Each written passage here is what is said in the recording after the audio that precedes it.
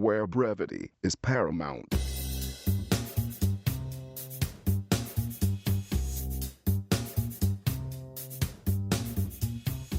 Hello, welcome to episode 145 and the final Chet and Jon's Reassuringly Finite gaming playlist. My name is John Denton. With me, as always, Chet Roivas. Hi. So, for this final episode, we're going to be doing two quick top three lists of the games we've been playing the last week, mainly for Chet's benefit, and I can't quite remember why, but we're doing it, so that's what's happening. And then, thanks to Ryan Rushton on Twitter, who gave us this idea. Instead of doing a normal top 10 list, we're going to do our top 10 games of all time, which is a brilliant idea. And as soon as he said it, it struck me as the thing that we had to do. So we've got that. I've also got a bunch of games, 7 or 8, looking at the list that haven't quite made the list. Honourable mentions, so we'll go through those as well. We're also going to do a Q&A at the end, but we're recording that another night. You don't need to know that. It'll all be on this podcast. So yeah. We'll talk more stuff at the end. Might as well just get on with the bloody podcast stuff, haven't we? Yes. Shall I go then? Yeah. All right. The reason I suggested we do a top 3 is because a listener recommended an XSplit game to me, and I thought, what better way to finish the podcast than to at least talk about one XSplit game? Good shout. So, the game that was recommended to me was called Bloody Checkers, and I searched for it for 3, 4, 5 times, and I just couldn't find it. So I don't know if it's been removed or something, like the Lost Classic Paintball, which doesn't, may have never even happened, but I couldn't find it. So my number 3 is not Bloody Checkers, unfortunately. It's a game called Bloody Mary, which is what I found while I was searching for Bloody Checkers, and it's a game by Silver Dollar Games. So I thought, what the hell? I'll play that instead. I'm still really impressed with the ingenuity of those guys, because they make really high concept games that are occasionally quite shoddy and sometimes don't really work that well, but they're genuinely good ideas. And this one is a kind of riff on Candyman, in which you're looking at a mirror, a bathroom mirror, and a young woman is freaking out in front of the mirror. I think it's played by the two brothers' sister, the two brothers at Silver Dollar. She's freaking out because she said Bloody Mary in front of a mirror 3 times, and you control this tiny magnifying glass, and you have to run it over the image to try and find evidence of this Bloody Mary. If you miss, your fear rating goes up, and eventually you lose, etc. It's just game over, though. Nothing exciting happens if that comes to pass. But the game doesn't actually work that brilliantly. It's one of their much older releases, and I succeeded by accident way more often than I did by skill. So it's not recommended, but it's not a clone of an existing game. The trial's not a con, and it has real personality, as all of their games do. So it's really impressive, but it's rubbish. Okay. Good old Silver Dolls. My number 3 is Woe Dave on PlayStation Vita, which is one of the PS Plus games for January. I haven't played much of it, to be honest, because I haven't played much this week. But it appears to be, from the 5 or so minutes I spent with it, it's very similar to Super Crate Box, very hard 2D kind of permadeath type thing, the single screen type job. You control this little character, some little enemies come, and I think if you manage to eliminate them, you get a certain amount of money, which is the high score. Like I said, I didn't play it very much. It's very hard. I'm hearing good things. It's not as immediate as Super Crate Box, which you can understand in 1 second. It's just great fun, straight from the off. But I'll probably jump on this again at some point when I've got... we all have more time now. So maybe I'm going to give Woe Dave another chance. But my little boy tried it, and he didn't like it way too hard. He didn't like Dave. No, Dave. Did this launch with PS Plus, or was this existed before? Because I've never heard of this. I don't know. Okay, good. I believe so, but I don't know. Me neither. Story of our lives. My number 2 is a game called Assault Ops Warzone on Xbox 360. It's another XSplit game. It's the latest XSplit game, and it's an arena-based first-person shooter. There is a multiplayer side of things, apparently, but you have to buy the full version to try it. So I ran around a vaguely Middle Eastern environment shooting bots for 7 minutes or so. It's incredibly basic. It's functional. There are 100 games like it already on XSplit, but fair play to the creator, it does work. But, if I had a penny, etc., it's a shooter. You'd have about 38, 42p. I'd probably have quite a lot more than that, because there are lots of games like this on Xbox, and it's fine. If you're just to see if it can be done. If I was a young developer, I'd want to try and see if I could make a shooter that actually worked, and this works. It's just that I don't know if anyone will pay for it. But then again, Xpig is a mystery and always will be. That it is. Okay. My number 2 then is Infamous First Light on PlayStation 4. Another PS Plus game for the month. This is the standalone DLC for Infamous Second Son. I forgot what it was called for a second. For Infamous Second Son, where you play as the female character from that game, whose name already escapes me, even though I only learned it again a few hours ago. Starts off with a cutscene. It's just boring. Something about the one last job before they leave the city. Honestly, I mean, just like as if a computer had just written it itself. And then the game begins with you running. It looks amazing as always. And you have to evade the cops. And I just ran up buildings, ran across buildings, jumped across buildings, and the cops just constantly kept up with me. I did this for about, I'd say, legitimately 7 minutes. And I just thought, what the fuck am I doing? I don't have to do this. So I turned it off, and I will never turn it on again. I'm sure you can evade those cops, but I remembered Infamous Second Son wasn't an awful game, but it wasn't exactly the most inspiring game in the world, and this appears to be, from what I can work out, pretty much exactly the same, with the power that you already have. Yes, you're using a different character, but who cares? It's a bunch of pink lines. It's not really... Yeah. It doesn't matter. So the fact... I don't remember having to evade cops in the main game like that, so I don't understand... running around for 7 minutes is just a complete fucking waste of time, so I turned it off. Yeah. And that's that. Yeah, Second Son, I can't even remember if it just petered out or whether I actually hated it. And in a way, that's kind of more offensive because I just don't even remember anything about it. I downloaded this because it was free, and I went to go and play it, and then I just thought I don't have to play this anymore because we're not doing the podcast. That's what happened to me. I was just like, I don't need to because I didn't. The PS4 Infamous was not impressive really. So I've got it. Will I ever play it? Who knows? Probably not. No. Okay, well, my number 1 is it's 2 things. It's the Halo 5 beta and Halo the Master Chief Collection. Okay. The Halo 5 beta has clicked with me a bit more now, but it still feels like Call of Duty. I really think that it does. It's a game in which if you stick together and sort of act as a 4-man wrecking ball and just bludgeon your opponents, it's much more successful than being creative. So I don't think the magic of Halo is really present here. The game's just too fast. It is enjoyable, though, no doubt about it. I definitely am liking it more and more. And there are some great ideas in it, as I mentioned last week. But, I think it will almost definitely be very good. But at this point in time, I don't think it feels much like Halo. It's just another fast-paced, quick shooter, which I didn't really need any more of those. The matchmaking in the beta is still screwed as well. Getting a game is a really long-winded process, and if someone leaves during matchmaking, the screen just hangs, and the only way to get out of it is to go back to the dashboard.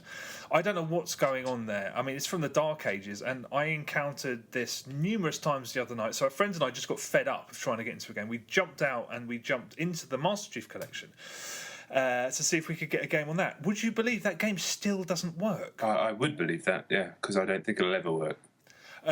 The matchmaking is the same embarrassing system as it was from day one, and it's exactly the same as it is in Halo 5. We spent ages being completely confused because on one of our screens it would say joining game, another one would say finding players, and it consistently just led to nothing. When we eventually got into a game, we were playing against like a little clan, and we just got spawn sniped for 60 seconds or so until we realised we were the last 2 people on the team, and the games don't repopulate because matchmaking is screwed, so we had to leave. I've mentioned many times in the past that 343 Industries, I think, in my experience, hid behind the hype of Halo 4 in order to never fix the co-op side of the Halo 1 remake on 360, and there are so many issues with Master Chief Collection that I don't ever think they'll ever get fixed, like you. It wouldn't surprise me if, before long, Halo 5 is all they're willing to talk about on social media, and Master Chief Collection's buried alive, because they have done that before. I remember just watching threads die where they were answering questions about when they were going to fix that Halo port. In Anniversary Edition, if you're smart, I'd get a refund on this and wait a year when they'll put it onto Games with Gold for free and nobody will complain because it's free. But I don't know. I mean, at least Assassin's Creed Unity's been fixed. This is just still a car accident, and maybe it always will be. Yeah, I just couldn't see it ever getting fixed. And there's something so offensive about the 2 things that are wrong with it. Like, if a game just didn't work and you turn it on and it's fundamentally just broke straight down. That's really bad and obviously very upsetting. But at least you can turn it off and play something else, get a refund, whatever. But this is a game that the two problems I have with it, obviously the matchmaking stuff. So I remember that one night where we sat there for 45 minutes, something like that. That's like, a large percentage of the free time that I have in a week, just sat looking at a blue screen. That's incredibly offensive to me to make me sit there like that.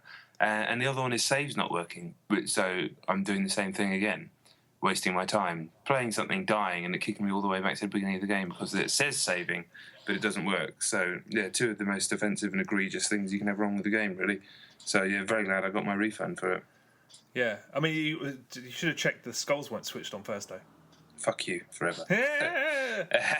All right, my number one then, briefly, is Smash Brothers on the Wii U because I've not played anything else this week.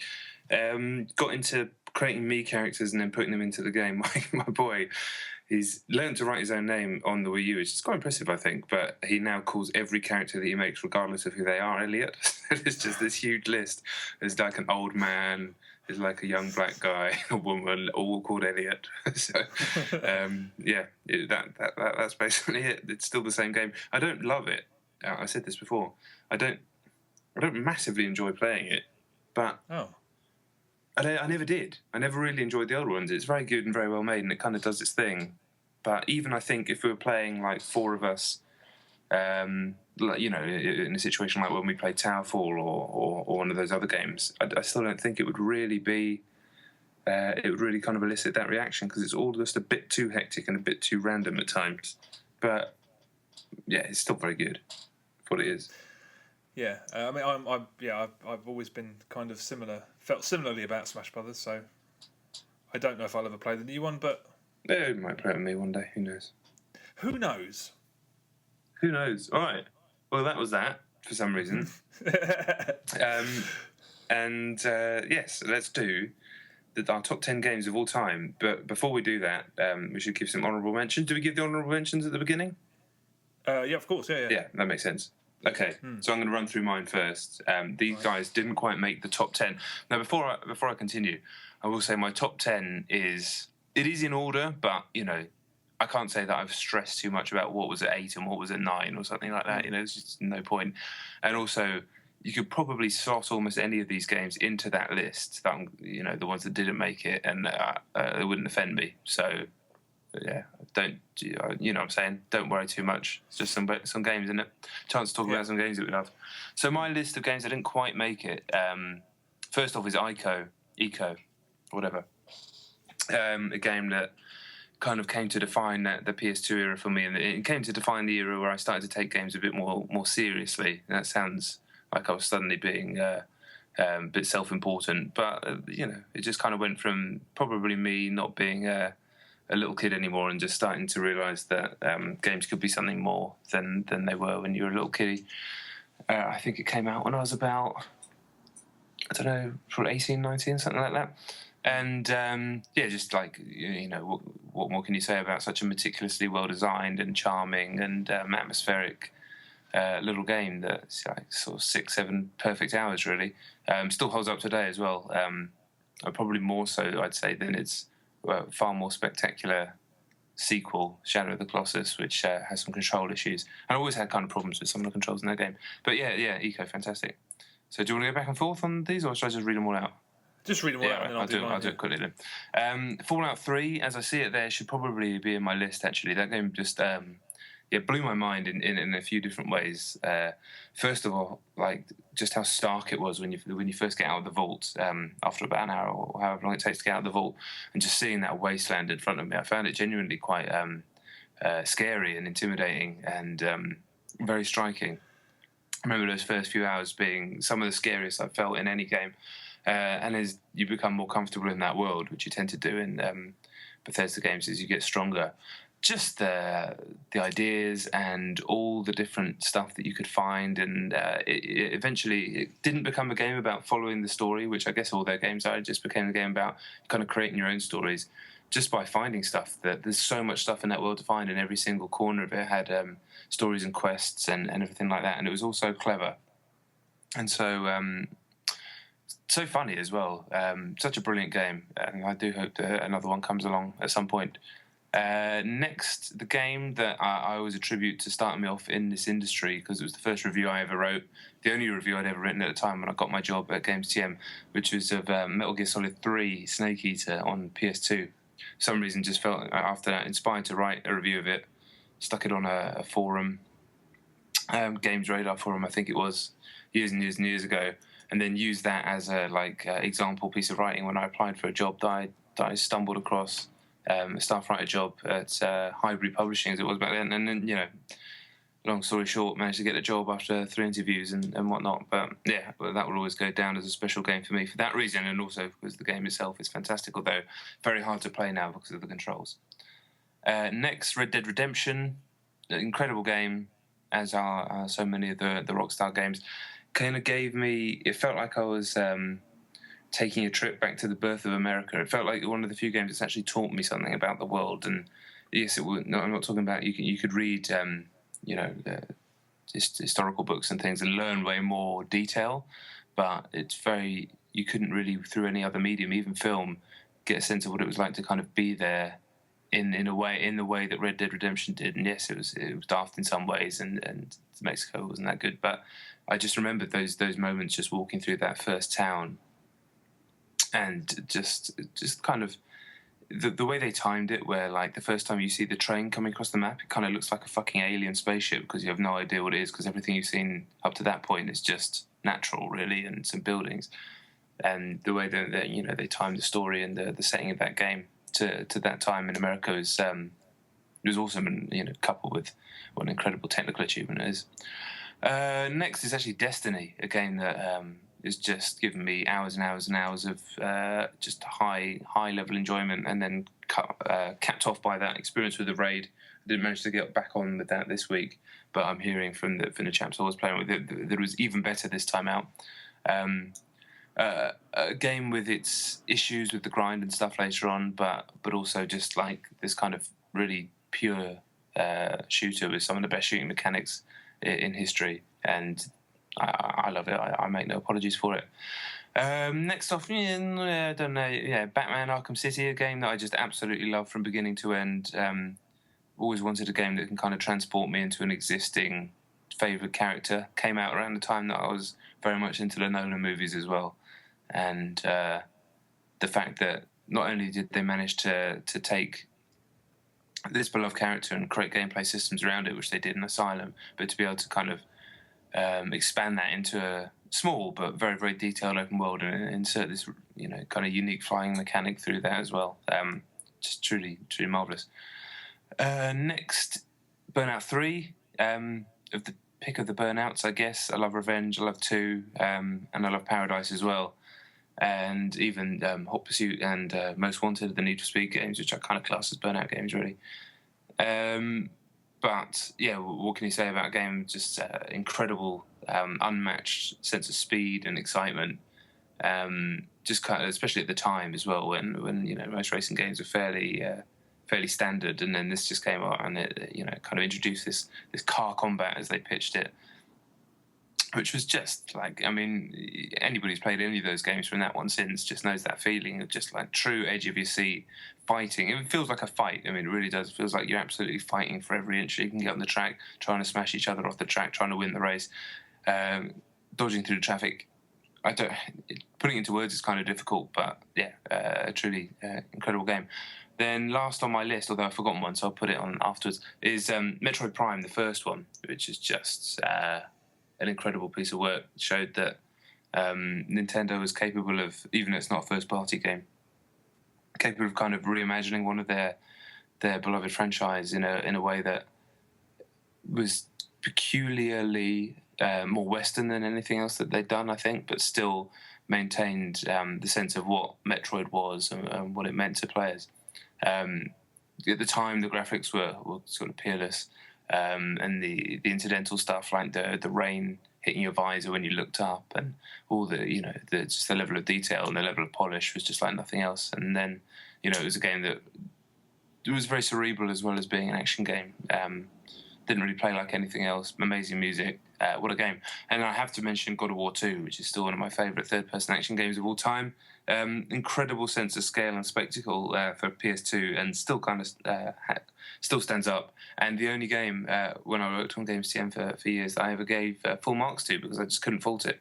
And lots of people disagree with me, but fuck them, quite frankly. All right, how many was that? Was that another 10? It was 9. Sorry. All right. No, I mean, I think I might have that many. Just to reiterate what you said, any one of these that I'm about to mention could have.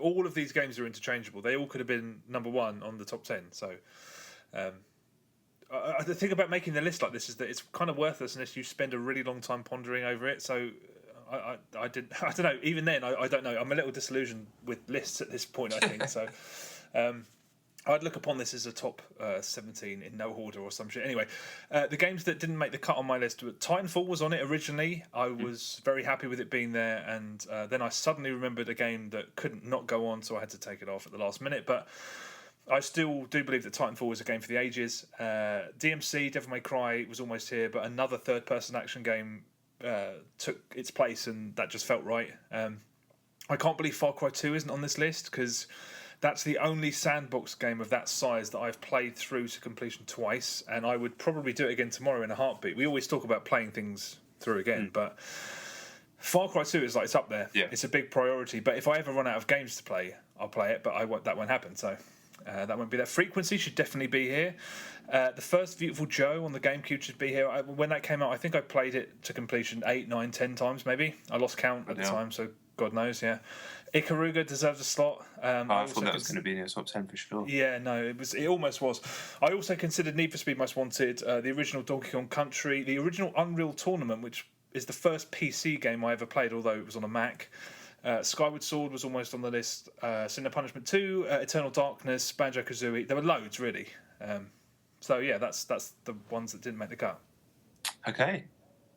Good stuff. I guess we do it then. Yeah, go ahead. All right. My number 10 then.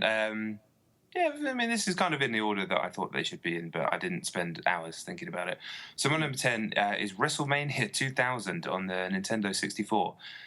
We decided between us that we were only going to have one game from a series. That's true, right? Isn't it? Yeah.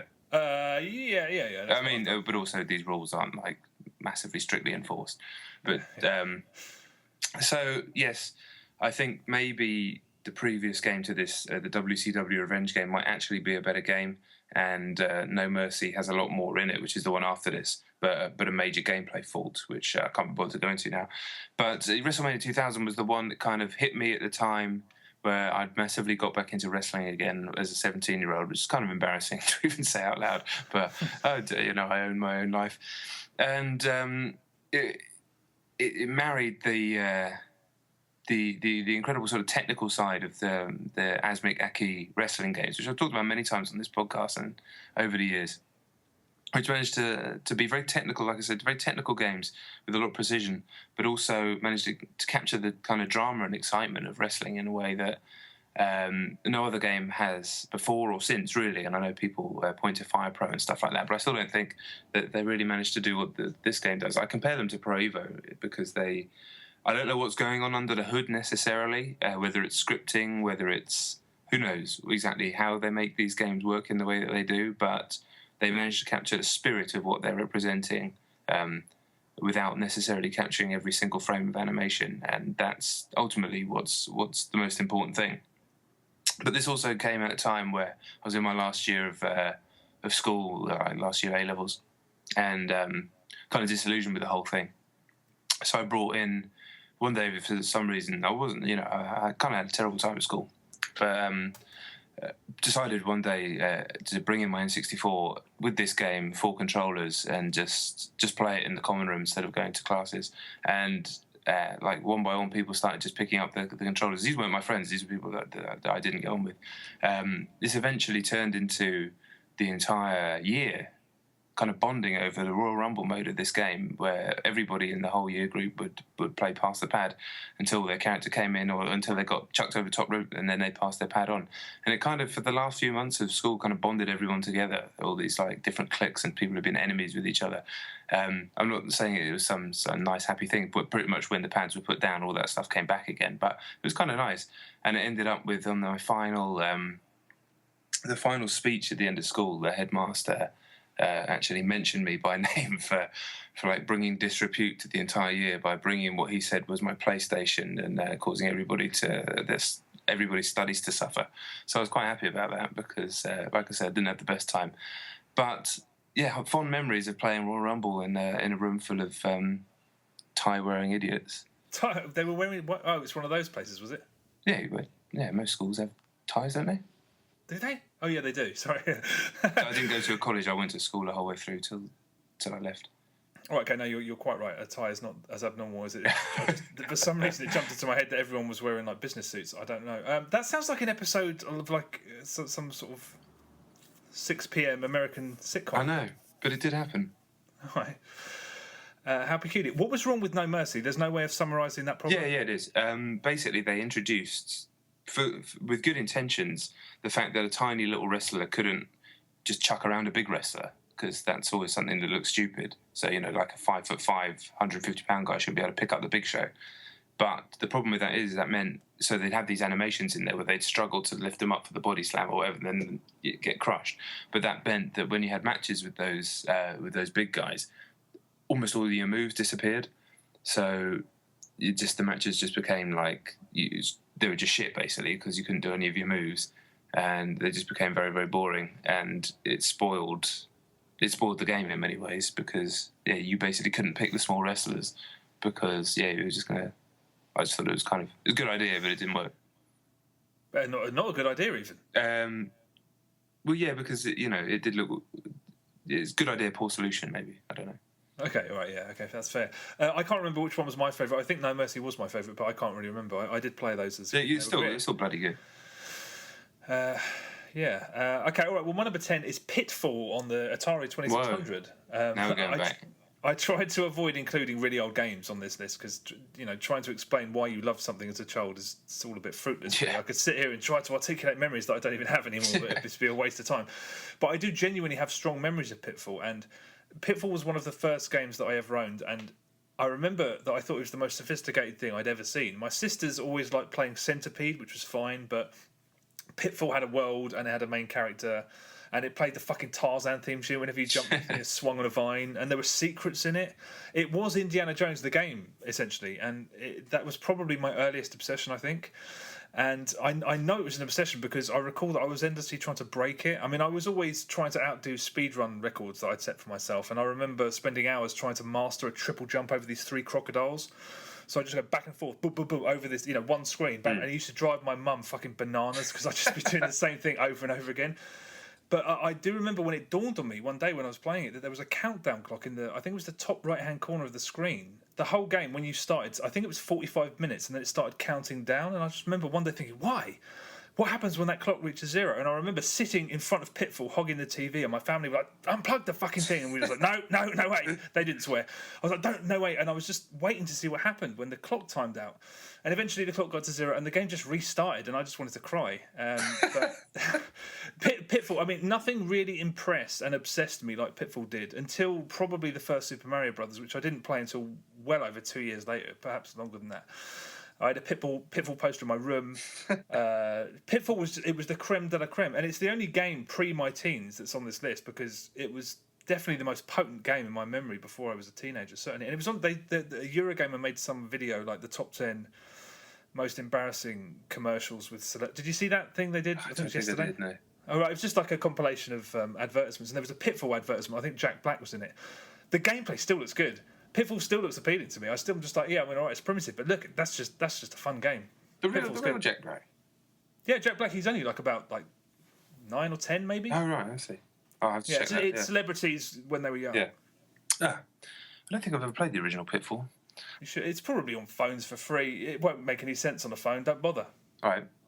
Okay then, my number 9 is Mario 64. I undenied about this one because Super Mario World is like definitely one of my favourite games of all time. But I decided, and Mario Galaxies, both of them are fantastic. But I decided to go with Mario 64 because I think that was the one.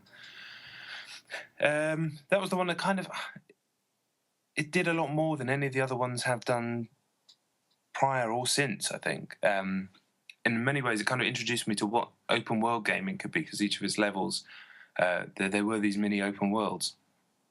So it was, fundamentally a platform game, of course, it's a Mario game, but it was also kind of a puzzle game and a game of discovery and experimentation as well. So, I mean, this was a game that even made you work to get into its levels. You had to kind of solve puzzles just to get into the levels, let alone working out how to get the stars. Playing, say, Mario 3D World now on the Wii U, that's a game that's basically an extension of the original Mario Brothers formula, start at the beginning, get to the end. Whereas Mario 64 was, it's a game you had to work stuff out and then use your skill to do that. Some of it was just purely skill-based challenges, and some of it was, like I said, generally figuring stuff out and trying to work out just how to move through this world. And it's still early enough that moving with an analog stick and all that stuff was still really fresh. And I mean, that was the first game, right, that kind of did that, really. I know I think PlayStation had an analog stick just before that, but that's kind of where it came from. And I managed to get all 120 stars, and who has time to do stuff like that anymore? But even back then, I didn't really spend that much time with any game. I don't ever remember getting like every single thing in any other game. But it was such an incredible challenge. Even just to find 100 coins on each level was like this long, drawn-out puzzle on each level to try and work out where everything was. And it's just, we talk all the time, and I'm not a Nintendo fanboy, for want of a better word. I'm really not. I don't get excited when a Nintendo Direct comes out or anything like that. So it's just. I'm just not really that way inclined. But in terms of appreciating their design at their best, which is this, unquestionably is, I think, it's easily one of the most important games ever made, and one of the best games ever made. So, yeah, it just had to be that one, really. As much as Mario World is basically flawless, and you can't fuck with the galaxies, as I said, it had to be 64 on the N64, not on the DS by any stretch. Did you play the DS version? Yeah, it was fine, but it wasn't the 64 version. It wasn't the original. Yeah, no, I only played Mario 64 very late in the N64's life. Actually, I don't even know. Maybe I played it even later than that. I for some reason, I don't know why, I never played that until far after the fact. So it might have even been in the aftermath of Sunshine. So I never really had the fondness for that game that everyone else did. And I always thought that Banjo-Kazooie was superior. An argument we've had since year 2000. Yeah, true. Well, I mean, I'll stand by that, but that's that. Okay, all right. Well, my number 9 is Battlefield 3. Bit of Battles. Yeah, any Battlefield, aside from probably 4, but there were a couple of Battlefields that could have been on this list, but 3 was my Battlefield. It was the one where almost all of my friends had it and were as obsessed with it as I was. I thought it was perfectly balanced. I thought that it had the most brilliant maps of all the Battlefield games, and I hope to see some of them again, because DICE are apparently going to put some of them out as DLC for Battlefield 4. We hope. I also thought that the first round of Battlefield Premium, which came alongside Battlefield 3, was the best downloadable content I've ever bought. The consistency of the maps was mad, and the Battlefield 4 version of Premium just doesn't compare. They could never keep up that level of consistency. It's a shame that they have continued to persist with the lousy carbon copy of the Call of Duty campaigns, but Hardline does look fantastic, even though that's not DICE. So yakety yak. But I mean, one thing led to another, etc. But Battlefield is just a marvel. It's like going paintballing from your living room, and it's an almost peerless way to socialise. It's relentlessly funny because of how much freedom you have to experiment and mess around. And when Battlefield works, it is staggering. It's just there's no experience like it. Teamwork, communication, crisis management, planning, unbelievable excitement. I mean, other studios have attempted to approximate Battlefield, but none of them have really come anywhere near it. I mean, it needs to be this big and this expensive and created by a team this large with this much experience. I don't think anyone in the foreseeable future is going to be able to replicate that. But Battlefield games are, for all of the problems that they tend to encounter, they're consistently extraordinary. And 3 is my favourite, but I'm not a PC gamer, so many fans probably thinks that that's sacrilege to some of them. So, but Battlefield 3, I loved it to absolute bits. You did, and do, yeah. Big fan as well. Bad Company 2 for me probably, but it was a dead heat really between those two. Okay, right, my number 8, Silent Hill 2. A game that, again, that's definitely the pick of the 3 really. I don't really class any of the others as on that level. 4, The Room is interesting. The rest kind of pish really. They're all right, but they ain't the real deal. But 2 was the one, for want of a less stupid sentence.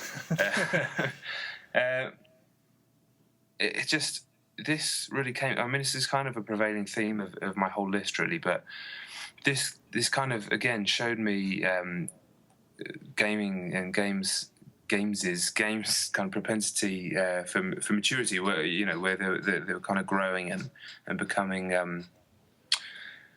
becoming something a little bit more significant. I know there's always been kind of intelligent adult games on the PC, and you can always go back to the point and clicks and even the stuff like the Sierra games, but that was, quite frankly, it wasn't really the type of stuff I was ever into. But Silent Hill 2 was a game that genuinely moved into this kind of level of psychological terror. The first game did it, but it was such a nod to Lynchian stuff, and that's definitely something that's in the other games as well. But Silent Hill 1, a lot of it felt kind of like pastiche, which is absolutely fine. But Silent Hill 2 really felt like its own beast. It was telling its own story. It's by far the best story of any of these types of games, despite the cutscenes being very stilted and wooden. They're kind of deliberately so, and perhaps to go back to them, they're more cringeworthy than I remember. But this is an incredibly dark story that I won't spoil here, told in a completely fractured and very difficult to follow way that perfectly suits the tone. And the gameplay itself is reasonably simple. It's just walking down corridors, checking doors for the most part.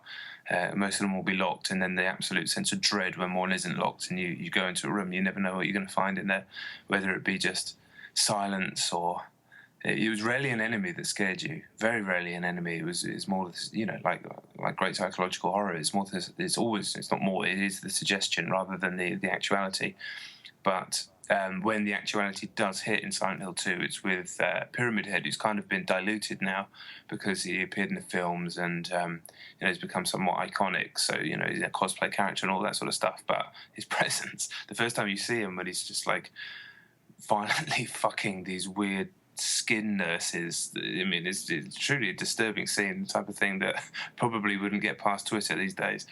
But this is a game that was just prepared to push boundaries, but do it in a way that sometimes it was shocking, but it was mainly just this kind of slow creeping sense of dread, and it's the exact same feeling that builds that is the entire construct of PT, although that game is even more shocking and even more more of an assault. PT, Silent Hill 2 isn't quite that intense.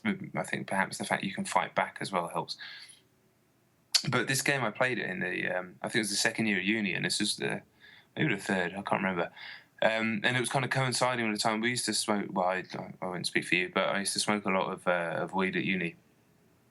Fun at first, and then became unfun the more time I spent with it. And this would probably coincide with the time that I really wasn't agreeing with me. I was smoking a lot, and I disappeared into my own head, and didn't really speak to many people apart from a couple of people. Was struggling with general conversations, as I'm sure a lot of people who have experimented with that particular drug have suffered from. But it really didn't agree with me. But I don't think I ever realised that was what was causing my problems. So I was getting myself into these daily, very, very heavy hazes, not really communicating with the outside world, and just playing this game, which is not a very healthy thing to do. But I was doing so with a friend, a friend that we both know. So it wasn't like I was completely solitary, but it was a time we both kind of felt inside this game for some reason, even though the subject matter was kind of alien and Obviously, it's very much out there. It felt very relevant and felt very weirdly relatable, which is just bizarre because like those things that happen in that game have not happened to me. I don't have, my wife isn't also another woman, and like the walking around but I don't know why. I think probably something to do with the amount of weed I was smoking. But regardless, that's how you felt. You can only feel how you feel at the time, and it kind of felt like I was just inside this game, and we had the ending that I would class as one of the nicer endings of the game. There are a few. There's the hilarious one involving a dog, but that takes a while to get to. There's a really, really heavy one, which we didn't get, thankfully. We got this kind of melancholy, probably the happiest of the endings, and it almost felt like, I don't know, finishing that game. I think it coincided with like winter ending and stuff. I'm probably romanticizing all this stuff in my mind. We probably just went to the co-op and bought some crisps or something, but I'd rather think about it in this way. But, and if I can remember after that, just feeling a bit more like my old self again, maybe, I don't know. But who knows, all those memories are probably just screwed up and none of that stuff happened. But what a game. Well, truly a really incredible piece of work, and such a shame that team disbanded and are no longer making games. But PT does give me hope for the future of the series, although I don't know if I can take it anymore. Yeah. So Silent Hill was a funny series because I played them in sort of bits and pieces here and there, but I never really sort of sat down and spent any time with any of them. You never really played games like that back then, did you? No, I didn't. I didn't. The first one I actually sat down and played was the one that everyone hated that came out on 360. What was that? Homecoming? Where you start off in the shower. Yeah, something. No. It was the one where you start off in the showers. There's a really grim bit in this where those guys are trying to shake you in the showers. Downpour. Downpour, that's right. Yeah. I rather like that, but I went back to 2 and 3 on that really shoddy reissue that Konami did, and yeah, obviously it was very hard to play because it just looked like shit. Yeah. But yeah, I'll probably play PT. I probably will play. Yeah, probably will. Silent Hills, but yeah. Oh, of course. Sorry, yeah, Silent Hills. That's right. Okay, all right. My number 8 is Guitar Hero 3. Okay. This was a difficult one and a slightly contentious one, I guess. But this sort of entry on my list basically speaks for all Rock Band games and all Guitar Hero games. All of those band games and the Rock Bands and the Guitar Heroes, they were the biggest obsession of my gaming life, probably more so even than Battlefield, I think. Because I played, as well as doing it socially alone, I played Rock Band Beatles to completion more than 4 times. I played Rock Band Green Day alone to completion more than 4 times, once for each instrument. I did Guitar Hero Metallica, and I even did Guitar Hero Van Halen to completion. I forgot they 4 existed. Times. I'm sorry, that barely qualifies as music. I'm really sorry. I know that in America they're kind of revered as this. Van Halen are the worst band I've ever heard, I think. But you get the idea. I was obsessed with those games. But it all started when I imported the first Guitar Hero from the US. I bought a chipped PS2 and I imported 2 guitars, and I basically toured friends' houses for the best part of a year. And then Guitar Hero 2 came out, and that was terrific, but the music was kind of darker. It was a bit more metal infused, so it didn't lend itself to the kind of party atmosphere that the first game tended to create, with all like More Than a Feeling and all that stuff. The original Rock Band came out just before Guitar Hero 3, but I didn't respond to that at first just because it felt like kind of a simulator rather than a party game, and sitting in a room with people playing mopey prog rock just kind of depressed me. I came around eventually, but at first Rock Band didn't speak to me initially. But Guitar Hero 3 was probably my most anticipated game ever, and that was in part because at that point I was still madly in love with the Nintendo Wii. I still am. The Nintendo Wii is probably my favourite console, but when they announced that Guitar Hero 3 was coming to the Wii, and then they released those screenshots of the guitar, which had, the guitar just had a massive hole in it, and you slotted the Wiimote in there. I think I spent minutes every day for almost 2 months just looking at that screenshot, because every person I knew was you were one of them. All of my friends were just kind of abandoning the Wii for slightly superficial reasons, I have to say, but seeing that not only was Guitar Hero 3 coming out on the Wii, but they designed the coolest peripheral I'd ever seen, I honestly lost sleep over that game. And it came out during the era when Play.com would ship things to a sort of an interim warehouse before they dispatched it to you, and I got a dispatch email a week early, and I basically had a 2-day-long fit where I was on phone calling warehouses and post office like, where is it coming? Is it coming up? Yeah. I thought it was going to have a heart attack. But anyway, when it arrived, it didn't disappoint, and I am slightly more au fait these days with the much more savvy nature of the way Rock Band's Harmonix' note tracking structure works. I remember you always thought that Harmonix was the best by far. Yeah. But I loved the track list. I loved playing it competitively and on co-op. I loved those stupid guitar duels. I love the fact that the online was almost as good on Wii as it was on 360 and PS3, basically. And for some time, I was ranked number 5 in the world for win streaks on the Wii version. I had like 100 wins, 106 wins in a row. I know that's quite... I doubt I could even win one online match on 360, but on Wii I had, well over 100 because I'd mastered the 3 most difficult songs. But also, my second most anticipated game of all time was probably Guitar Hero World Tour, which was, when they first tried to mimic Rock Band, and I saw the photo of those drums, and I was just like, I still thought at that point that Rock Band was a bit of a sad case simulator, and Guitar Hero was the party game. So when I saw that drum set, I lost sleep. It just looked functional and cool, but also kind of like a Tonka toy at the same time.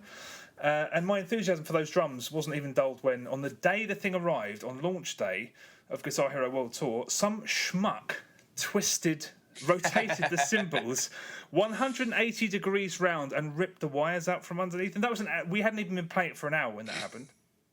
Remember that? Yes. Yeah. And also, that was the weekend that we made Greased Benders, which is now gone forever. The best hard rock cover version of EastEnders ever, which you could download on Guitar Hero World Tour, but now the store's gone, so you can't. But yeah, Rock Band 3 is an infinitely better game than Guitar Hero 3. I know that now, but I definitely didn't know it then, so that's why I sort of put this at number 8 rather than that. Yeah, well, definitely. I'll talk about something similar later, I'm sure. All right. Okay, my number 7 is Grand Theft Auto Vice City, PS2. Now, I know the other games are technically better. San Andreas is just way bigger, has way much more scope. 4 is 4, 5 is obviously absolutely incredible, especially the latest version. But Vice City was the one that, I loved 3 as well. That 3 was mind-blowing. But Vice City is the one that really just kind of took it to the next level for me and just constantly created these amazing moments. And it was all down to the mood and the soundtrack. Like, it really was. The game was made... It came out like a year after 3. It was made quite quickly. The map was pretty small. But... we were on a film course at the time, so everybody's into like Scarface and the Carlito's Way and all that stuff, Donnie Brasco, etc. And the game of that comes out with this killer soundtrack that is basically a load of songs that I can vaguely remember from when I was a little kid. And you don't need to say much about driving down the equivalent of the South Beach, Ocean Drive or whatever on a motorbike while listening to Died in Your Arms Tonight while it's raining and it's dark. Like, that's one of the best gaming experiences I've ever had by a mile. It also introduced, there was stuff that they didn't even really advertise that much about the fact you could fly in this one, which you can do in GTA 3. I know technically there was that one plane that you can control in GTA 3 before anybody jumps down my throat. But, it's just soaring choppers over the sky in Miami or Vice City, whatever. Going back to it, the controls are a nightmare. The combat's not very good. The map's kind of shitty, but none of that stuff mattered at all. I just played the game for hours and hours and hours, and so many of those hours would be spent just enjoying the world and enjoying the soundtrack, just doing laps in a Lamborghini equivalent around that first map, going past the mall at the top and then back round the other way and trying not to crash. Just hours and hours spent doing that. And then eventually, just finish the game, which I didn't do with 3. Remember it being very hard towards the end. The second island didn't really match the first island in terms of all the stuff you could do, but just kind of an unbeatable experience. And especially something that came out and I wasn't expecting much from at all because the development time was short. I thought it was kind of just coming out as an expansion and it was just going to be something else to do in that world. And then suddenly it was almost transportative. Just an amazing game. I wouldn't even class it as Rockstar's best game at all, but it has to be the one that ends up on my list, I think.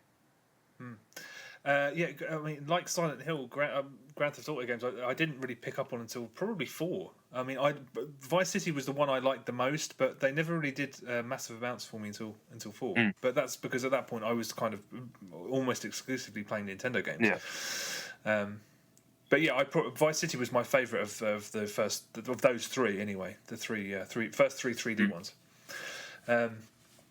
Okay, my number 7 is Super Mario Galaxy. Okay. Which First one. The first one, yeah. I remember thinking at the time that it was the most awe-inspiring and meticulous game that I owned, and it probably was. I mean, Super Mario Galaxy 2 is in many ways a better game. The lack of a hub world was a really wise move, and some of the best levels of anything that Nintendo have ever made are in Super Mario Galaxy 2.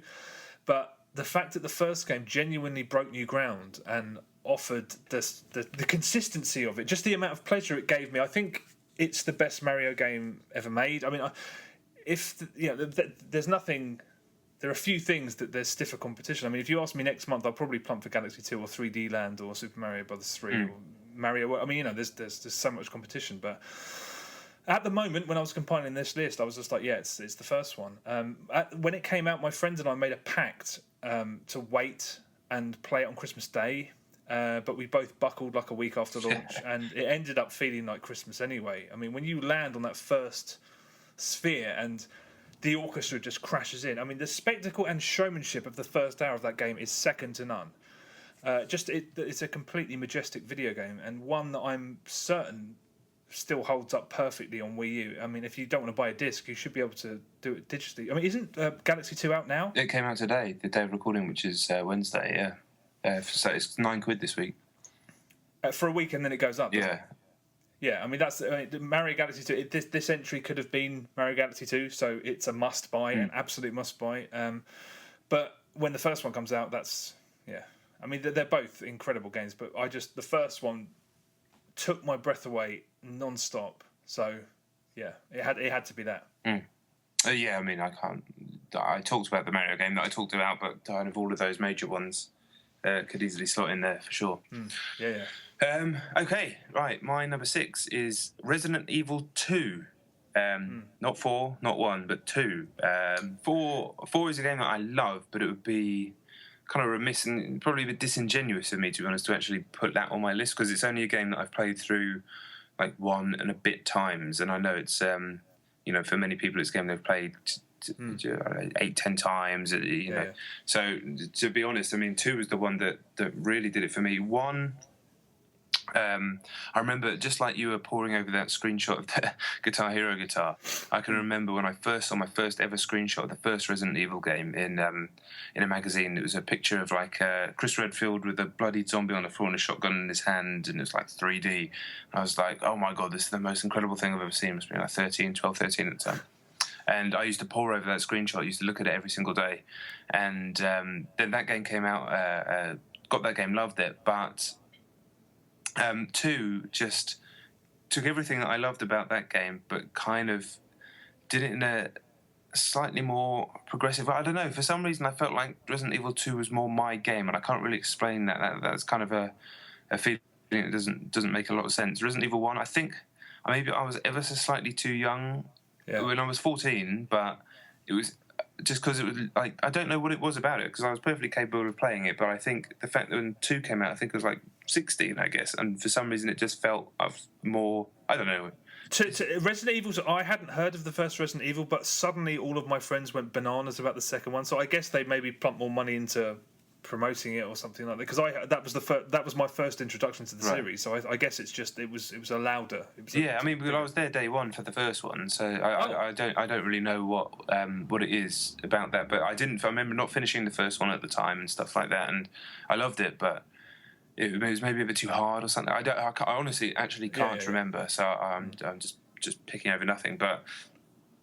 Yeah, 2 was the one that, it ticked so many boxes for me, because it did the kind of survival horror thing, which I'd grown to love, but also did the kind of pulpy action thing. And at the time, the story was incredibly appealing to me, even though, like, God, it's a dumbass story. Of course it is. But I was young and it was cinematic, which back then was like a big deal when a game was cinematic and it had like CGI cutscenes and stuff like that. That stuff fucking mattered to me back then. I don't really know why, but it just did. It was cool, and the game starts in Raccoon City and everything's on fire, and you've got to get through this like zombie apocalypse.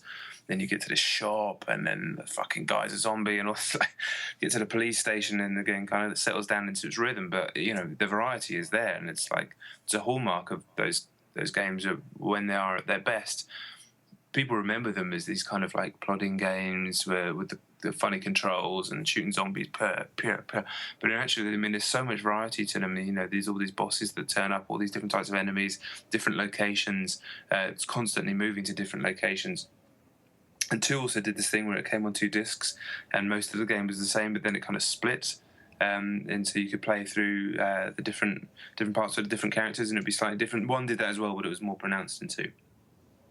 And it's just from beginning to end, it kind of it took you on this really wild ride that I don't know. It just has such fond memories of me. This crappy looking crocodile attacking you in the sewers and stuff like that while you're injured and you've got you're kind of limping, which is like the first game where your character had a different animation cycle that I could remember, stuff like that. But ultimately, just this amazingly exciting pulpy action game pulpy action / survival horror game that at the time was all I cared about. I was just obsessed with Resident Evil and Resident Evil 2. When those games came out, they were the games. They were, nothing else even came close. I was completely obsessed with them. I drew pictures of the characters and all that sort of stuff. So, yeah, that's the one for me that stands out. Yeah, I mean, Resident Evil 2 is one that, I was really into Nintendo. A friend of mine, out of the blue, turned up with a PlayStation and he showed me the opening cinematic of Resident Evil 2. And it was absolutely amazing. So what I did was I took my Nintendo and all of my 64 games and traded them in for a PlayStation, got home and started the game up, and I didn't respond to it at all. I've never really understood the early Resident Evil games. I never got on with them. The control scheme is what bothered me more than anything. I can see why people liked them, but they never appealed to me. I've just realised that I knew this would happen. There would inevitably be one game that I know should definitely have been on my list, and that was Resident Evil 4. Can't believe that I forgot it. It should definitely have been here, but there you go. I mean, I played through it 3-4 times on the GameCube, and then God knows how many fucking times on the Wii, because the Wii is the definitive edition, and I've always kind of wanted to buy the ropey 360 port as well. So the fact that's not on my list is daft. Yeah. There you go. All right. Well, I mean, my number 6, I have a feeling might be on your list. It's Rez. It is on my list. Yeah. Yeah, I thought so. It's a very significant game in my life, I think. As someone who started to enjoy video game narratives and stories quite late in the day, this was the first. I mean, because there isn't really a story. It was just it's this deranged flight of imagination, and I'd never seen anything like it before. And it was a game that the first few times I played it, every time I finished a level, it was really disorientating. It was like an out-of-body experience almost. And it introduced me properly to music games. I had played and loved music and rhythm action games before Rez, but there was the strange narrative and the art style, and it wasn't just monkey see, monkey do, which most Beminer games are, really. And another thing is that I'm not massively passionate about music. I love music, obviously, but I've never cared about it quite as much as almost all other people I know seem to. But the exception to that is when I'm hearing live music or when I'm interacting with it. And Rez was the first time that I really understood how powerful and how completely thrilling actually interacting with music could be. I mean, quite honestly, this whole list could have been comprised of Rez and like 9 Harmonix games, if they've even made 9 games. I don't know if they have.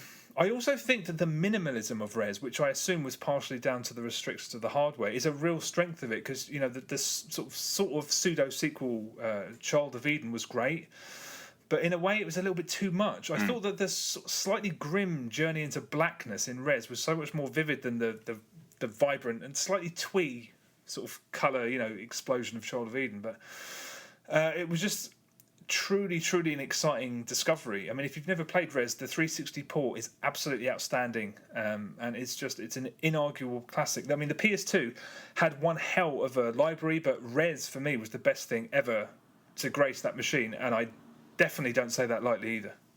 Yeah, I will talk about it later. Cool. Okay, my number 5 then is that right? Yep. That was my yeah. Sorry, 6. I missed one out on my list. My number 5 is Guitar Hero, but Guitar Hero 1. Oh yeah. Yeah, for me, this was the pinnacle of all the rhythm action games that I've played.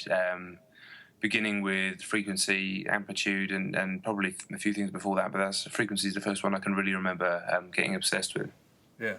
And kind of ending with the Rock Band Blitz, even a truly incredible game. But Guitar Hero, yeah, it was the pinnacle because it kind of had this mystery to it. Because like you said, it came out in the States, but it didn't come out over here for a while. Did it come out over here at all? The first one? It did eventually, but it was maybe even slightly longer than a year. Yeah. So it ended up after it came out. This is in my first year working on Games TM. We imported it to Games TM.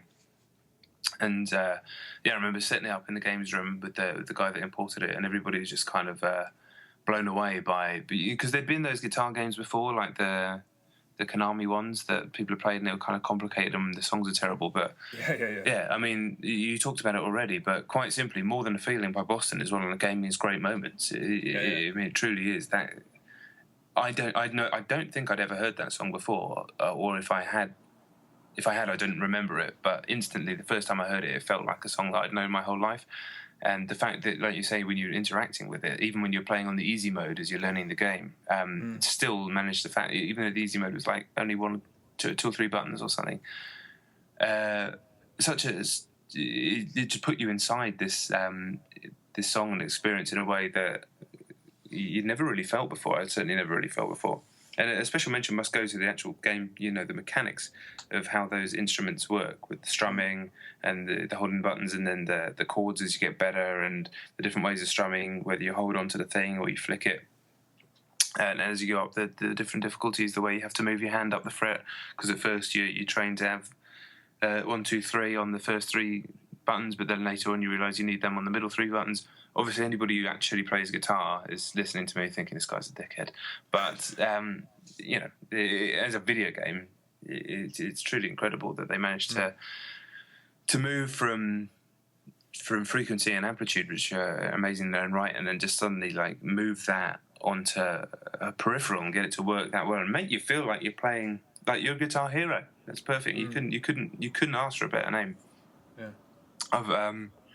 But yeah, More Than the Feeling is one of the game's great moments, as I said. But Cowboys from Hell by Pantera was the one that I remember just sitting in my house playing it over and over and over again. Later on, when I finally got hold of my own copy. Wasn't that in the second one? Oh, maybe it was. As I've said it, I'm thinking maybe that was in the second one. I mean, that's why I had it in my house. So if so, scratch that. But it's still applicable because it's basically the series. So, but yeah, that was the one that I remember because it was the one that kind of brought the people that I worked with at the time together as well, in the way that 2 and 3 and all that sort of stuff came out in Rock Band, and it was never quite the same. Perhaps we were just a bit older and a bit more cynical, and it was I think it's because it came when I first started on magazine. I was fucking broke, but it was a really magical time, commuting to Bournemouth from Southampton every single day, and just I'd worked in a shitty job for a year and a half before that, doing data entry every day, and suddenly to go to something, and at that time it really was quite special working on Games TM, because magazines were the dominant ones. It wasn't about websites back then, and so this kind of came in the very middle of that, before it all went wrong and that company shut down over Christmas and all the stuff happened there. So yeah, it's the one that has the fondest memories, even though technically you could say the Rock Band games are better or whatever. Yeah, I mean that's the same. I had to pick the one that I've had the fondest memory of. Yeah. I mean, I think Rock Band 3 is the best of all of those games. But I'm pretty sure, thinking back, you must have been the person you must have talked about it in order for me to, because I don't think I read those magazines at that point. So you must have told me. Probably. Probably, but who knows? Thinking back, I mean, that game was brilliant, despite the fact that I think every person I ever played it with, all they wanted to play was More Than a Feeling. And wasn't Joan Jett on there as well? Oh yeah, I never liked that song, but yeah. I mean, I didn't like it, but it's I don't know anybody who's ever enjoyed karaoke, but playing those songs, the whole room would just turn into a massive sing song. Yeah, it's true. So that's why I thought those games were great party games. Of course, they always will be. I'm sure. All right. Well, okay. My number 5 is Advance Wars. The first Advance Wars. It's a masterpiece that will probably never die. I'm sure I've said before on this podcast, there was a point when I first discovered it that I played it for so long that I'd sat with my elbows half cocked for so long that my elbows were just in agony, and I had to keep my arms straight. So I had to resort to attempting to play it for like 10 minutes at least with my nose. But yeah, unfortunately, the first Advance Wars was never bettered. Advance Wars 2 was very, very good, but the DS iterations were just not up to par. Although the second DS outing, I can't remember what the fuck those two were called. I mean, the first one had that stupid top screen playing system, which really didn't work. But the second one, to be fair, was pretty rock solid. Yeah, like Darks is.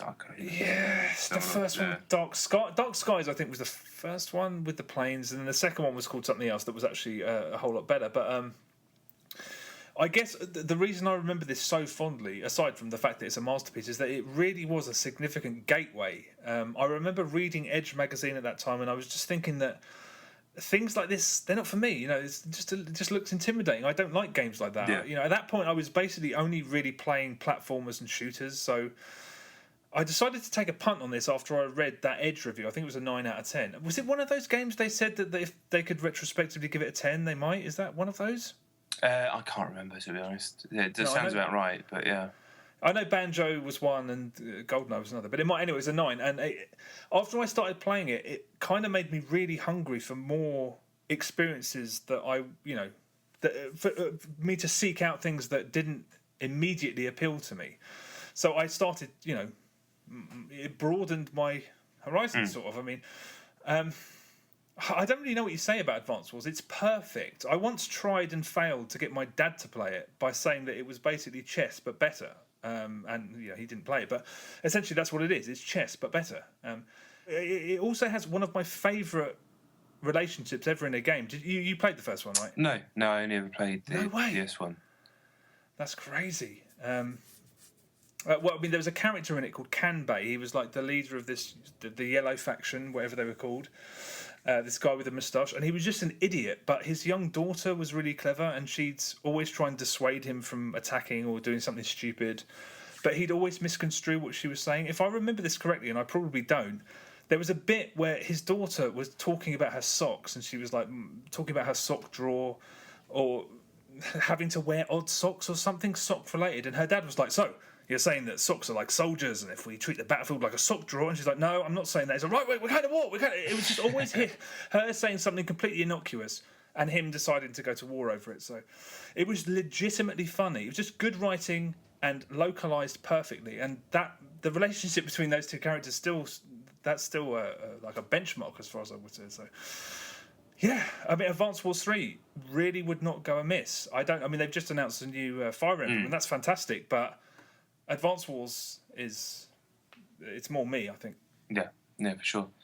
Yeah, I mean, very much got into those games. Like you, never thought that it'd be something that I liked, but it turns out I do like turn-based strategy because I loved XCOM as well. The new XCOM is a fucking phenomenal game. Yeah, but that was the first time where I thought I'm going to take a punt on something, and then I realised that all the things that I would just automatically at that age, not for me, not interested. I should probably try them. Yeah, for sure. I've just remembered that I haven't got. It doesn't matter because it may appear on your list, so I'm not going to mention it until the end. All right. Okay, my number 4. Is I've actually put Pro Evolution Soccer 2015, the latest one, but that's just because it's the best one, which it is. These are the games that I've played the most in my life. The Pro Evolution Soccer series, starting with ISS Pro, back when that came out in 1997, I think. Yeah, 1997. That's a long time. It's only 20 years. Easily the games I've played the most, the series I've played the most by a mile. The one that I think I played the most of overall is probably Pro Evolution Soccer 2, which came out during the uni days, but I didn't really go to uni that often. Played it just a shit ton of Master League and, locally in the house where I lived. And it's just kind of glorious to have the series back to and kind of beyond its great days, those heydays. We've talked so much about this series that I'm kind of loath to go into it. I don't really need to go into the mechanics that much. Anybody who's got this far with us knows my opinions and why I like Pro Evolution Soccer, so I'm really not going to go into it that much. But PES 2015 is the one I'm putting on the list, but goes back to me convincing two friends of mine to lend me £10 each to buy the first ISIS Pro in 1997 when I had £10 that came out for 30 quid. And then us coming back and playing it all day.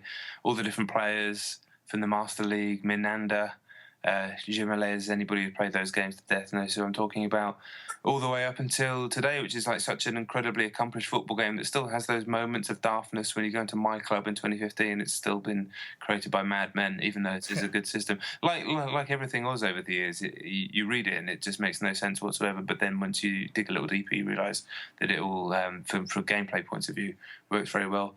To like the Master League in 2013, where you could win bananas for your players and stuff after matches, just nuts. I used to love the way in the older games, after you'd win like the World Cup or whatever, you'd get this like really positive message of like, we're all football fans together fighting for one cause. Thank you so much for playing, Seabass Tatsuka.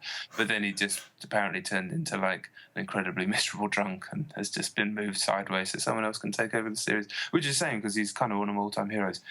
But yeah, that series meant more to me. I remember convincing everybody to come to Pro Evo years and years ago when everybody played FIFA and didn't really know any better when FIFA was genuinely shit. And finally introducing them to like the first or second Pro Evo games and them having their minds blown. I've tried to do it again, but nobody's really interested in listening these days because FIFA is obviously still pretty good, a lot better than it was back in 2002 or whatever. But yeah, PES 2015 could have been any of them apart from some of the ones in the middle. Yeah. But Pro Evo's a weird one because I got on board on Pro Evo 3 and it was like it was all encompassing for like 2 years over Pro Evo 3 and 4. I can't remember how it was because I would just refuse to play football games. Because I've never been into football. I just didn't want to play them. Yeah. So I don't know what it was that first got me into it, but I remember feeling a certain sense of pride when I heard that Pro Evo 3 went to number 1. Even back then, I was like, yes, the game that's clearly better. I don't know. Maybe I'm misremembering. But It sold more for a few years there. Yeah, and I remember being so chuffed because like Pro Evo 3 was our game. We'd play it like non-stop. So that was my first. And it had a referee on the cover. Oh, what was his name? That guy, the baldy. Yeah, Pierluigi Collina. Imagine having a referee on the fucking cover of a game. Yeah. But that I remember thinking that game was perfect. I'd quite like to play that. Now I had the GameCube and in the imported Japanese GameCube one. That was fantastic as well. That was like 3.5. It wasn't. Yeah, people rave about that one. It was kind of 2.5. It was between 2 and 3, I think. But that was great stuff. Okay, well, my number 4 is Halo 2. Okay. Halo 2, it's a little bit weird. I kind of think of Halo 2 as a sort of extension of GoldenEye. I mean, because GoldenEye should certainly be on this list, but Halo 2 for me really did feel, or it feels looking back now, like it had built so carefully on what GoldenEye originally achieved. I mean, if the original team at Rare had made GoldenEye Online in 2004, I think it would have looked something like Halo 2. That's probably just me being insane. But Halo 2 is on the list mainly because of the insane amount of time that I spent playing it. It was exhilarating at the time because it was so functional, but the novelty, the unbelievably endearing novelty of playing a shooter online on a console with your friends was unbelievably powerful. And it's still, today, I still think remains the greatest advertisement for Xbox Live in history. I mean, that service in many ways has never shone brighter than it did when Halo 2 was in its full pomp, because it was completely groundbreaking. It almost always worked, and it felt like the future. I mean, I used to sit and daydream about playing Halo 2 when I wasn't playing it. And even when it drew its final breaths on the original Xbox and got taken down, the process of playing it still excited me, and it was still something that I couldn't really believe was possible. And then you've got some utterly peerless map design. I mean, there's a real case to be made for Bungie's skills at designing a multiplayer map. and just fond memories galore. I remember you and I got up and started playing it first thing in the morning, and I think you were unemployed at the time, and I had the day of work. And I remember really clearly, it got to like 2 p.m. We'd started at like 8 or 9 in the morning. And you said something like, yeah, I've got to go. I need to go get food and stuff. And my heart sank. And I was like, yeah, I should probably do that too. But, if you're up for it, I might jump on for like maybe a couple of games a bit later on. And you were like, I'm going to go and eat a sandwich. I'll be back in 5 minutes. I'm like, get in there. I mean, we played. That was like 14 hours straight. Yeah, it was. I was going to talk about that. Yeah. All right, yeah. That introduced me to the terrible phenomenon, which sort of it happened many times over the course of playing Halo 2, where you'd play for more hours than was probably sane, and then you'd go to bed, and the adrenaline would finally seep out, and you'd start going to sleep, and then you'd just see a sword in front of you. Go! That happened to me so many times, and I'd leap half out of bed trying to grab for a sword that I saw in front of me. So there was that, and then our friend Jay and I, for about a year and a half, at least twice a week, we were both working night shifts, and we would just meet up at 9 in the morning and start boozing. Just when we'd just drink so that we could sleep through the afternoon and evening, because it was the summer and it was Or the parts that I remember were the summer. We'd get takeaway pizza at about noon, but from 9 a.m. until 3 or 4 a.m, it was just non-stop Halo 2. And there was that oddly appealing sort of comedy glaze around everything because we were drunk and it was broad daylight and our body clocks were just fucked. And we just... They were great times, though. I mean, I remember those times very fondly because Halo 2 was so great. But, at that time, it was... or even just in the grand scheme, I think Halo 2 at that point in time was as close to being perfect as any online shooter ever has done. I mean, it's difficult to convey, especially nowadays where people have so much choice if they want to play a shooter online and everything sort of works up to a certain level. But back then on consoles, Halo 2 was the only option you had for like a year, maybe longer. I mean, because it was perfect, and any serious competition would have just faltered because you can't compete with Halo 2. I mean, back then you couldn't compete with Halo 2. It was truly an amazing game and a real groundbreaker. Yeah, for sure. I remember that day very well. I was unemployed. I had about 3-week unemployment, I think, between finishing my shitty job and managing to get a job on Games TM. Yeah. And we did indeed play all day. I think for about 14 hours. And I remember going to bed feeling like there's a chance that I might die because my head was just such a mess. And I thought, I was actually going to bring up the sword thing, but then you said the same thing. Yeah, just falling asleep and then just seeing this flash of blue sword coming towards your eyes. Waking up, what an incredible... Oh, you thought you were getting hit by it? Yeah, because you were good at it, and I was shit. Oh. No, what I'd always see is I'd just be, falling to sleep and I'd be walking along and then I'd see a sword on the floor and it's like, because there'd be a mad scramble when someone dropped a sword. So I'd always leap up to try and grab it. It was me getting stabbed with swords, yeah.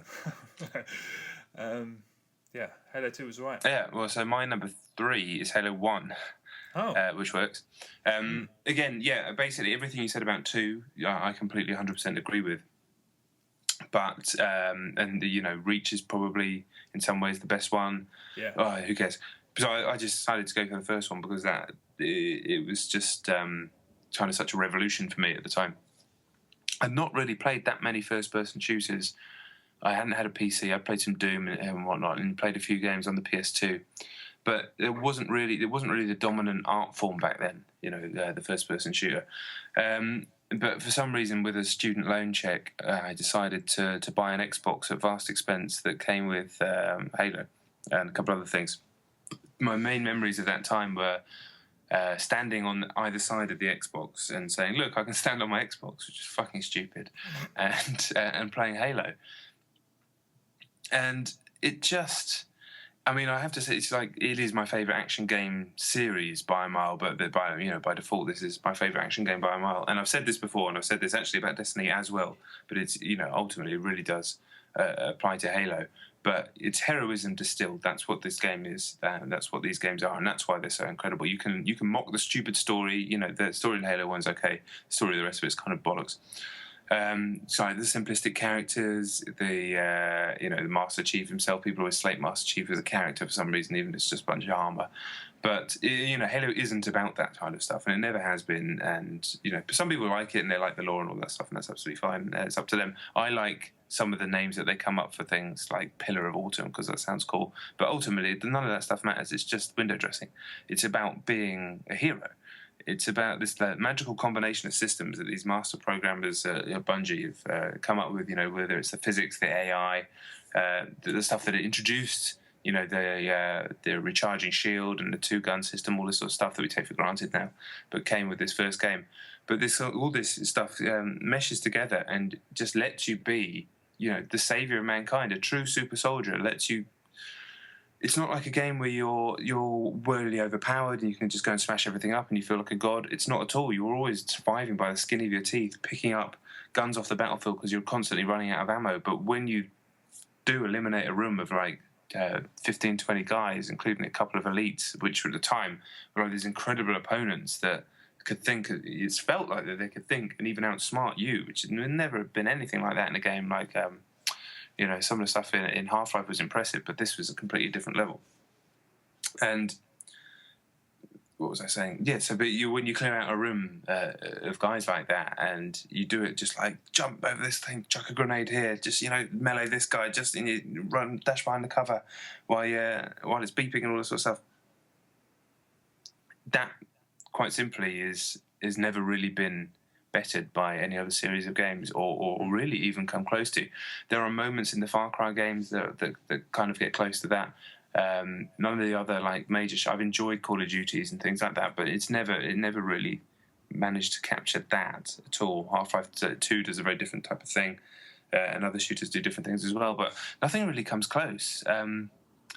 And that, just thinking about the first time I got into the Warthog and felt the way that played and the physics, and you coming up over the hill and the music starts swelling again and things like that. I remember thinking, fucking hell, what am I playing? This isn't like anything I've ever played before. This is a completely different level. I felt like I was learning about this alien race the more I played, just through, not through the story necessarily, but just through learning their actions and how they interacted with one another. And the fact they did interact with one another. These weren't just baddies running towards you. These were people, enemies, aliens, kind of.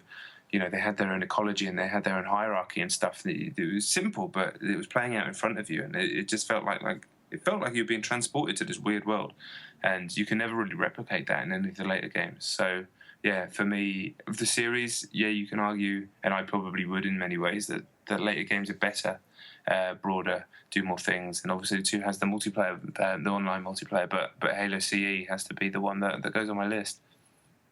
Yeah, I mean, to be honest, I almost put Reach or the first one on because, again, maybe you suggested that I play this because at that point in time I was really just so relentlessly pro Nintendo. I had no interest in playing by getting an Xbox, but I played it. I'm pretty sure maybe you emailed me or something, or you suggested that I play it.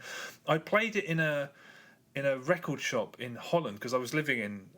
That's when I was living in Holland when that came out, and I played it in a record shop, and I just stood there for about an hour just thinking, "Oh my god!" And I think I took advantage of some English deal, and I had it shipped over, and then friends and I played it, and it was just the most amazing co-op experience. I mean, the first Halo game, I think there's definitely a case to be made for that, just having never been bettered, especially with regards to the AI, which we've spoken about in the past. But yeah, it's superb. Yeah, for sure. All right. Well, my number 3 is Street Fighter 4. Okay. The best fighting game ever made. I think that's pretty much inarguable at this point. The best sequel ever made.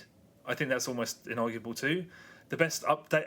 Again, Street Fighter 4 is kind of like lightning in a bottle. It grips in exactly the same way and is every bit as accessible as Street Fighter 2. Despite the fact that it is that incredible game embellished with loads of new systems, it's still totally accessible, totally understandable, and deep. It's a fighting game for all time. It's the fighting game, as far as I am concerned, for certain. I don't know how they did it. How did they improve? I mean, Street Fighter 2, more so than many other games, just felt perfect, and I don't know how they improved upon perfection. I mean, how did they build upon it while still maintaining the same kind of appeal and accessibility of Street Fighter 2? How? It's a high-wire act, Street Fighter 4. Yeah. Made by a team of geniuses, and I think easily it's the most influential game on this list. The genre was never the same after it, and I dare say it will never be the same again, ever. Every fighting game I've played in the wake of Street Fighter 4 owes something, usually something quite significant to Street Fighter 4. It's it's more deservedly revered and influential than even Street Fighter 2. I don't know how they did it. I mean, imagine someone making like a sequel today to GoldenEye and it being as seismic as GoldenEye. It would never happen. No. I don't know how Street Fighter 4 exists. It's just a joke. It's a joke of a video game. It is indeed. I often think that when I'm playing it. Yeah. Quite how, crazy. like, just to, when you start bearing down into one single character and realizing that there's all these specific moves that are designed to counter the specific moves of all these other characters, but nothing jumps out of balance or anything like that. And it's just, it is mind blowing, really. It's quite. It's insane. I can't even. In an insane video game and one for the ages. I mean, I don't envy them having to make Street Fighter 5. Yeah, sure. But they've got to move on. So. Yes, got to move on indeed. Okay. My number 2 then, the game you've spoken about already, is Res. The game that changed everything for me, really. Before Res, I loved games. For sure, I love games. And like I said, this is kind of a message that appears a few times in this list. But I never really took games seriously until I played Res. I played it maybe a year or maybe even 2 years after it came out. I know it came out on a Dreamcast first, and then PS2, and I just never got around to playing it. Never really. I don't think I even really knew what it was. And then I think maybe I read an article in an Edge or something like that. Decided to pick it up, and truly, I mean, I've said this a couple of times, but it truly blew my mind. I mean, it really did. Like, it's on a fundamental level. It captured, at the times, kind of into the clubbing thing, early 2000s, many people were kind of captured that, and the kind of musical rush that you got from that or whatever definitely did. But it added, you've spoken about it already, it added these layers of interactivity to it. So, you were truly kind of inside and creating this music, but also inside this world and this very unusual, out there story is, it's difficult. It's not really the right word, but I can't think of a better word for it. Experience, I guess, is probably a decent enough word for it.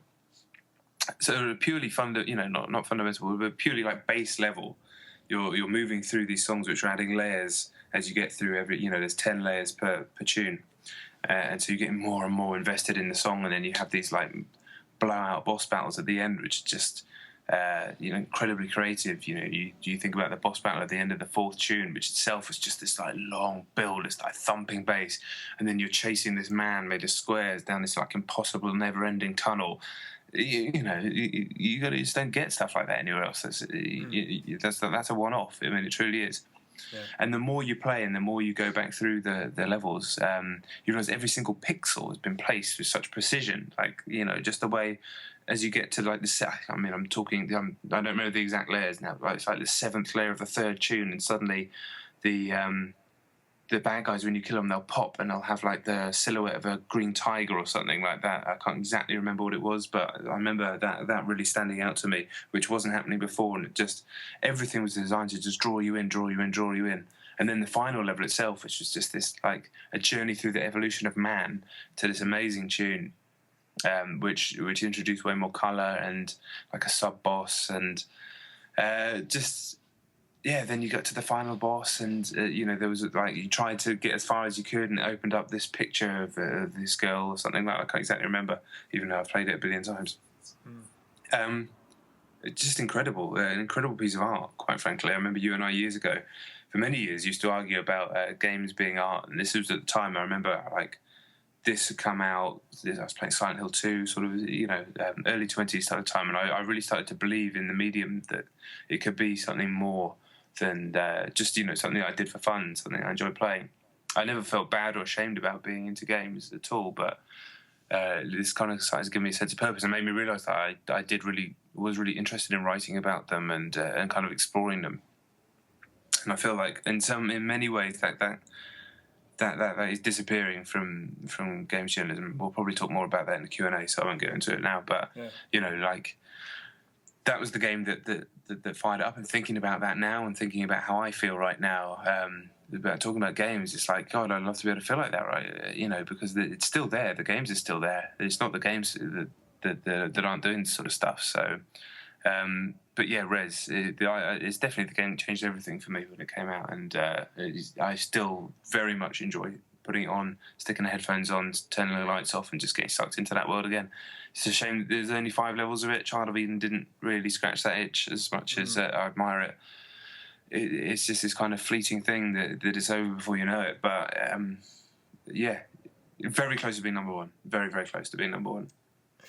Yeah, I mean, Res was something that I had read about, but I didn't really. I mean, the first time I played it again, it was because of you at your. I came down for your barbecue that time, and you. Was that then? Was it? Yeah. Yeah. You showed it to me, and I remember I played it. And I was like, I just didn't stop thinking about it. And we were having the party, and we were seeing loads of old friends, and we were like, it's a great time. And I couldn't stop thinking about it. So I went upstairs, and I put it on. I snuck upstairs during this party, and I put it on. And I remember that there was either at the beginning of the game or on the box, it said, don't play it too loud and don't play it with the lights off. So I shut the lights off and just cranked it with the headphones on and put it as loud as I could. And I just, it was like an epiphany. I just...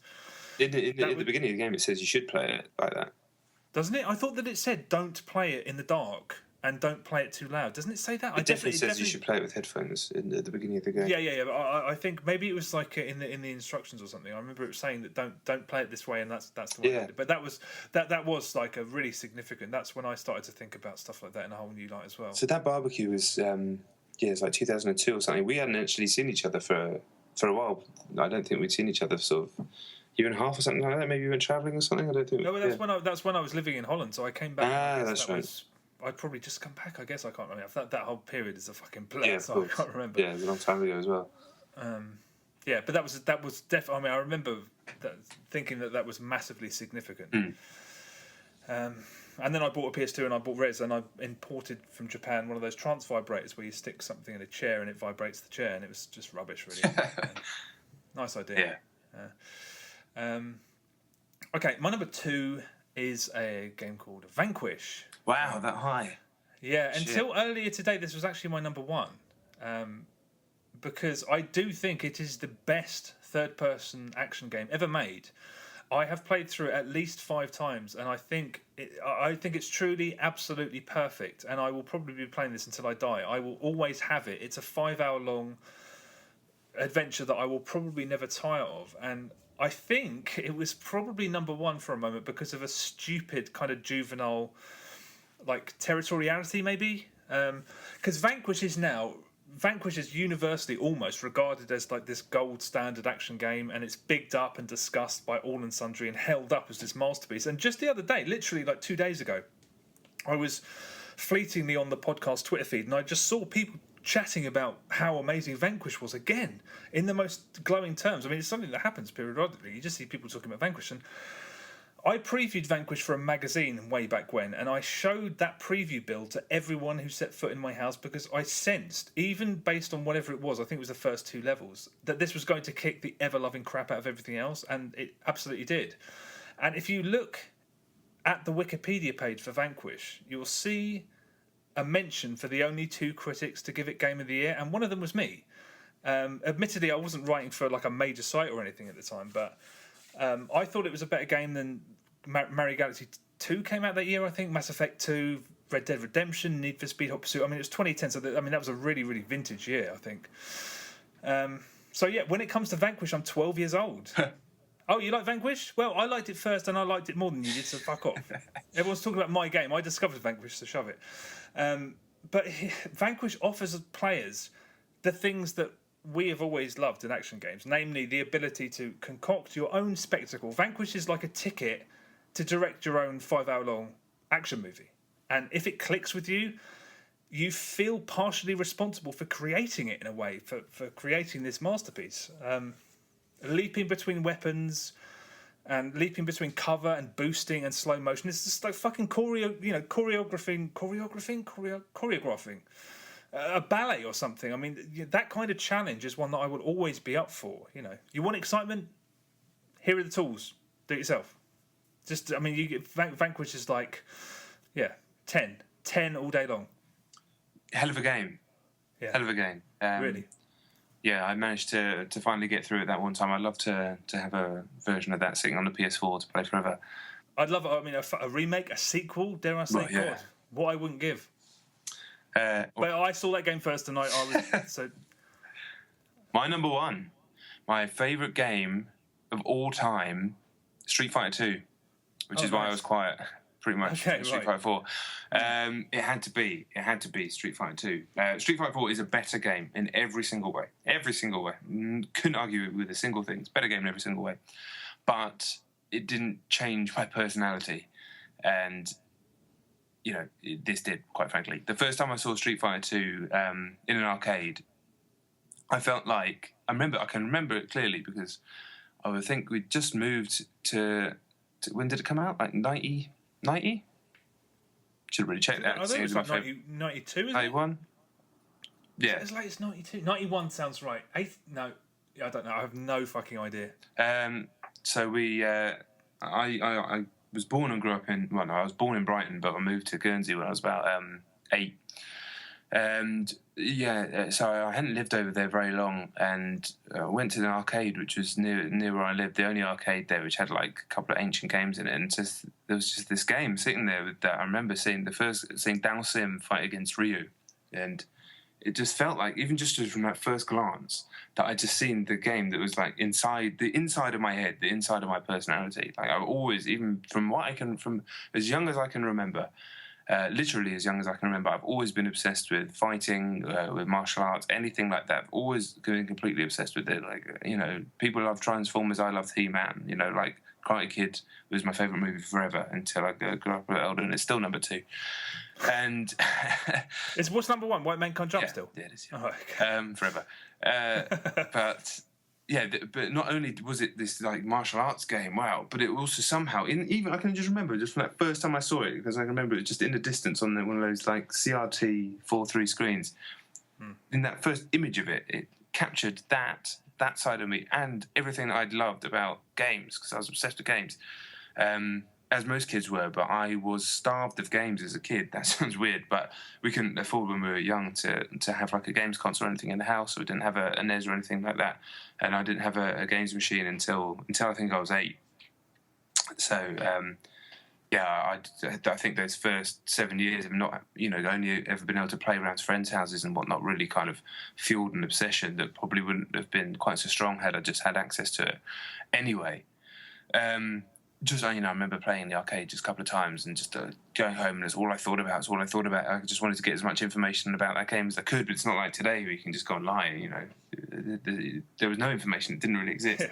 But I remember, you know, seeing it on the front of a magazine, and there was a video that came with that magazine of people. I can't remember what magazine it was. It might have been Total, which people of a certain age will probably remember, or maybe even an old CVG or something like that. But it had a VHS on the front of it, which had like tips and tricks for Street Fighter in the arcade. I used to watch that video every single day. Just a couple of fucking monotone games journalists talking about Street Fighter, which is incidentally what's happening right now. And but that was something I pored over then. Like I remember for Christmas, maybe my 10th when I was 10 years old for Christmas, I got the SNES for Christmas, like a joint present with a bunch of different people with that game, and I played the game for like 9 straight hours. And I don't think at the time I didn't even realise that it was a good game until this point. I just loved it because of what it like represented. And then I remember playing it that day, and I only ever played as Ryu that whole day. I don't know why. Who knows why 10-year-olds do anything. But that is definitely like one of my standout, if not the standout gaming memory, the standout Christmas memory, which is kind of sad, just being on my own, playing Street Fighter against the computer for 8 hours. But that's just the way it went down. And, you know, just looking back now, you could say these things about 4, but, you know, it started with 2. The music is perfect. I mean, good God, like what a selection of tunes. Almost every single stage is an amazing song. The characters, those 8 main characters, absolutely perfect. I mean, it's a true cultural landmark. Everybody knows what Street Fighter 2 is. You talk to anybody of our age, a bit younger, a bit older, they all know what Street Fighter 2 is, even if they haven't played video games since they were a kid.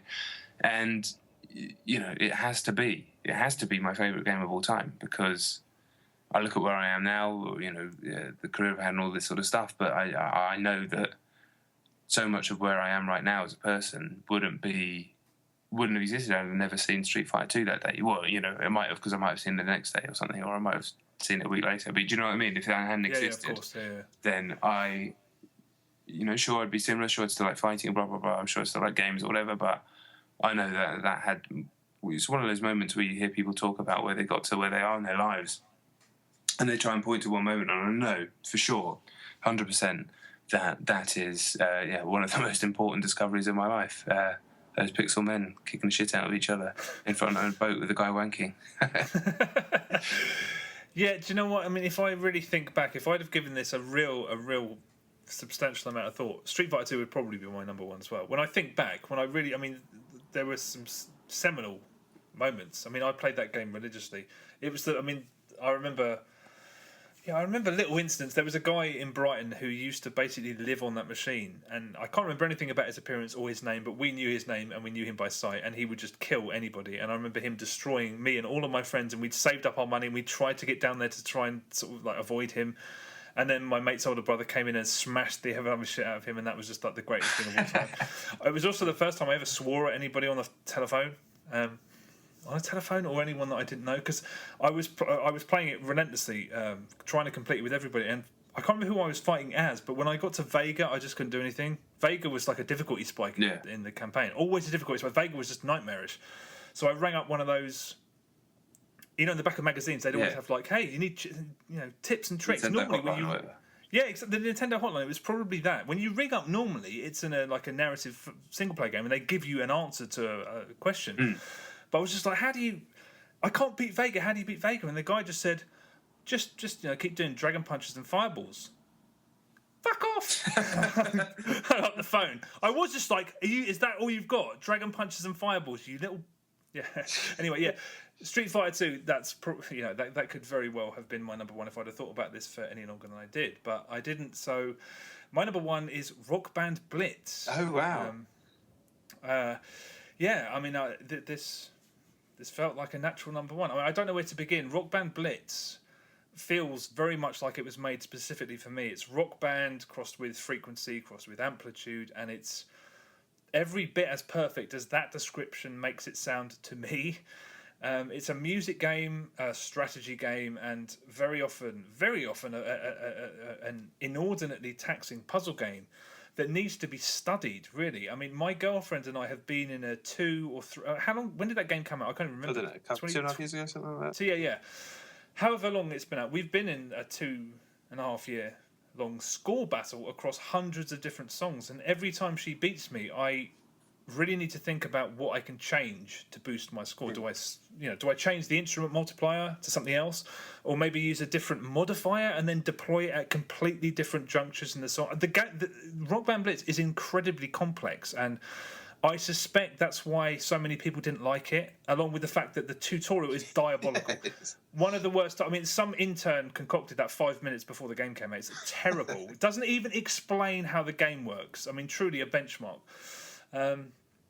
But for me, gaming has never, ever felt more worthwhile than when I'm playing Rock Band Blitz with my girlfriend. It's highly sociable. If you're a fan of the game, there's real spectacle in watching each other play it. You have to be creative and you have to take risks in order to succeed. And more than anything, what the experience is just us chilling out and enjoying music together. There's no more perfect way to spend a Sunday evening. It's really joyous. It's never stopped being that for us. It's lovely, truly a lovely experience. I almost can't fault it as a video game. I can't fault its controls or its painstakingly structured scoring system or anything like that. I mean, the only issue I have with it is that it makes you grind relentlessly if you don't own a shitload of Rock Band songs. Because the modifiers that you need, the modifiers that define the game cost you credits, and credits are earned by playing the game. So you have to play the game without modifiers to earn credits, which isn't the game. I mean, that's criminal, really. My younger brother bought it because of how much I'd raved about it, and he didn't have any Rock Band music, and he was just grinding the built-in songs without the modifiers. So he was playing like a really boring version of the game in order to play. That's mad. I'll never understand why they do that. I mean, it's genuinely awful. I can't begrudge anyone who loathes Rock Band Blitz. There's also a fucking achievement which you get after you've played 300 songs, which is basically cheers for spending hundreds of pounds on downloadable content. I mean, that's really obnoxious, but I can't pretend that I don't love Rock Band Blitz as much as any game I've ever played, if not more so. I mean, I'd say pick it up. but I have a feeling that it's going to be dead soon. It requires servers, and I don't know if they'll be up forever. I mean, the game doesn't really, but the game as it exists now, if the servers are offline, you can't play it, which is, again, ridiculous. I tried asking, what's it, the founder of Harmonix, what's his name? Is it Alex Rigolopoulos? Yeah. He did an AMA, an Ask Me Anything session on Reddit, and I swear to God, there were 100 questions. I asked 60 of them. 60 of those questions were mine. Oh, what do you think about this? What's going to happen here? And one of the questions I asked him was, what's going to happen when the servers die? People who play Rock Band Blitz, are we fucked forever? It's one of those weird situations. Sometimes you see those things, and they ask like 2 questions and then just disappear. Yeah. And they don't even. I mean, he answered one of my questions, which was, "Do you think Activision fucked everything over by releasing like 5 Guitar Hero games in 12 months?" No, I don't. It's just some diplomatic fucking nonsense. Yeah. So. But anyway, yeah, I mean, is Rock Band Blitz my favourite game of all time? At this point, at the point at which I assembled this list, yeah, I was pretty convinced that it is, yeah. Well, there you go. Yeah, amazing game that would probably make my top 10, but I decided to consider it the same series as Guitar Hero, which it isn't probably really, should. Yeah, exactly. I probably should have done the same thing, but I couldn't. That's fine. It's fine. Who knows? It doesn't matter. I've just realised 2 things. I can't believe Portal 2 and Half-Life 2 aren't on this list. That's ridiculous. Yeah, I also believe I can't believe I didn't put Tony Hawk's game on there. Tony Hawk's 3. Oh my God, Tony Hawk 3. I know. That was the one that I said that I was going to bring up, and I thought, hold on, it might be on number 1 or 2, so I won't mention it in case I spoil that. But no, Tony Hawk 3 could have been my number 1 easily. we could probably do this for hours. Yeah. All right, good point. All right, well that's the list. Yeah, let's take a break. Let's take a 24-hour break, and we'll be back in 5 minutes or 24 hours to answer some questions, and then that'll be that. That'll be that. Well, yeah. We'll speak to you very, very shortly. All right.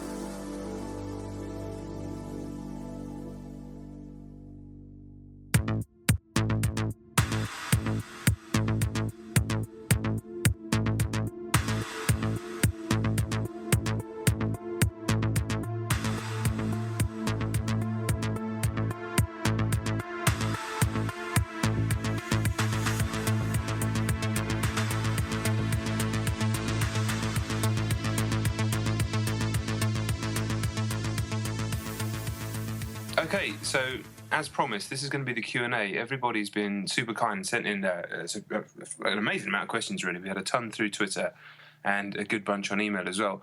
I'm going to start with the Twitter ones.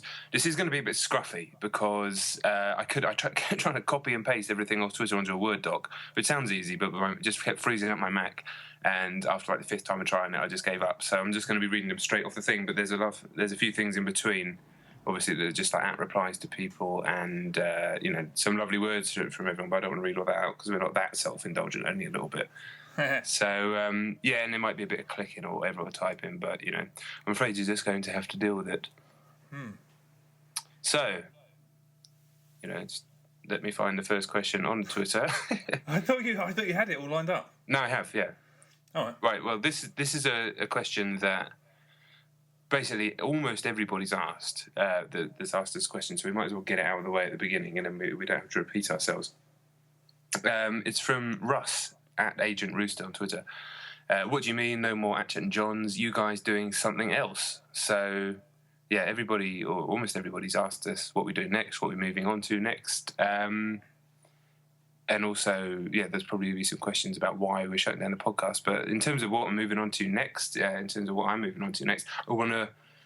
think I maybe made it a little bit unclear at the end of the last episode. While I am massively disillusioned with how games journalism has gone, and I don't really feel like it is the same thing as what I got into in the first place 10 years ago and in kind of what I loved. I definitely still want to write about games, still got a family to feed. My main source of income comes from somewhere slightly different, working with Monster, but, definitely still want to be writing about games for anybody who will have me. So this is not my my leaving the industry. I'm just kind of focusing my energy, instead of focusing all my energy on trying to maintain that kind of freelance career in games writing, that I'm moving and focusing a lot of my energy onto the other stuff that I'm doing with Monster. But still, absolutely, it's always been a privilege and never a right to write about video games for a living for 10 years. It's a stupid job. It's amazing that you're able to do it. Yes, it's a low paid job, and perhaps it should be compensated a bit fairer when the people running publishing companies are driving one of their 5 sports cars and the people writing for those publishing companies can't pay their rent.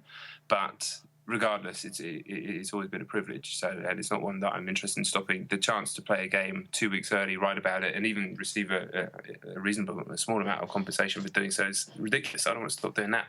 But yes, personally for me, I'm really focusing my attention on doing stuff with Monster, kind of in the marketing side of things and esports, and also hopefully moving more into the fight game. Anybody who knows me or knows this podcast knows that I love the fight game. That is very much a huge part of my life. So hopefully moving more into that as well. But definitely, I ain't stopping writing about games ever really, unless I absolutely have to or nobody employs me. Yeah, well, I'm in a kind of similar boat in that I'd like to keep doing it. I'm going to keep doing it for the foreseeable future at least, and I've started doing other stuff on the side as well. But I don't know. I mean, I'm basically still going to keep doing it for the outlets that I write for at the moment. But if I happen upon a really perfect sort of full-time job that does, and I can't continue that, then that's fine. Because to be honest, being freelance is it's a real headache sometimes, and doing taxes is the worst thing that's ever happened. Yeah, doing taxes sucks. It definitely does, although it's not too hard. You can do mine then. Well, I already said I was going to. But... No, you did, what properly full on? Well, I can't actually do it for you. I'll walk you through it on Skype. Fair play. All right. Well, that's great. There, you can have your computer in front of the Kinect, and I'll do it like that. Fair play. See, I'm all right, really, aren't I? Yeah. Now and again. Okay, this isn't a question. It's from the You Died blog. Gutted about Chet and Jon's highlight of last year's show when Chet refused to believe that Jon didn't have any skulls turned on, which is Chet often doesn't believe anything I say, and it's a source of frustration, but it used to annoy me a lot more when we were younger. Right, next question. It is a question, yeah. From the man Sean Slayback, one of the developers of Titanfall, a guy that we could never really believe was suddenly following our podcast and talking about our podcast. That was a real kind of early sign. This happened before Titanfall came out, that we really we felt like we were kind of onto something to a point anyway, when Sean started getting involved. So yeah, massive thanks for his feedback along the way, and obviously for working on such an incredible game. Anyway, Dan. Chet and Jon shutting down their podcast. Thanks for the good times, guys. No problem. No chance of reworking the format to be less time-consuming. Do you want to handle that one? There's no chance of that. There's definitely no chance of anything regular. What we're going to do is keep the site up, and we might get an itch in a few months or something. We can just we will be able to just put a podcast up if we're able to. Yeah. We're also still gonna. I'm still gonna periodically make videos for YouTube because I think now that it's not so full on, I'll be able to do it now and again just for fun almost. But maybe I'll assemble some of those and put them out as a podcast. I don't know. There'll probably be more stuff unless we don't find any time, which is also possible. I don't know. Who knows? Yeah, I don't want to. I mean, it sounds arrogant to say, or slightly bigger-headed to say. I don't want to give people hope because that would be. It's embarrassing to even think that anybody would think like that. But definitely nothing regular. Like we definitely need a huge and probably permanent break. But for sure, Chet and I have spoken to each other every day for about 10 years, and we've known each other for about 14 years, but just since through IM and everything like that, we just bother each other all day every day pretty much, even though we don't live near each other. So it's not like we're not suddenly going to be talking. There's every chance we'll just stick something down at some point or do an end of year show or something like that, but we just don't want to confirm everything. We definitely can't do the regular stuff anymore, unfortunately. It's just it's been such a drain, and it was the show. I could feel even in the last couple of episodes from my point of view that the show like my performance on the show, I think, was deteriorating, and hopefully it didn't deteriorate too much. But I knew it was only going in one direction, and God, it'd be crappy. You saw a couple of bits of feedback here and there where people were talking about some of the things we always did in every single show, and everything was coming at once. Is a good time to stop, definitely, because don't mind anybody having negative feedback about the show, of course, but I knew in my heart. What is that? That's right. Someone else picked it up. It's all good. David Turner calling in. Right, let me try and find the next question. Apologies, like I said, this is going to be a bit messy, so we'll just fill for time a little bit until I can find the next question. I'd like to do this a bit better, but you know what? You've had 145 episodes of us being reasonably organised, so you're just going to have to put up with this one for a little bit. Why couldn't you? What exactly happened? You were cutting and pasting them into a Word document, and what happened? And it just kept freezing my stupid Mac. Ever since I updated to Toblerone or whatever the fuck it's called now, it just my Mac's just a piece of shit. It's just I hate Apple. I hate them. They make good products, but then they update them with software that you have to eventually update to, and it just slows it down to a crawl. So you buy the next one.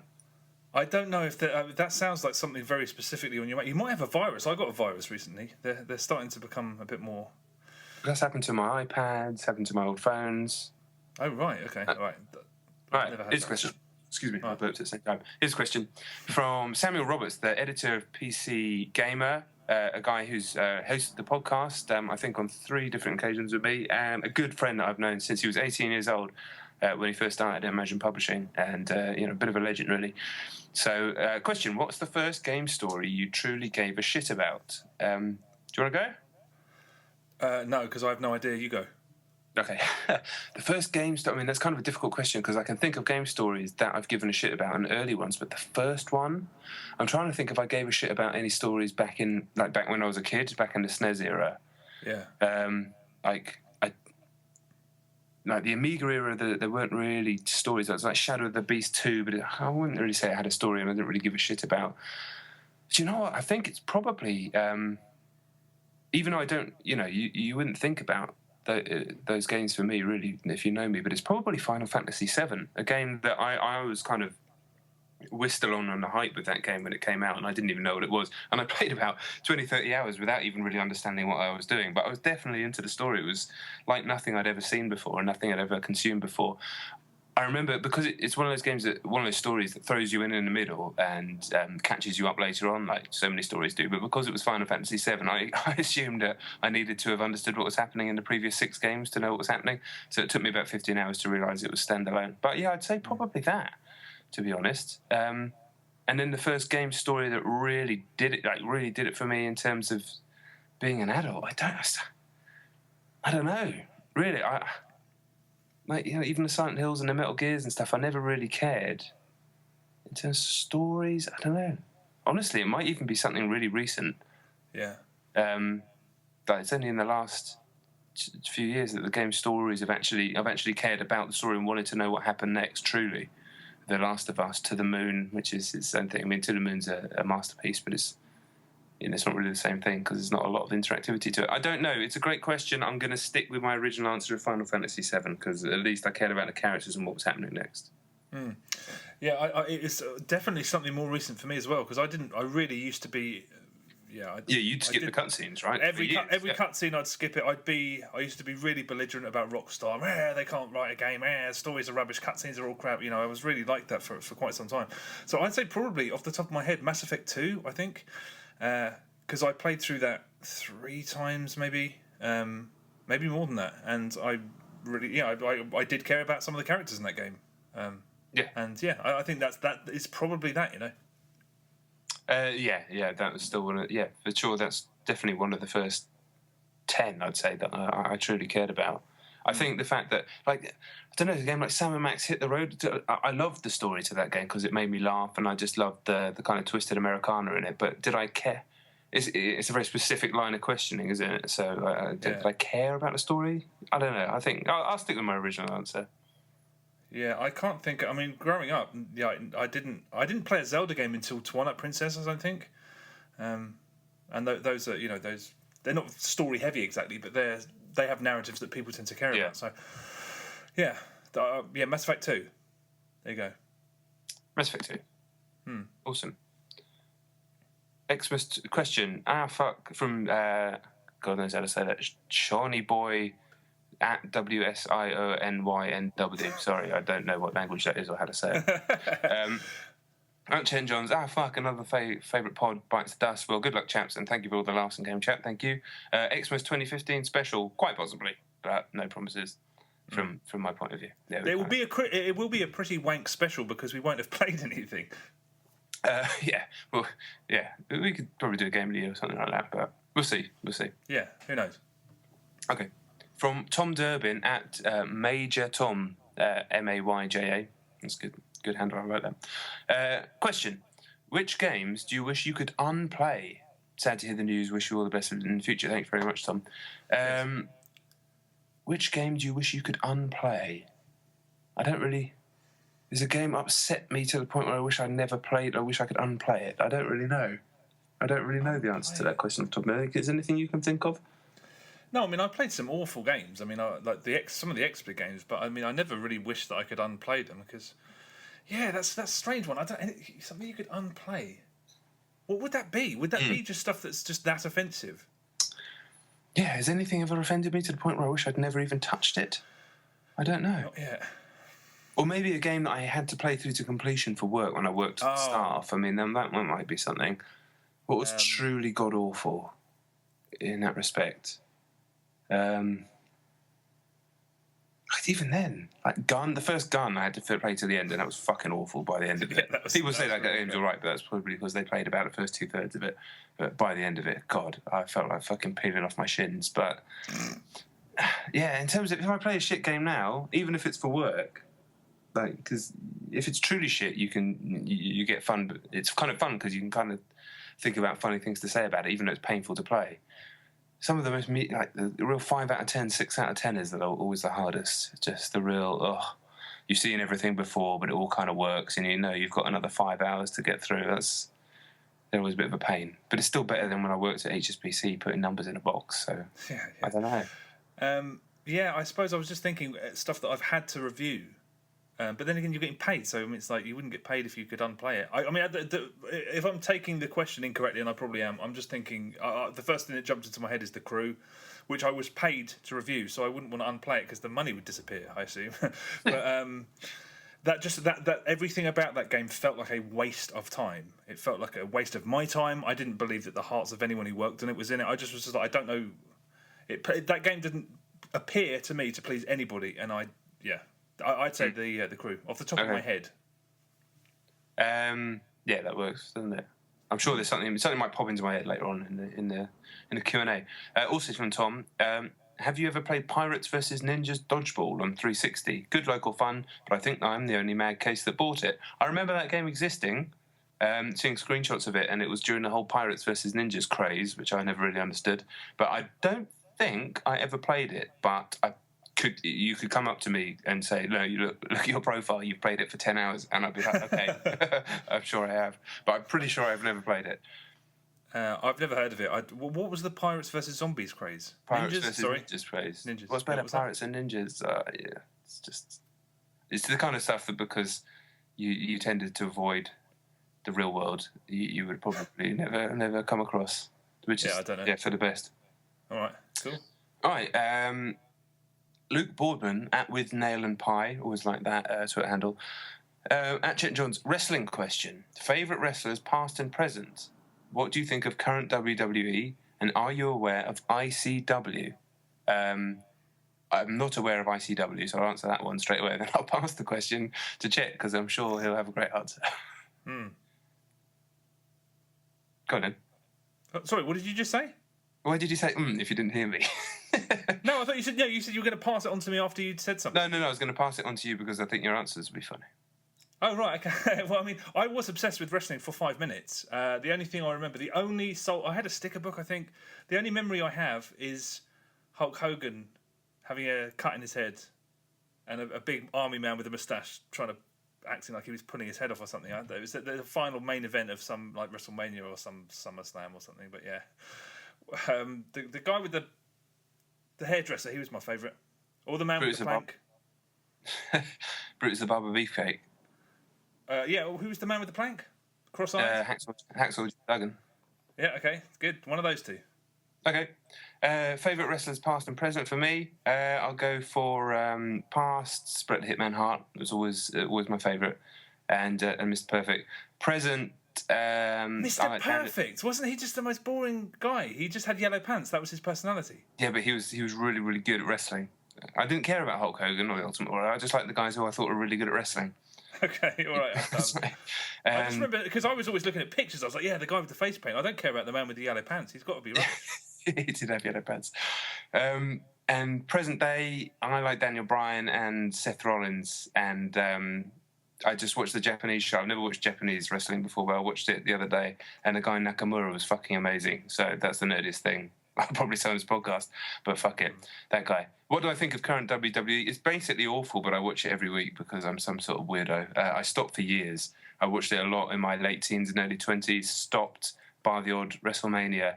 And then for some reason, when I saw Brock Lesnar was fighting The Undertaker at WrestleMania last year, I decided to watch it again. Enjoyed WrestleMania, enjoyed the Raw after it, and I've been watching it ever since, even though I don't really like it. But yeah, that's just kind of something that I do now. And yeah, I don't know what ICW is. International Championship Wrestling? Irish Championship Wrestling? I don't know. Sorry. But hopefully those are some good answers. And also, Chet, you used to love Mankind. Did I? You remember when you played him in that Royal Rumble game on the Dreamcast? You love Mankind, the guy with the mask and the long hair and the shirt and the tie. That makes sense. And then we watched some documentary about him, didn't we? Oh, I think we watched Beyond the Mat, yeah. That's right. And then someone smoked crack or something. Yeah, Jake the Snake. All right. I was just going to say, you made me watch like a full wrestling event years ago, maybe 2004 or something, 2002. Yeah, something like WrestleMania 18, I believe. What? How can you remember that? Because I just listened to a podcast about that exact show a couple of weeks ago. It was all I remember is that I started off dreading watching it, but I just thought it was absolutely brilliant. There was some subplot about like a murdered dog. Yeah, Chris Jericho ran over Stephanie. And there was like a flashback in like freeze frames and stuff. Yeah. I mean, it was hilarious. It was hilariously funny. So at that point, I remember after that finished, I thought I could definitely watch this. But if it's not as good as that, then I'd never go back, I guess.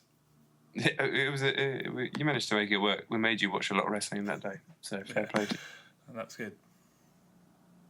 All right, let me see if I can open. Hello. Sorry. I think there's a delay here. Let's just reset the Skype call because this is bollocks. Know what I mean? Yeah, we're back after the Skype redo thing. You know what I mean? All right. This isn't a question, but it's very good. It's from Jason Forster at Jeffo. Such a shame that Chet and Jon's is ending, especially as I was close to finalising the drinking game rules. #finite. Drink whenever. Chet or probably Jon forgets which number they're on. Fair. Jon encounters game-breaking bug. Yep. Chet questions whether game-breaking bug is real or just Jon doing something wrong. Yep. Chet or Jon attempt an impersonation. Yep. Jon is suffering from sleep deprivation. It was more that I was always exhausted after... We always used to record after I went to training at jiu-jitsu, so by the end of the thing, I was just dead. So less sleep deprivation than that, but I would complain about being tired. So that's fair. Chet or Jon says batters, tights, choke out, or true dat. He's missed genuine though, which I'm surprised about. That kind of that faded away. I mean, that was something that used to be very prevalent. Now, not so much. Very true. Or indeed, genuine. Jon does mid-sentence pause / lip smack combo. Mm-hmm. Is that something I do? Yeah. Believe me, I mean, you notice it more when you edit the podcast every week because you don't listen. I mean, you don't listen back to these shows ever, do you? Yeah, I do, but not every week. Well, I have to obviously because I edit them. I have to listen to every episode. Yeah, I mean that's it. It's not too bad. No idea that I did that. And Chet says brio, which you definitely said a few times. I'll go with that. That was very good. Thank you. Indeed. Oh, you're fucking kidding me. I went back off the Twitter and it sent me all the way back to the top. Start from the top and go down. All right. Sensible option. Okay. From Shadow59, at Chet and Jon's. Jon, are you still playing Hearthstone and expansions? Did Chet ever try it? It's the end of an era. Love the show. Thank you for that. Did you ever try Hearthstone? No, but Tom, our friend Tom, I was at his place in Germany, and he must have been keen for people to play against, because he was like, and then this does this, and I was just, my eyes were glazed over. I couldn't. I was like, I can't play this. It's not. I should sit down with it and have a go, but no. Basically, I never actually played it myself. I just had people trying to get me into it. For me, it was a very brief and intense obsession. So that was my lip smack pause combo for you. There you go, exactly right. It was something that I played really, really intensely for a couple of weeks. I don't even know if it was that long, to be honest. But I loved it, absolutely loved it. I never played a game like that before, and I thought it was fantastic. And then all of a sudden, I just never wanted to play it again. I've thought about putting it back on since, but I don't know what it was. It's nothing to do with the game. It was nothing to do with the game. I think it's a fantastic game. But I just, for some reason, just couldn't find a motivation to play it again. I don't know why. But maybe now we don't have to play 1,000 games every minute, that I might stick it back on and give it another go. Because I really did enjoy it. I loved the tactics. I loved everything. I genuinely loved everything about it. But we'll see. Will there ever be a podcast 1,000 games a minute? If there is, I hope it's not us doing it. That's all I have to say. Yeah, might overrun. Okay. The problem with doing the questions from the top is some people have done multiple questions and one goes after the other, so you have to do them in reverse order. I'm sure I'll be able to work it out. I'm an intelligent man. Okay, these are a series of questions from Adam Hay, Unusual Cadence, on Twitter, who's awesome. He says, Chet and Jon, all right, let's see. Which Mario is the best Mario? Not sure if it's 3, World, or Galaxy myself. We've kind of answered we kind of just did it last night. Yeah, I mean, at the moment, I think there's so much competition that there's no definitive answer. But at the moment, right now, it's the first Galaxy. Yeah, I'll stick with 64, but I could argue for either of the Galaxies or World. But yeah, not 3 myself. Or 3D Land. No, not for me. As good as that is, that's not on the same level. I think Mario 3 on the NES and 3D Land, they're in the running as well. Okay, he says Adam says 3. Yeah. Sunshine's fucking good. Yeah, it's not. But I suppose it's probably, if you have to knock one out of the running, it's that one. Yeah, definitely. Excuse me. Which single game have you poured the most hours in? Yeah, that's a question on its own. Single game, probably Pro Evolution Soccer 2. I said that on the show, but that series definitely, without doubt, that's the one that I put the most hours into. I suspect probably Halo 2 or Battlefield 3. Probably Halo 2. Yeah. Actually, thinking about it, single game is probably Halo 2. Just because I had so much free time, that rare 6 or 7 weeks where I had that much free time. Either that or Pro Evo 2, but yeah. And which one has supplied the most spectacular gaming moments / memories? Kind of probably covered that, I guess, in the top 10s. Or I don't know. I just, in a broad sense, we have. If you want to answer that specifically, which one has supplied the most spectacular gaming moments / memories?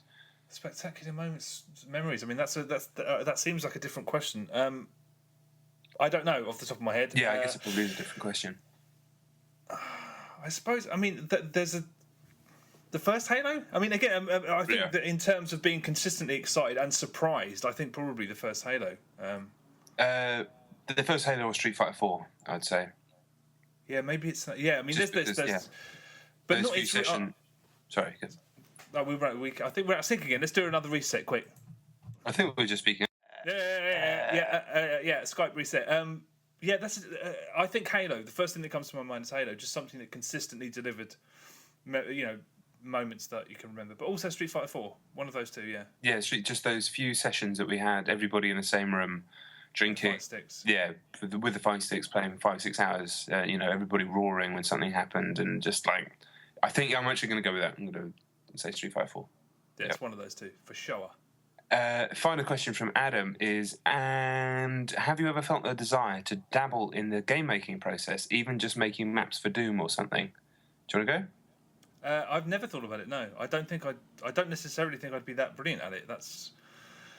It's never crossed my mind at all. Friends have suggested that I might want to go in that direction, but it's never crossed my mind really.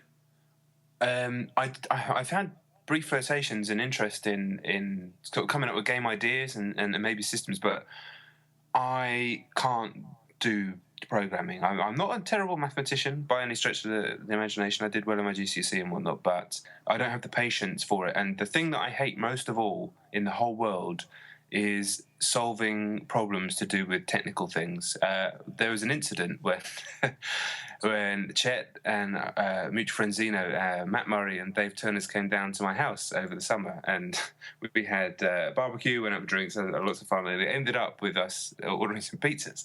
And it's become a infamous incident where I'd say most of the time I'm fairly friendly and relaxed, but I certainly have a temper on me. And I got so angry trying to deal with this pizza website that I think I can remember turning and speaking to you in a way that I sincerely regret, and everybody was very shocked in the room, and I had to immediately apologise. I got a bit hot, it got a bit angry. The thought of doing that with something as complicated as a video game and how to program, there's no chance. There's no chance I would smash up the room within 10, 20 minutes. That's just the way I am. I like to think of myself as a friendly, nice person, but I do have quite a short temper. So, I need to go and spend time fighting people in controlled circumstances, not putting numbers into computers. But I fucking love to just blink and have made the idea of my game that I want to make, definitely. So if anyone can facilitate that, then please do get in touch. I mean, it's honestly never crossed my mind, but I do have genuine reverence for people who can do some of the things that are involved in the creation of video games. So it's... more than that. I'm pretty sure I would try and just fail miserably, but it's not something that I ever felt compelled to do. Definitely. Yeah. Okay, right. Where are we? Martin Hollis at Reg McFly on Twitter. Can you give me a yeah boy on the final podo for the memories? I think that'll go to you, Chet. That's you. You say that. Do I? Yeah, boy. Yeah, boy. No, I thought it was like yeah, boy.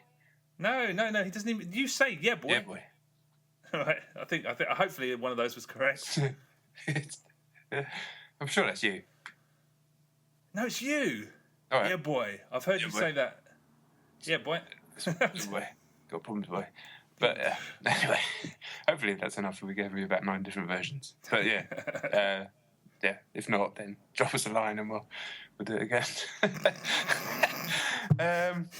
This is a great question. I would like to give you, from Patrick Smith at Paddy Stardust, I would like to give you both an internet handshake for your wonderful show. Which of you has the largest hands? Now, I'm pretty sure it's you, but I do also have large hands, but I'm pretty sure it would be you. But you can't really work it out. Yeah. No, I think it's probably very close, but... Yeah. Chet is huge, and I'm pretty big, but I'm pretty sure he has bigger hands than me. Yeah, I reckon there's not much in it either way, though. Yeah. Good question. All right, this is a question that's appeared a few times over the years. Okay, first of all, it's Dan at Faded MFC. Great follower of the show, great guy. So thanks very much for all the support over the years, for sure, and his questions. First question. I'm guessing you're going to get a lot of favourite game questions, so something a little different. Favourite controller. Now, before you answer, this is interesting because this is always something that Chet wanted to write about in a magazine and do an article on the best controller of all time. I remember it was something you was keen to write about. I'm pretty sure I know your answer, so I'll let you. I know what you think my answer is, and I do still stand by that. But the Nintendo Wii, although it's not technically a controller, I'm sure if we're sticking to the. I mean, I love the Nintendo Wii just because I still think it does inspire awe in me using that thing still even today. But if we're talking about a traditional, 2 hands control pad, thumbsticks, etc., I still think that the GameCube is the best. Yeah, I know you think that. Yeah, I mean, I really do. I just think it. I mean, my hands are massive, but it fits perfectly in my hands. I think the analog things. I mean, when you were using those analog buttons for like the monkey ball, especially monkey bowling, I thought they were perfect. I haven't held one for probably 5 years, so maybe this is just hell of a pad.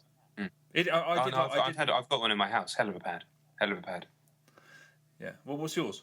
I think it's probably the new DualShock. If not, it's the giant Xbox pad that was like the size of a keyboard with the original Xbox that everybody hated. I fucking loved that thing. You could throw it at the ground and it would bounce higher than your own head and didn't break. It was like when you played Halo, it fucking roared like a car. I loved that thing. Like I said, both of us got quite big hands, so I never had the problem. I can understand if you're a small child and you couldn't. I don't know why they made a controller so ludicrously big, but yeah, I love that pad. But yeah, ultimately, both the new pads on both consoles are very good, but the bumpers are kind of shitty on the new Xbox pad. But stick's fantastic, and like the rumble and triggers is good. But just the DualShock 4, so every part of it's just nice to pick up. So I think I'm probably going to go with that, as boring as that is. I'll stick with the Cube. Okay, and Dan's second question, he says, and what the hell does Chet look like? He seems to have done incredibly well with his internet anonymity, which is very true. There aren't many pictures of Mr. Chet Roivas available on the internet. Do you want to describe yourself, or do you want me to describe you? Or do you want to explain why there's no pictures, or what? I don't like photographs. They steal your soul or something. I think that's just it. I just don't like photos. It's something I inherited from my mother. My mother was always just like, "Don't take a goddamn." She was American. "Don't take a goddamn photo of me," and I've kind of inherited that. So that's why. He's very tall. He looks pretty much exactly like the cartoon. He has a beard. He often wears a hood. That's not really true. He's a very, very tall guy with a beard. He's really tall. That's about it, really. Has a face. That's about it. I'm not freakish tall. I'm only the size of the average door frame, which is 6'4". So I'm not like a fucking basketball player or anything like that. No, you're not. But I think to most English people, you come across as very tall. Yeah, good point. People would describe, the first thing they'd describe you as is tall. Actually, the first thing they'd describe you as is a cunt, but the second. Yeah. All right. Okay, cheers. Thank you, Dan, for those questions. Yes. And all the sport and whatnot. Right, Adam Belcher at Bort. Fuck, that just caught me by surprise. I'd never read that before. At Bort. Shit. At Wartang on Twitter. I don't know why that caught me by surprise. Sorry. You still there? Am I still there? Yeah. Sorry. That was my own personal meltdown. Can we sort out a weekly Titanfall session where you chaps talk about roughly 10 games you've played this week? First part sounds good. Second part, not so much. Yeah. But second question, are you still going with the YouTube channel? So I'll let Mr. Roivas answer that one. Yeah, I'm going to periodically, when I've got a couple of things that I'm doing, it's because when I do a review, I take my own screenshots, so I capture footage anyway. It's not a massive amount of work for me to put that into a video and then give John a Skype call quickly and say blah blah blah blah, the game, and then put something on the YouTube channel. So I'm probably going to do that because I did actually genuinely enjoy that at first before it became too much. So yeah, now and again there will be stuff on the YouTube channel. Yeah, and who knows, if the new Batters is really great, maybe I'll do another Batters video. Yeah, you definitely should do that if you have time. Yeah, for sure. Okay, from Jamie, I'm going to say Doughty. If I said your surname wrong, I apologise. Your podcast posting has been very reliable week in, week out. Chet would disagree with that. Is your attendance and punctuality always impeccable? I'll let you go first on that.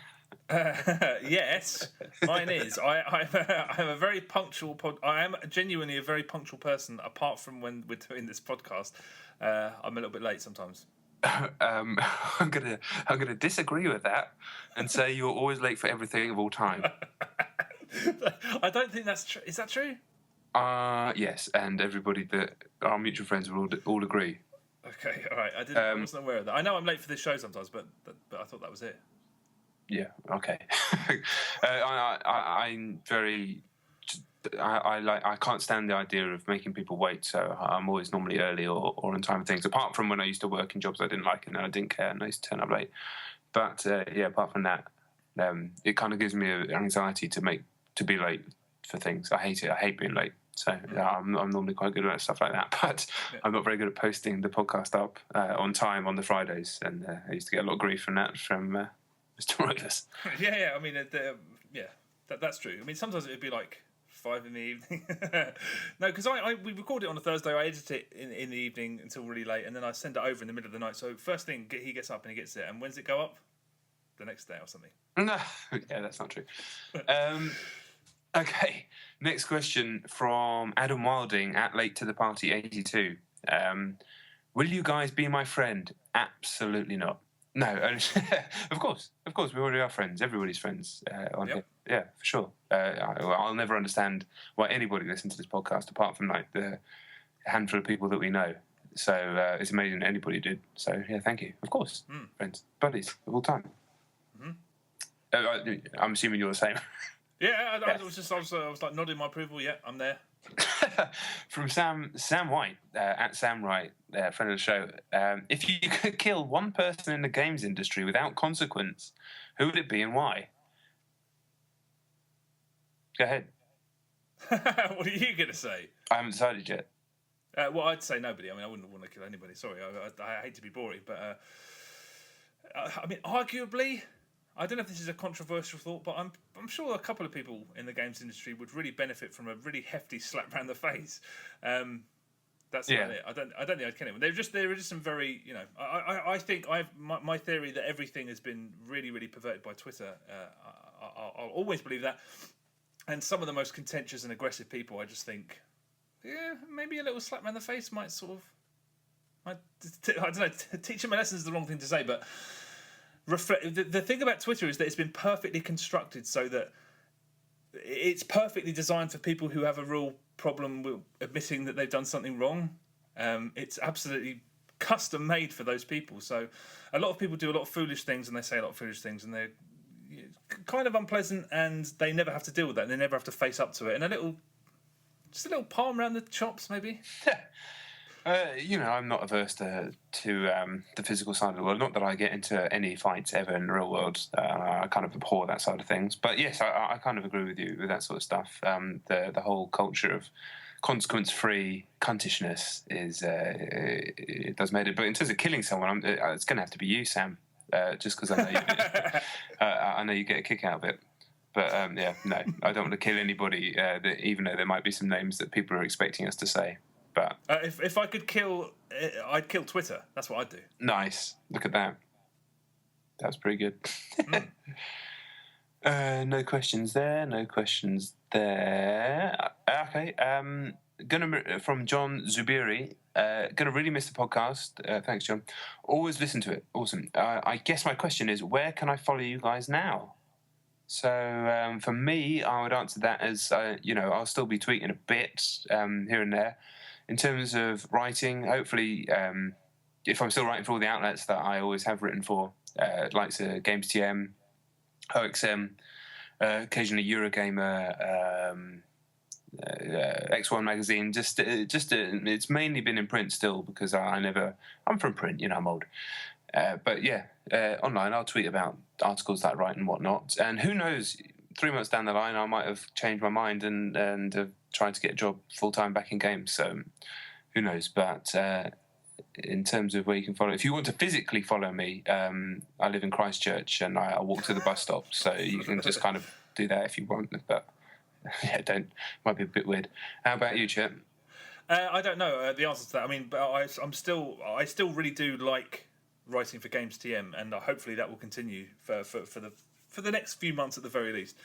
But yeah, that's pretty much it. So buy that magazine. It's a really good magazine. I bought the latest issue and I read it from sort of not quite cover to cover, but I did read the vast majority of it. And I was like, this is a nice magazine to write for. It is when it's good, it's really fucking good. So read that magazine. Yes, definitely do. I'll always have a special place in my heart. I worked on it for 35 issues, I think. I think that's right. So yeah, we always put a lot of effort and a lot of heart into that magazine. So yeah, it's great that it's still going. Yeah. From I'm going to say Jaime Franks, but maybe Jamie. At Gin Surgeon, will there ever be a picture of Chet available on the internet? The answer to that question is no. But I know what he looks like.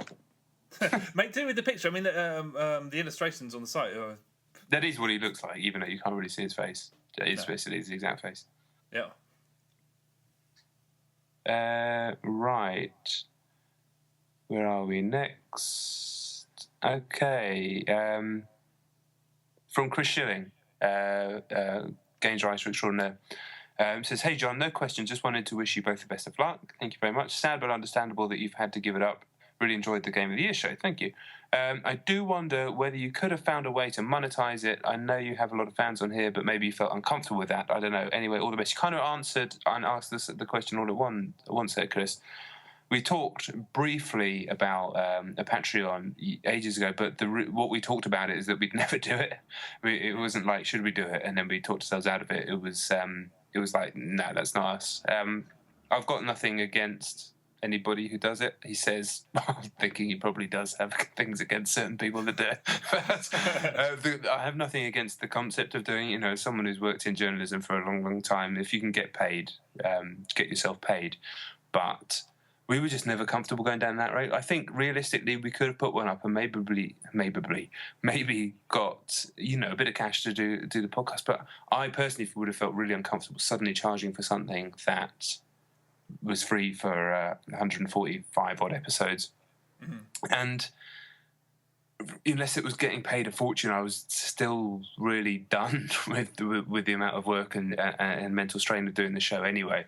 But I know people, because people are so cool that have listened to this podcast, and I know some would have contributed, and I just, I don't feel comfortable. If I was selling a product in traditional means, I think I'd have felt more comfortable with it somehow. If we could have somehow come up with not that we would have ever even got close to this, but like Giant Bomb have their like premium subscription where people pay, and then they still get the normal podcast every week for free. But if you pay a premium, you get extra content. You know, if it went down that route or something like that.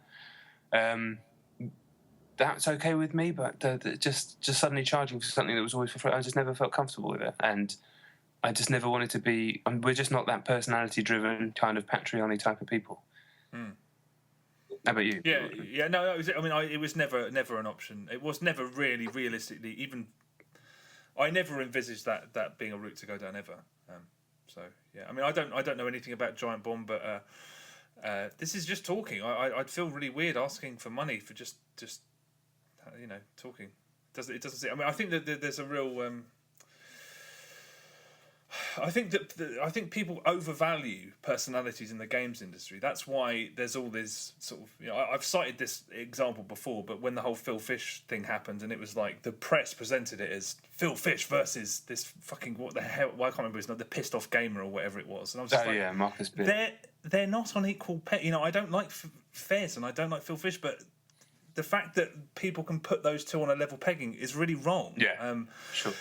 So yeah, that was never. I never wanted people to have to pay for this. I mean, like we said last week, when we started doing this, we were working full time. We were just playing games. We were playing almost all of those games anyway. Yeah, so it was just talking about work. We were just talking about what we'd done in the week. So when that didn't happen anymore, it didn't seem viable to do it anymore. So that's that. Completely. That pretty much sums it up. Okay, from Kurt Lewin, Angry Kurt, who sent us loads of recommendations and tweets and all sorts of stuff for so long. So, you know, thanks so much for all of that, Kurt. It really has been invaluable, and, you know, it's been a real asset to the show. So thanks so much. Great question as well he's got here. We've heard your top 10 games many a time. What are your top 5 films? Do you want to go first? Have you got a top 5 films? Or, you know, it's probably going to be a case of 5 films that we really like. As opposed to the top 5. Yeah, I mean, because we just did our, you know, if you really sit down and ponder this list, I don't know. I mean, for a very long time, my favourite film was Manhunter, which is the first Hannibal Lecter movie, which is, you know, it's a really great thriller and everything, but the way that film's shot, it's just the most brilliant portrait of a man going insane. I was in a conversation on the IMDb message boards with another fan of that movie for 3 years, I think. Just ongoing chat, because I was obsessed with that film. So that's got to be in my top 5 somewhere. What about, have you got one to throw in quick? Well, my number 1 is White Men Can't Jump. That's my favourite film of all time. It's easy for me to say. I just decided that it's my favourite film of all time. There may be better movies and stuff like that, but that's just, I love that film. I love every single bit about it. I love the way... I love the stuff, you know, the technical stuff. I love the way it's shot and edited and directed and all that sort of stuff. But it was the first time I ever heard that kind of really snappy, fizzing dialogue, and I'm sure a lot of it's improvised. And I love basketball as well, always have done. I used to play it a lot at school. I don't really play or follow it that much anymore, but that kind of introduced me to that sport. And it's a fucking good movie. Like, I mean, it really is. I don't have to justify it. I mean, it really is a good film. Yeah. And it's just... I just love it. I just love everything about it. It's funny and it's kind of touching and has great music and all that sort of stuff. So that will always be my number 1. I kind of never imagine that being removed. The Karate Kid has to be in there because that was the life changer for sure. That was the number 1 life changer when I saw that. made my parents record it when I saw it was on TV, and it was usually everybody's got that movie that they have on VHS, right? Everyone of our age that they watch a million times when they're a kid, and that was the one for me. And then the third one came out in the cinema, so my mum took me, and before it there was an advert for a karate class in Brighton, and that's where I used to live when I was a kid. And so I was like, please, can I go to that? And the rest is history, really. And it's still a great watch, and Karate Kid 3 is awesome despite being terrible. But yeah, it's awesome. Isn't that the one where there's a bit where he goes down and gets the bamboo tree or something? Yeah, I mean, all of that stuff is terrible. Rubbish. But the bad guy's amazing. Terry Silver with the Quicksilver method. Man can't breathe, he can't fight. I can't remember that. I can see he can fight, and that's a hell of a movie. In terms of actual movies, they're actually good. It's difficult. Like, to turn to three more in the top five. Like, some of the movies that have meant a lot to me over the years, like Fight Club really kind of did a lot for me when I was, 18, coming into film studies course and everything like that, which is incidentally where Chet and I met at uni. I haven't seen it in years and years and years. I'm sure it still does hold up. But I saw it on a 35mm print down at the Duke of York's, followed by a Q&A with Chuck Palahniuk. And it's just like, I walked out like, that's the perfect Saturday. And the film still is dazzling. Oh, fantastic. That's probably... It's probably in my... Yeah, that's got to be there probably, I'm sure. Cool. Well, that's great to hear. It's funny, it's so crazy that's pre-9/11, but we're turning into a film podcast. Yeah. Well, I don't know, did you... So, I mean, I wish I'd seen this question, because I could have just belted out five, because I'd actually given it some thought. Taxi Driver, probably. Yeah, I don't think that would make it into mine. There Will Be Blood. I mean, the thing is, I could... There Will Be Blood might make it into mine. I do think Inception would be there. I think that's an incredible... I can't believe that came from the mind of a human being. Something about Inception is amazing. And the Roger Ebert review is perfect, because he says, this is genuinely new. This has not been done before. There are things from, there are elements from other sources. There's the fact that he was trying to make a James Bond film is very evident, but no one's made a film that's sort of structured in that way. And I mean, it's a complete... I think Inception is definitely... It has to be in my top five, yeah. This is annoying, because I should have thought about this. Really should have thought about it. I hadn't seen the question either until that second. So, it's kind of difficult to do off the top of your head. But, I just opened a drawer of some Blu-rays I have and saw There Will Be Blood. I don't know. There's some foreign movies that I can't even think of right now. I was just thinking, I could sound like the most cultured wanker in the world, because when I used to do night shifts, I used to sit and just binge watch really obscure European movies, and some of them were just incredible. I just can't remember the fucking names of any of them. This is terrible. I really wish this is the same thing that happened last time. I should have checked the fucking questions before we recorded. Well, hopefully that gives you a sort of insight into our taste. I mean, any more pulpy movies that you like? To the movies that you said, well, you could argue Inception. I think more, like Face Off. I know you watched that every single minute for a long time. Yeah, I did love Face Off. Actually, you know what, Django Unchained. I walked out of Django. I saw a friend of mine. It was like, my friend at Sony. I was like, can he get me early tickets to Django? And he just phoned him up right there and then. He's like, yes, Tuesday. I just couldn't believe it. Seeing that movie early was an amazing privilege, and I walked out just completely flabbergasted. I couldn't. But I still think that film is. Yeah, it's what a movie. Insane. Tarantino's an insane person. Well, Pulp Fiction would probably be in my top five. Yeah, that blew as a seeing that young, just completely. Yeah. Seeing that young. Unbelievable. Yeah, exactly. That's probably one of the main reasons I ended up on a film course. I'd say seeing that movie when I was about 14. Yeah. Anyway. Great question, thank you. That was cool to talk about movies. I could literally sit here and probably ponder that for about 5 hours. Do you know what's crazy? Chet and I have known each other for like I said multiple times on this show, 14 years I think it is now, since 2000 anyway. So 14 and a half years even. And we did a film course. Chet left early, but we kept in touch. And I don't think you and I have really talked about movies since we started this show. We've chatted recently about some of the movies that came out for the Oscar season in the last couple of weeks, but I can't remember the last time we chatted like this about movies. Can you? No, I can't. But the thing is, the best thing about ending this podcast is that I get to watch movies again, because that was one of the aspects that really started to bother me, because every so often I'd find the time to watch a film and it just fucking knocked my socks off, and I'd just be like, I need to do this more often. And recently, I've just bought a membership to my local cinema. I've been It's been great. That's been the best part of it. But yeah, maybe we'll talk more about movies, I guess, in the future. Now that that's happening. Now that movies are getting watched again. Because from my side, I wasn't watching films. Yeah, I wasn't either. Yeah, and I don't care about the like the summer movies. I don't mean to sound like a prick, but I just don't really care about the superhero movies and stuff like that. Like, I don't mind them, but they don't really do anything for me. So yeah, it's anyway. We're just going off on a tangent here. But that was a great question. It is a great question. It's annoying because I would like to have given a really well thought out answer, but I haven't. But I could talk about movies forever. They're my first love, and that's getting back to watching as many films as I can possibly stomach in a day. That's going to be the best side of not doing the show anymore. Yeah, for sure. For sure. All right. Okay. More from Kurt. Have you ever listened to your own podcast with you on it? Well, Chet's edited 146 of them, so yes. And I have. You edited like a few, didn't you? Yeah, I've also listened to many. I've probably listened to 125 of the shows. I think it's only a bit more recently that I've not been listening to back, but I used to listen back to every single one, definitely. And quickly got over the whole hating my own voice thing, even though I still do. But everyone does, don't they? Do they? I think they like hearing their own voice when they're saying it out loud, but they don't like hearing it back on tape normally. Yeah, no, I'd agree with that. I suppose I've just had to get used to it because we wouldn't be here if I hadn't done that. Yes. Yes, very true. Last question from Kurt is best and worst video game box art. That is a question very difficult to answer off the top of your head, especially the worst. And the best, in fact. Both very, very difficult questions to answer off the top of your head. Video games don't traditionally have very good box art at all. I can't think of something that I've really like. Wow, I like. There are Blu-rays that I have that I'm just like I can just pick up and like look at that. Fucking look at that. I just want to hold it and look at it. Games, I don't. They are very, very They're just generally not good. Yeah, normally they're just like Man with Gun most of the time.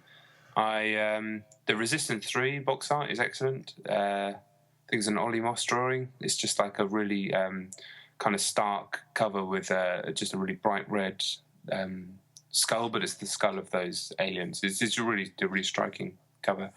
Worst, Jesus, lots of them. So there's some really, really bad ones with like people are misshaped and drawn, but you can go on the websites and look for all the terrible box art, especially the live action ones from back in the olden days. But I can't think of anything off the top of my head.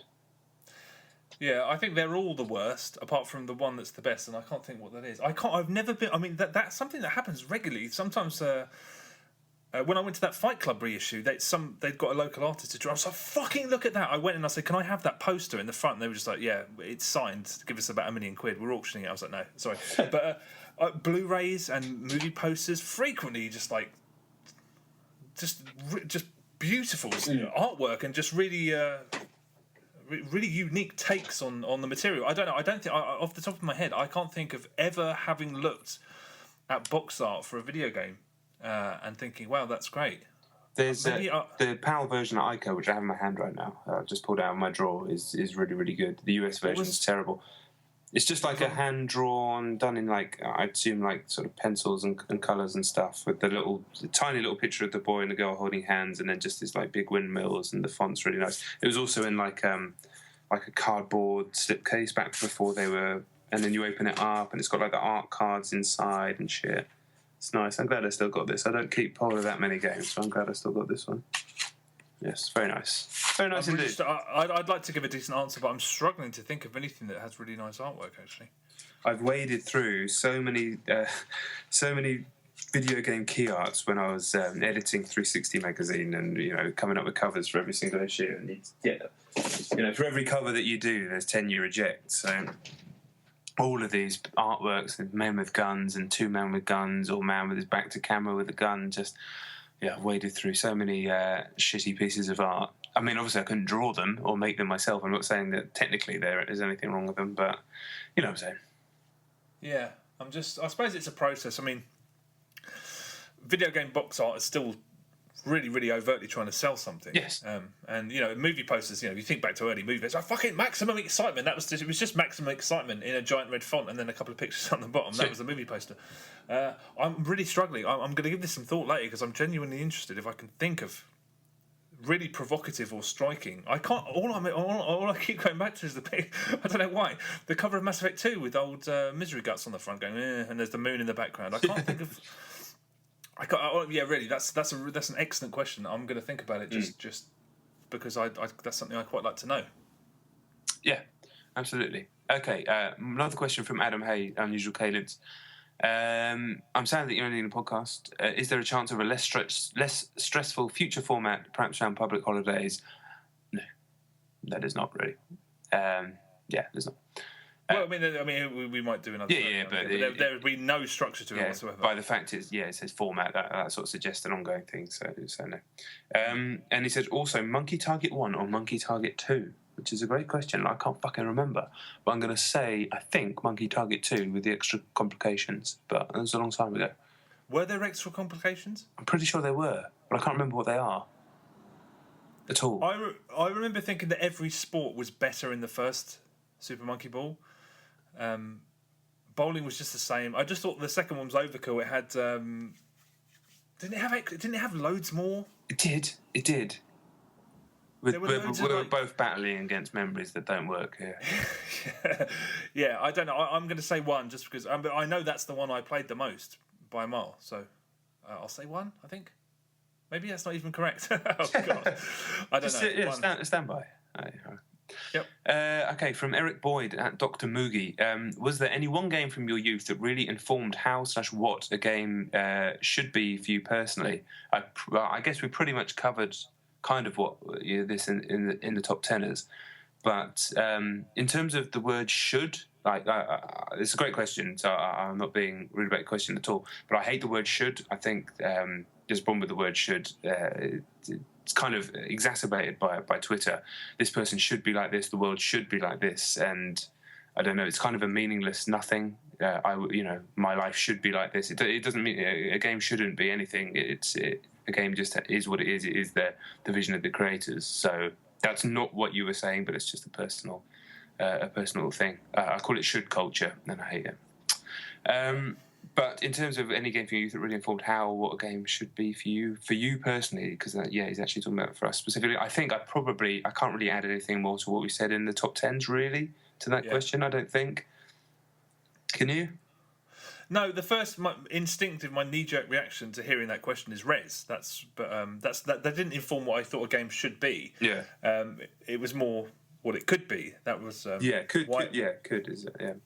That's why it excited me. I mean, in terms of should be, I don't know whether this is appropriate. I've talked about Last Action Hero before, haven't I? The movie.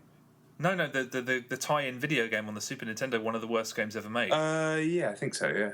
Yeah, I was so obsessed with Schwarzenegger at that age that I had to travel around to try and find this game that I'm sure I played that game.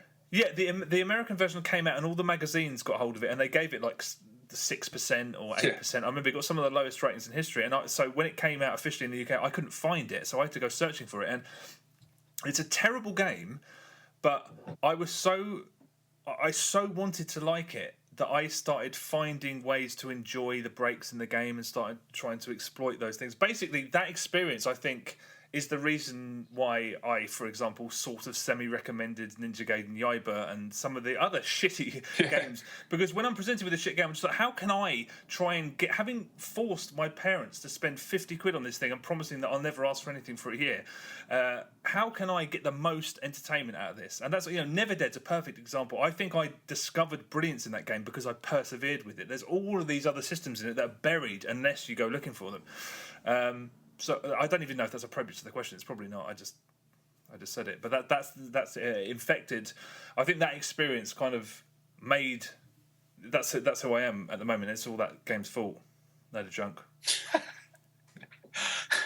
From Sean Bell, Captain Toss. Podcast question: does this mean you're free to come on our shit show now? Personally, nothing to do with your show. I'm done podcasting for a good while. So thank you very much for the invite. It would be rude of me to even assume anything, but right now I just can't talk into a microphone about games for a while. I'm in exactly the same boat. I'm getting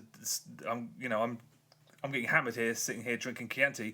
I'm very, very happy that we're not going to have to do this for some time. But give it Give it a little while, a couple of months, and I'll be back on Twitter going, you got a slot on that show, yours boy. I want to do some talking about games. So give it a little while. And but I mean, to be honest, as a fan of that program, it's often better when there's no guest on it. So you're asking me to come and fuck up the show, but if John, give it a couple of months, like that, I think that'd be a really nice thing to do. Yeah, for sure. Yeah, just need that. You definitely need that period. Yeah, just step away. Yeah, done. Yeah. But yeah, I think that'd be a little bit down the line. I'd love to do that. Yeah, I totally agree with that. And thank you. Assuming it's kind of like an implied invite, so that's very kind. Yeah, indeed. Okay, from Paul Davis at PS Davis. Question: does the podcast stopping allow Chet more time to go out car drifting? A nice callback to one of my favourite incidents of the show. Yeah, I've never been drifting. I've never seen drifting. I watched the video and it looked like what I thought it looked like in my head. A load of cars going in a circle. Yeah, so it's kind of like that. Yeah, well, I do work for Monster, so if you ever do want to come to a drifting event, I can get you a ticket. Imagine standing there and watching cars spin around, and I'm saying nothing for the sake of my job. All right. Well, yeah. I mean, cars spinning around. The difference between the drifting. If you're a really terrible driver, is there a guy in a suit going, "We've got an eye on you. You could probably drift around some corners." Do you know who has now become a drifter? Who used to be in a boy band? No. Shane Lynch from Boyzone is now a high-profile drifter, sponsored by Monster Energy. High profile? Like one of the top guys in the world. One of the top guys in the world for going around in circles. What a guy! Is he making loads of money? Wakes up tomorrow. Yeah, wakes up tomorrow. I wake up tomorrow and I've been fired for being mean about drifting. So if a guy goes to a drifting event and just does the perfect circle, he's like, it's not a circle. I swear to God, every little video I watched, it's like Battersea Power Station. There's cars going around in circles, and everyone's standing there going, "Oh, isn't this just the life?" I don't understand the appeal of it. I don't understand why. I don't understand how it's a sport. It's like driving badly is a sport, because that's not driving. It's like that. What, skidding around corners is good driving? Yeah. Is it? Yeah. So why don't they go and drive cars doing proper driving? Go and ask them. I don't get it. It's two different things. It seems like the people who can't drive properly have to go and drift. I'm done. This is probably not common knowledge, but we've probably, this has probably come up before. I do not drive. I don't understand cars. I don't understand driving. So that's probably goes. I have a driving lesson tomorrow at 9:30 in the morning. First one?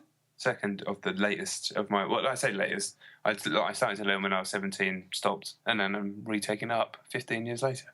How's that going? Well, the first one was good. Yeah, I mean, I went around a corner. Did you drift around a corner? Fuck you. Fuck you forever. Do you have to go to a different driving school and they're like, "No, you're disqualified. You took that corner perfectly, boy. I want you to skid around." Fucking drifting. Fuck.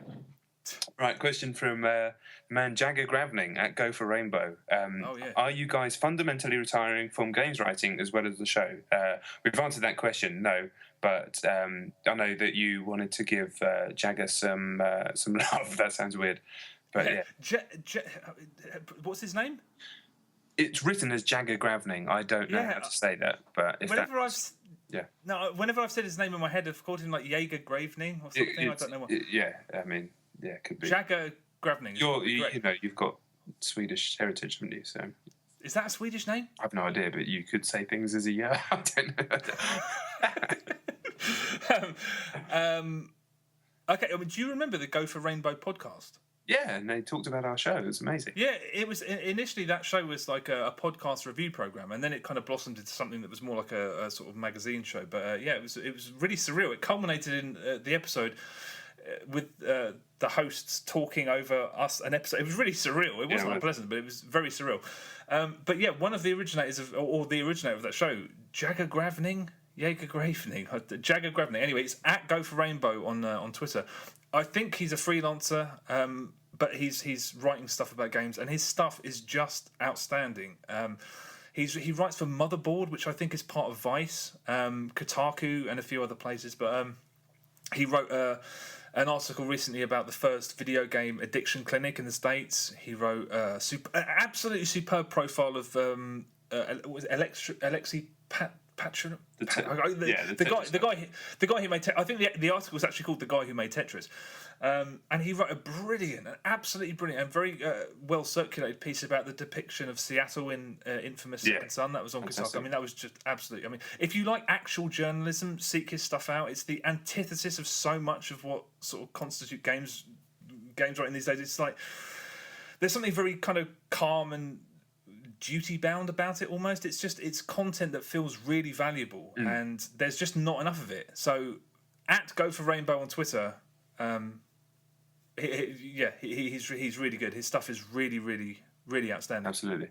Right, one more question, and I'm going to go to the fridge and get a beer for 2 seconds. Nice. Right, from Barry James, at Baz James. On last week's show, John mentioned having to do other jobs to support his family. Does this involve dressing as a ship's captain? Do you know they took that down? That's not even available anymore. Shit. It's gone. Wouldn't you like to know, Barry? Wouldn't you like to know? For anyone who doesn't know what this is, there was like a viral video that exploded one morning, and it was an advertisement for a British travel agency, and it was it was a hysterical advert. But halfway through, a guy in a really ill-fitting captain suit who did look like John just appeared to shake hands with this old couple on a bench. He did look and like me. He actually really did. But annoyingly, because they were fed up of being mocked, they took the video down, and I haven't seen a mirror or any kind of different version of it, so I think it's gone forever, which is unfortunate. But I did manage to take a lovely little screenshot that's still on my phone. So. I put a copyright claim out on it. That's what I looked at. Is that right? Yeah. I'm going to get a beer. I'll be back in a sec. Okay, cool. What beer are you drinking? Heine. Why? Because it's gluten-free, so I like it. Oh, okay. And I like the little cans it comes in that look like barrels. Okay. Did your other half just go and buy you one of those? No, 6. Oh, okay. Well, I was going to say, because you said earlier, like, I'm going to get one beer, and I was like, that seems like a strange. I thought it was, like maybe one of those big ones. All right. The big Perones, big lads. Sure. All right, go on then. What's the next one? Okay. Neil Harmon at Harmont. If the podcast top 10 format was to continue after your departure, who would you select as replacements? Great question. I mean, in terms of what's the best way to answer it? In terms of like all the people in the world, or just people we know, or who knows? Dave and Sam. It's got to be Dave and Sam, really. Yeah. But they don't know each other, so it might be a bit awkward. But that would be. But I don't know. That would be interesting, and then it would get. It would develop, and then before you know it, they've got the smash hit podcast of all time. So yeah, that's going to happen. So look for that next week. Yeah. Yeah. No, but yeah, I think that's the only answer to that question, I guess. I don't listen to enough podcasts in order to sort of to have a suggestion that's more. That's a show I'd listen to, but I mean, I don't know. Yes, definitely. And also, the chemistry between those two would be hilarious because they're both very funny in kind of different ways. So, I mean, like very funny in different ways. So yeah, that would be a fantastic show. Yeah, sort it out, boys. I mean, it really would. Please, yeah. Yeah, I want to listen to that. Yeah. Fucking selfish bastards. Michael R. Grant on Twitter. What has been your biggest difference of opinion regarding a game? I'm assuming that just means ever rather than just on the show. We didn't ever disagree that much on the show, I don't think. We were always, most of the time, on the same page, and I think we've learnt over the years to just let it go a little bit if we do disagree. A bit of Shadow of Mordor recently, we disagreed a bit. But yeah, but I didn't really play that enough, to be honest. There was probably disagreement. I don't know. I feel like I've grown out of disagreements like that because I know what you mean. There's a real. I don't know. When you get close to something, and I don't know. The older I've gotten, the more I've started to realise that really negative opinions so often just come from a place of outright ignorance. It seems like an obvious thing to say, but I mean, when people are really sounding off about something, I'm just like, well, I mean, I don't know. I mean, yeah, I can't remember the last. I mean, there was probably shitloads when we were first met. I mean, because we were just two little punks, like just. Back in the day, you mean? Yeah. I'm sure there was stuff that we like really disagreed on. Yeah. But, I can't. I mean, I used to be. really anti-rock star, as I said. I was just like, oh, they're fucking crap, but I didn't really play them. That's the thing. It's like I was always just like fucking rock star. The scripts are crap. The cuts, all this crap. But it's kind of like a lot of people on Twitter now who get just furious about stuff that they don't really know anything about. I mean, that's just perpetually the case. I think also I've learned along the same lines, really, that people just like stuff that you don't like, and they really do. Like my wife loves the Spice Girls. She loves the Spice Girls. She went to go and see them at the reunion tour. She loved them growing up. What can I do about that information? Do you know what I mean? Like, at the same time when she was listening to Spice Girls, I was listening to heavy metal and fucking Deftones and Machine Head and things like that. But she loves them. She really likes all the songs. So what can I do? I'm going to just yell at her for the rest of her life for shit, or just accept that she likes them. I guess that just comes with getting a bit older. But I like to think so, but I don't. I mean, because that's another reason why it's been so nice to be away from Twitter, because they're just people revere negativity. Honestly, I swear to God, if this podcast was two angry cunts, I swear to God, we could have got a Patreon going for like we could have got a Patreon for like £1 million an episode. Yeah. But the way that Twitter, especially, but the internet in general, really just kind of reveres negativity. It's just like it's so weird. The thing that always gets me is pop music. I don't understand it. It's funny you bring up the Spice Girls, but pop music, that fucking band are crap. And I hate their songs. Well, I mean, don't listen to them then. I don't listen to them. But I mean, what are you telling me then? You're telling me that you hate a band you don't even listen to. What's the point? What kind of information is that? But people love that shit.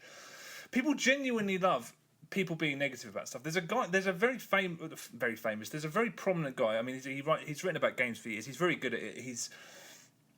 If you write about games, you know who he is. He's a prominent industry figure. I don't know the guy. I didn't follow him on Twitter, but I had to block him because what felt like once a day, someone I followed would retweet him, and every time it'd be some variation of that thing everyone likes is fucking crap, innit? And I'm like, why? I mean, I don't know why people love it. People love anything. The fucking angry gamer, the fucking furious gamer, the pissed off gamer. There was always supposed to be something kind of celebratory about this program, and it's very out of whack, especially at the moment. It doesn't surprise me that. Yeah, I don't know. Yeah. Sorry, just going down a weird. No, that's great. It's interesting because I can't remember what we've disagreed about games for years, really. And if you talk about like when we were young, I mean, it's just all a blur. So who knows? We used to argue about a load of shit, but who knows what any of it was. Mainly about films, though, to be fair, back then. But yeah, I mean, I've always found, and when I first started in games journalism, I always saw a lot of the older guys who were in there. I started at 22, and they seem to wear their kind of cynicism as a badge of honour. That's a line that I stole off someone else who worked there at the time. I can't remember who. But and I never really got it because even though the pay was appalling at the time, I just thought, what a privilege. And, I only worked a shitty job for 14 months, but God, I mean, it really did, it affected me, that job, because I still talk about it today so much later. And I just thought, this isn't work, what we're doing, sitting here writing for Games TM magazine. Yeah, I mean, it takes time and it takes a degree of skill, but this isn't work like what I was doing before. This is wonderful. And yeah, some games are shit, and it can be fun to jump on them a little bit. But the whole negativity about everything, being cynical about every single press release and everything like that, I just didn't really get it. And I never have. And it's definitely, like you say, it's now the culture to jump on everything, to be negative, to be snarky about everything all the time. And I tell you what, it's one thing being like that and getting over like that, to use a wrestling term, getting popular, but it's not good for you to be like that. It really isn't. And to take it from someone who's been up and down in his life in terms of his mood and happiness and things like that, it's not good for your soul to be negative all the time. It's fair. It's obvious to say, but it really isn't. So yeah. It's weird. The thing that I think is the weirdest about that situation is that I don't think most people genuinely are as negative as they make out. It's almost like they step up to try and be like that on the internet, which I still don't understand. And I'll always say to people, if you genuinely meet someone who's passionately negative all the time, and especially sort of maybe predominantly about stuff that other people rather like, you can put those people in any room in the world. They're always the most boring person in it. Yeah. So why everyone's trying to be like just dissing shit all day? I just don't get. if you get close enough to something, you can at least appreciate why other people might like it. But I just that negativity, I don't get it. I just don't get it. I think I agree with you completely. It's just not good. And I like to think that that's one of the main reasons we, cultivated a decent audience for this show, is that people didn't want that. They wanted some passion and positivity about games. Yeah, you're going to be negative when something's bad, especially when someone's asking for money for it. But exactly. you don't want that to be the reason why you're here. It's called games criticism, and I know some people go on critics, and there's a negative connotation to the word critic or criticism, but 100%, for sure, what I've always loved and why I do this job is to champion and tell people and try and break down why great games are great, and get people pumped for great games. That's why I do it. I don't like writing about shitty games. It can be occasionally good fun to kick a game, don't get me wrong. I'm not going to pretend I'm all high and mighty here, but that's always been the reason that I've done this and love doing this. It's always been about the good games. That's why I read the magazines in the first place. It wasn't to read about the shit ones. It can be funny sometimes, like when you watch a bad film as well, that it's so bad it's good and whatever, but fundamentally, that's not me. Yeah, it's not me either. And I just the sort of process of dwelling on it is always I've never liked the fact that some people. I mean, that's why we never did the top 10 worst games of the year, and why I tried to avoid bringing up games, because bad games happen for a multitude of different reasons. There's no point in dwelling on that stuff. So, no. Yeah, I don't know, but that's just we didn't really answer your question there, Michael, but no, it didn't. I hope that was okay. Okay. Yeah. What was the fucking question anyway? What was the biggest difference of opinion we've had regarding a game? But I think, I don't think we need to say it again. I don't know. I know, just briefly, one of our other mutual friends, Nick, a very significant situation in my life was when we went to see a film at the cinema and then went back and had like an 8-hour argument about it and then wrapped up and the sun was coming up again. That was a really significant moment, I think, because we were friends, we were very heated, but we had to consider each other's opinion and actually reflect upon what the other person was saying. I don't know, I think that was really valuable. And people don't have to do that anymore. Who needs to discuss anything in the era of Twitter? No one. Just why? Put it out there and walk away. Yeah, exactly. And if anyone questions you, but that's the thing. I don't want to go into a fucking rant about Twitter because I don't like Twitter. But so many of the biggest and most well-known people in games writing now think that the noblest thing you can do is block anyone who doesn't agree with you. And it doesn't matter how slight the disagreement is or how polite the other person is. Just block. I don't have time to deal with this. All I want to deal. Most people on Twitter, they're just talking about the extent to which they agree with their friends. And I think there's real intellectual cowardice in that manoeuvre because, I don't know, I think that's one of the reasons why so many people have become so insufferable and near perpetually aggressive, because they just shut out everything and they're just constantly patted on the back for having opinions as the same opinion as their friends. I don't know, sorry, I just went off on a fucking tirade there. Forget about that. Let's talk about questions. Okay. Was there ever a conversation between you when Chet finally discovered the difficulty settings in Destiny? I don't think you've ever admitted to I did. I said that I wasn't in control whenever I played it. It was always one of my other friends, so I didn't have access to that menu. So that was one of the most exasperating situations of my entire life on that show. It was not my fault. It was because I felt like because there are options to change, but I couldn't change those because they were out of my hands. So I had a broken copy of the game. This is what you're still making. Maybe you did. I mean, who knows? Oh my god! Oh great! The next one. Did Chet ever learn about drifting? Yeah, I think we got down that road. I didn't. I learned about what drifting was. It's what I thought it was. So yeah. Manly J Panda. One question only. What do you think each other's most annoying vocal tick is? True dad, it's the mustard. I honestly, this is going to sound ridiculous, but most of the things that Chet says, almost all of them, are very funny, but he has a tendency to repeat them for a long period of time to the point where they drive you mad, but then you get past that point and you just start doing it yourself. Everybody who knows him in real life suffers from this. Everybody will will be driven mad and then suddenly start doing it themselves. I always feel sorry for our mutual friend Zeno, who has to drive Chet home when he comes to visit me, and they both come to visit me down here, because he'll find something to repeat constantly for the entire drive home after 2 or 3 days of drinking, and I poor Zeno. But but nothing you do like that annoys me. Plenty of things you do annoy me, but nothing like that. Yeah, or the other thing is turn things into a song. That's my new favourite thing. Nothing's annoying. I mean, it's weird. When I started editing this podcast, I was listening to a lot of podcasts at the time, so I started thinking that things that most people don't notice, they would notice. And some podcasts I used to listen to back in the day, that you could always hear. I felt like I could hear when there was saliva accumulating, and someone would do that, and But those things they don't matter really. I don't even know. If I had to pick something, it would be what was brought up earlier, the sort of lip smacking pause thing. That's it. I don't even know what that is. You ponder something. You do that. Oh yeah, for sure. I do. It's I think that's just one of those things that people do with their mouths. I don't think it's a massive problem. It's never bothered me anyway, so I don't know. I'm really self-conscious about it now. It's just one of those things that people do when they're talking. It's like it's not. It's not I'm really not. I'm okay. I'm all right. Definitely going to be all right. All right. Dan Price at Dan Price. It's a great question, but I can promise you I don't have an answer to it. Do you have a favourite top 10 from the show's run? Was there a particularly strong week that stood out? I don't know. I don't remember anything that happened in my life, especially right now. But it's a great question.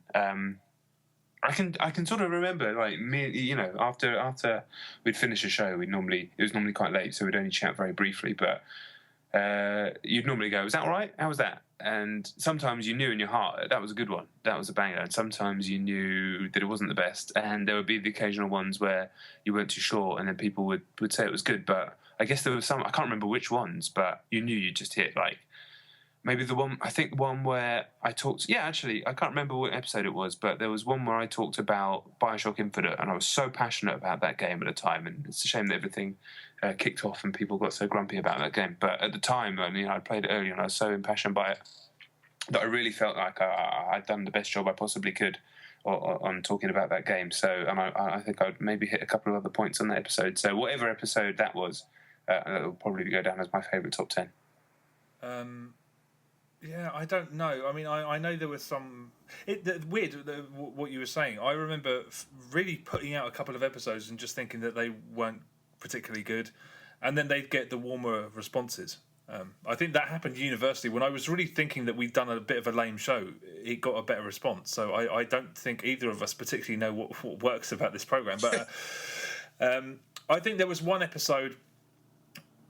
It's the only one that sticks in my mind, not as being a great show, but it was where I was just working relentlessly and I was doing so much, and I had, like, my top 10 was all shit that there was Dead Space 3, there was the Darksiders 2. I went to press events the whole fucking week, and when I came on I just had all of this new stuff to talk about, and you were just really pissed off. I don't think necessarily that was a really great episode, but it's one that I remember. Yeah, I can also remember one of Sam's. I think it may be the second episode, and he'd come back from maybe E3. Oh, E3, yeah. And it was just like everything was all the big games that were coming out later this year, and it was just such a fantastic list. Mine was just like, oh yeah, this like iPhone game that I played, like fucking midget baseball or something. But great question, but one of those ones that we probably we needed to see beforehand.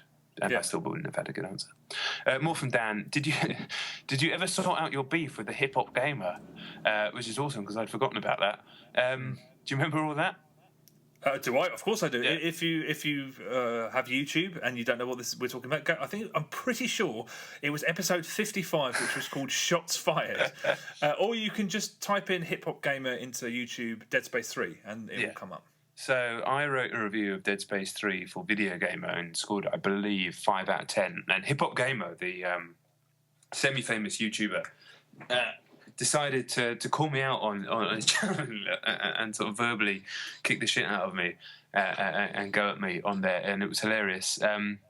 I don't think I ever went back to him because what's the point? The even more hilarious thing is he and I had actually had a Skype conversation about 6 months before that, which he clearly completely forgotten about because I met him at a press event and I was so bored of all games journalists, and then this guy just stood up in front of all of... This was a really big room for THQ games, press from all over the world, and it was like a Q&A with developers for some, I don't know, like either maybe a wrestling game or it might have been Homefront.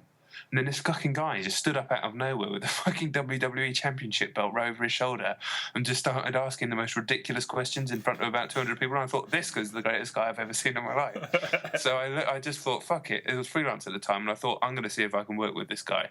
So I gave him a Skype call. Like, we worked out a Skype call, and we had a chat, and it was a nice chat. And then he started talking about all these things that he was doing with, like, he was having all these episodes with ladies and stuff like that. And then I watched one of them, and I'm like, man, I don't really...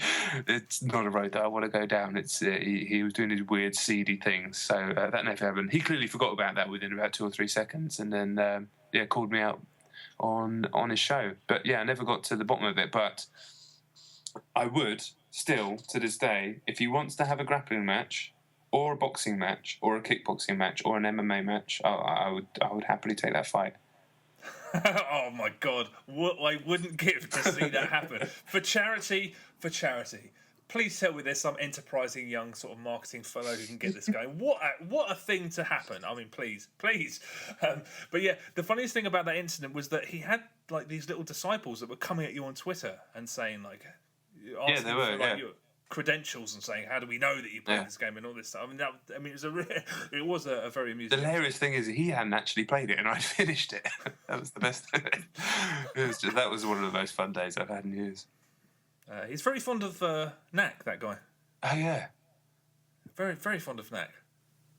Have you not seen his Knack video? Yeah, I saw that. He loved the story. That guy's an idiot. That's one way of putting it, yeah. Yeah, fair play to him. He's still better than most people. Yeah. Not most people in the world. Can you tell we've been drinking a little bit? So we're normally a bit more lucid than this. Right, where are we? My number 9 is... Which game does Chet wish he'd played that Jon talked about but never got around to, and vice versa? Good question. Great questions from Dan Price. Wish he'd played? The game that I banged on about that you never got around to playing. And like... How many sips of that Heineken have you had? Well, this is like my 4th can. Oh, right. Oh, fuck. I was sitting here drinking all this wine. I thought you just literally got your first beer from the fridge. Oh, no. I've been drinking the whole time. I started drinking before we started. Okay, fair play. That's a question I'm not sure about, but I know that when you spoke about To the Moon, I bought it not long after that, and it's still on my Mac, so I haven't got around to playing that. But I suppose that's the answer. I mean, like, you spoke about it, and then I made a point to go and buy it. Wish that I'd play. Yeah, I suppose that's kind of an answer. That's a good answer. I feel like there's definitely something that I'm missing.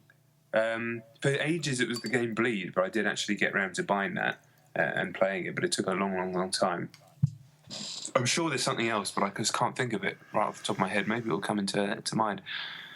Most of the time, we played the games. Yeah, that's the thing. The thing I'm remembering again is the episode I mentioned earlier where I just played everything and you got increasingly more pissed off because I played all of these things that you hadn't. But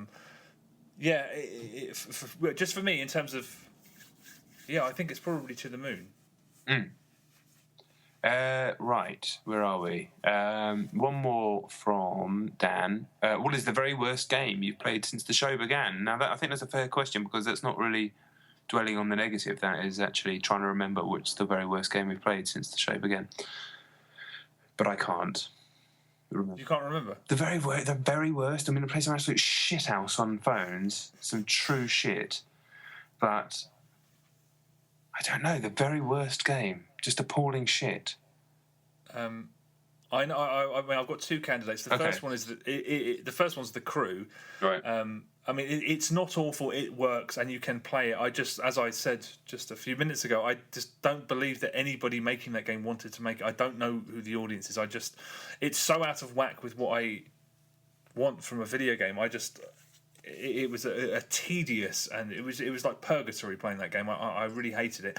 But in terms of something that anybody could tell was bad, is, I mean, to be honest, there's so much competition. The XSplit games I played, some of them were just like, they weren't even trying. They were doodles that someone wanted to try and, imagine if someone bought this.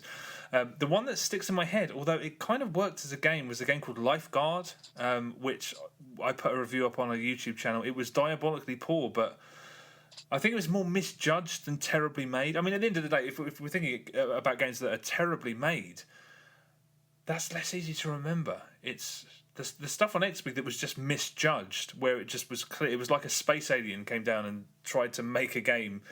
Oh, that's really insulting. Space aliens?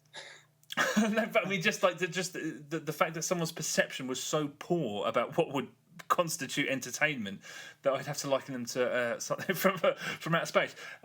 Lifeguard's the one that sticks in my head, although it did function properly. I have played XSplit games that did not work, but they don't stick in your head as much.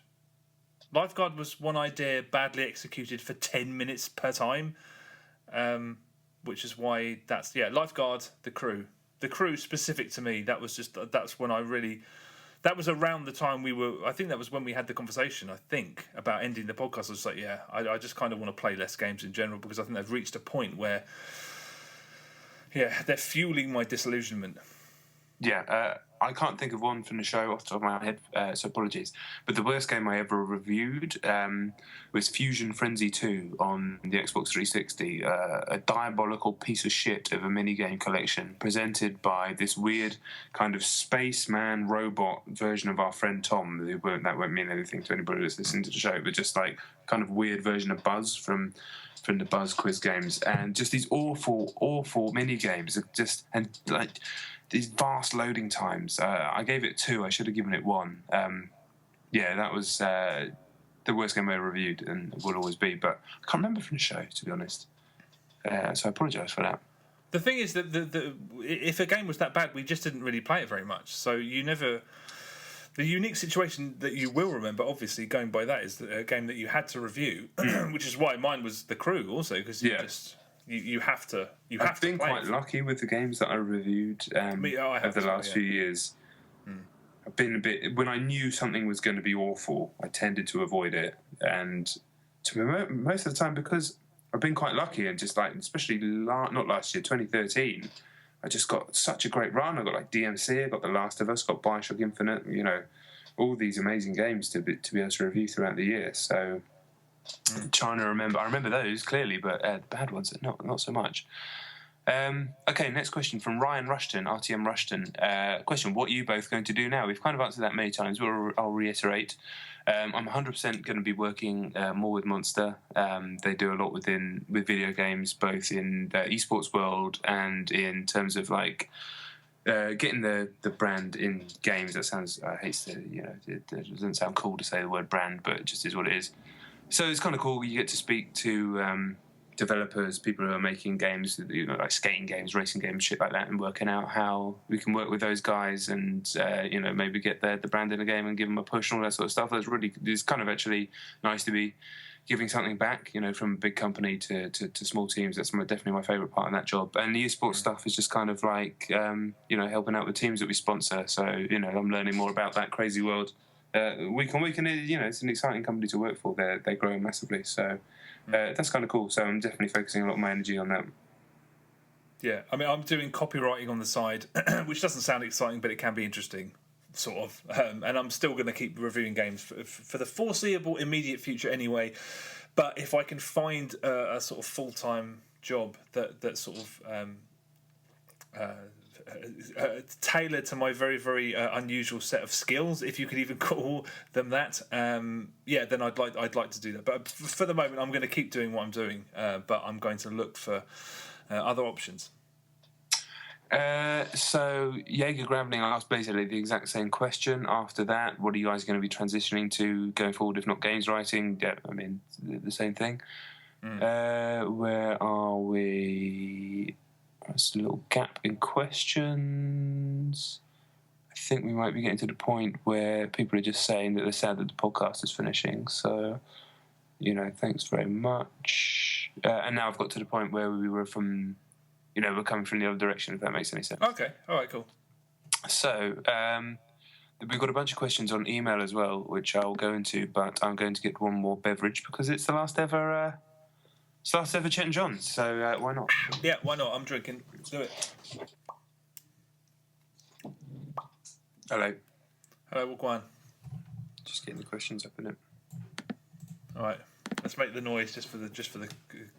Right, let me eat one more bit of this fudge I've got. What have you got? Guernsey fudge. Have you been to Guernsey? No, my mum brought it over at Christmas. Have you been to that fudge shop in the lanes in Brighton? No, but I bet it's good. It's fucking good, I'll tell you that.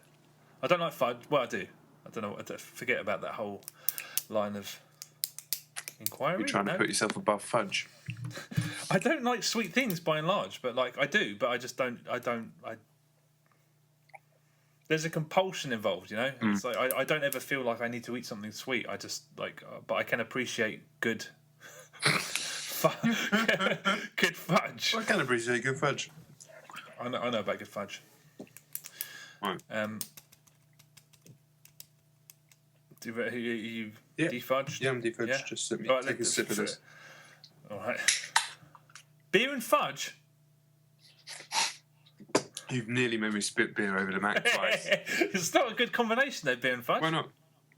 I've never done it, but like, it's like a friend of mine's like, oh, chocolate and red wine, delicious. No, chocolate and red wine, that's a terrible Chocolate and red wine's not a good combo. Chocolate and beer is fine. No. But... I wouldn't do chocolate and beer either. I don't know. I just don't like mixing alcohol with things. Sue me on that front. Beer and chicken. Fried chicken? All right, that's a different matter. I suppose sweet things, that's a problem. Fried chicken. Do you know a couple of Saturdays ago, I remember stopping and just thinking, I mean, what have we become? Me, Wes, Stuart, and Wes's brother-in-law Barry. Saturday night, we'd been out drinking. We were just about to go to a club, and we were standing, eating fried chicken at the bottom of North Street, using a bin as our table at like 11:30 at night. And I was just sitting. I was just like, look at this. We are the. This is the business. Living, boy. That's fucking living. What? Yeah. I was doing Saturday night. I was getting chips, cheese, and curry sauce in the kebab shop in Cardiff with Dean Lister. Keep it real. Dean Lister. Lister. If I'm ever in any kind of environment with someone like that, I just think. Don't you ever? What's going through your head? Are you ever thinking like I could just fucking punch that guy and just see Honestly, what happened? That guy. Some people. Yes, but that guy is made out of stone, and I think if I punched him as hard as I could in the face, he'd just look at me confused. Just like, what just happened? I think he grabs your shoulder. He's one of those guys that grabs your shoulder, like in Foxcatcher, just like Dave Schultz in Foxcatcher. He's a big shoulder grabber guy, and his hands, I've never known anything like it. It was like his hand would cover my entire shoulder and neck and like over onto my chest. Lovely guy, but I think you could hit him with a car and he just looked confused.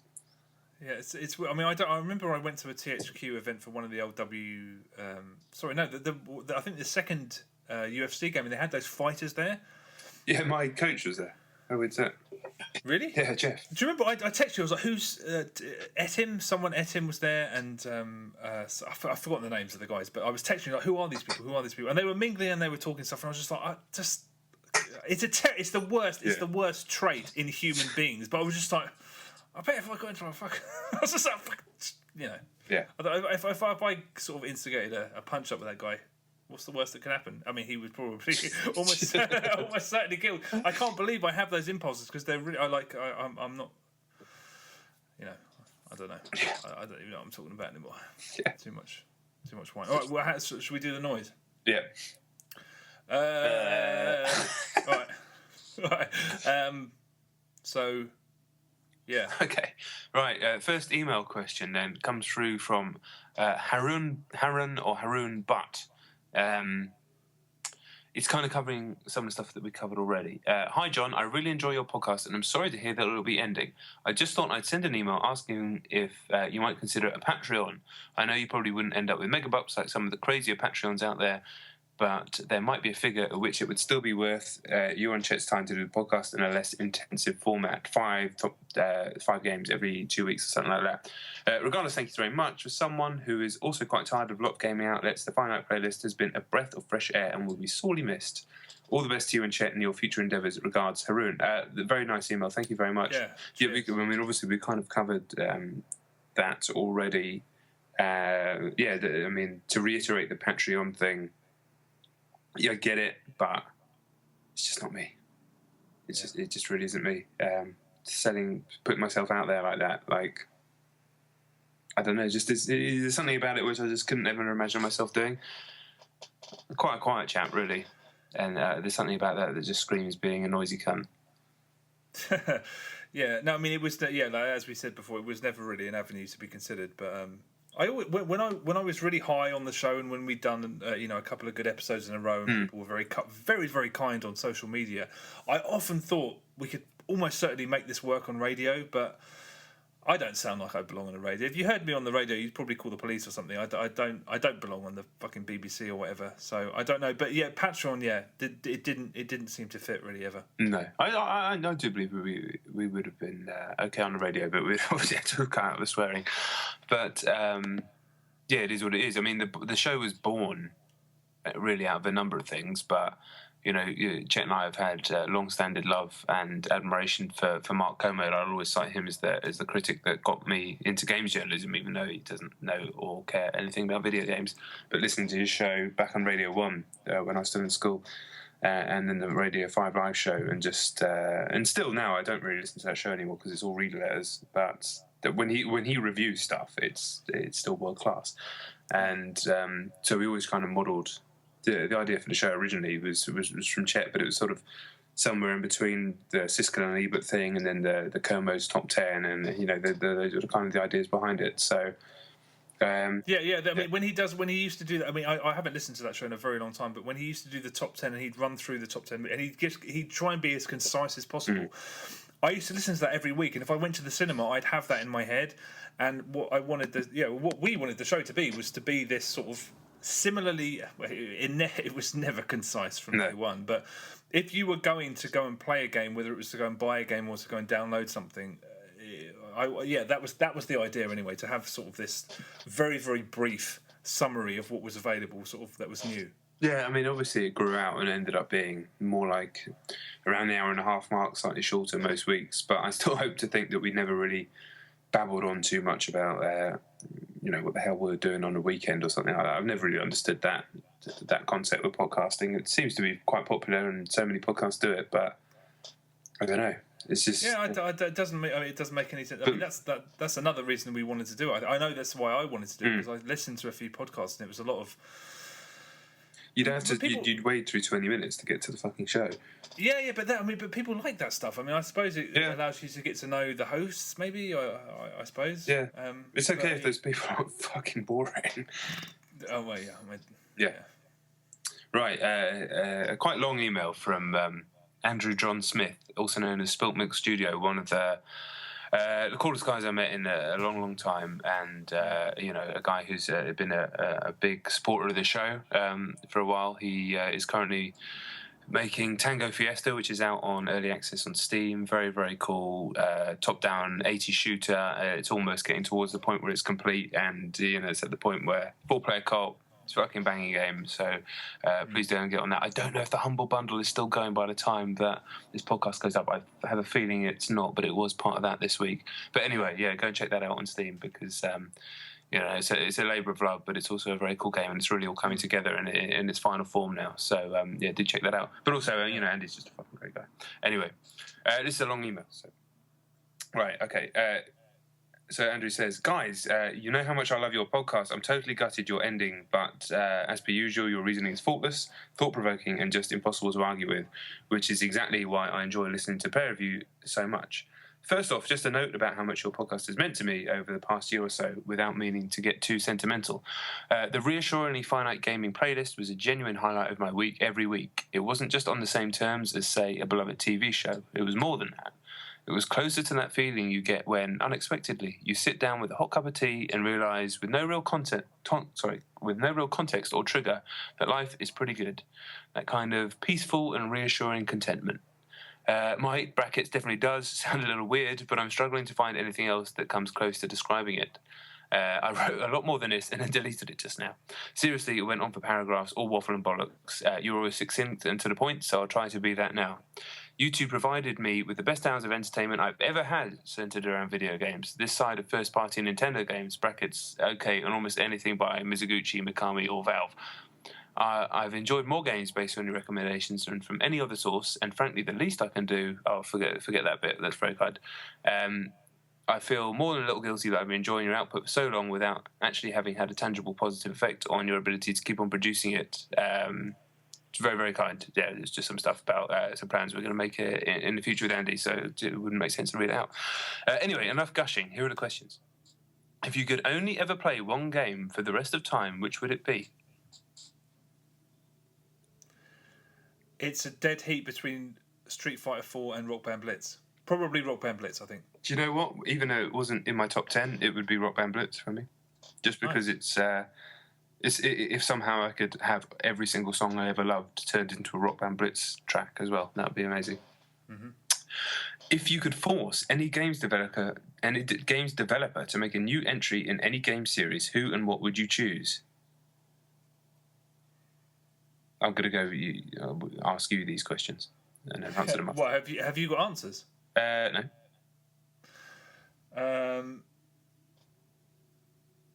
Instinctively, my first thought is I'd get... I can't remember the name of the studio. How ridiculous. They made the DMC remake. Ninja Theory. To make DMC 2. That's off the top of my head. Yeah.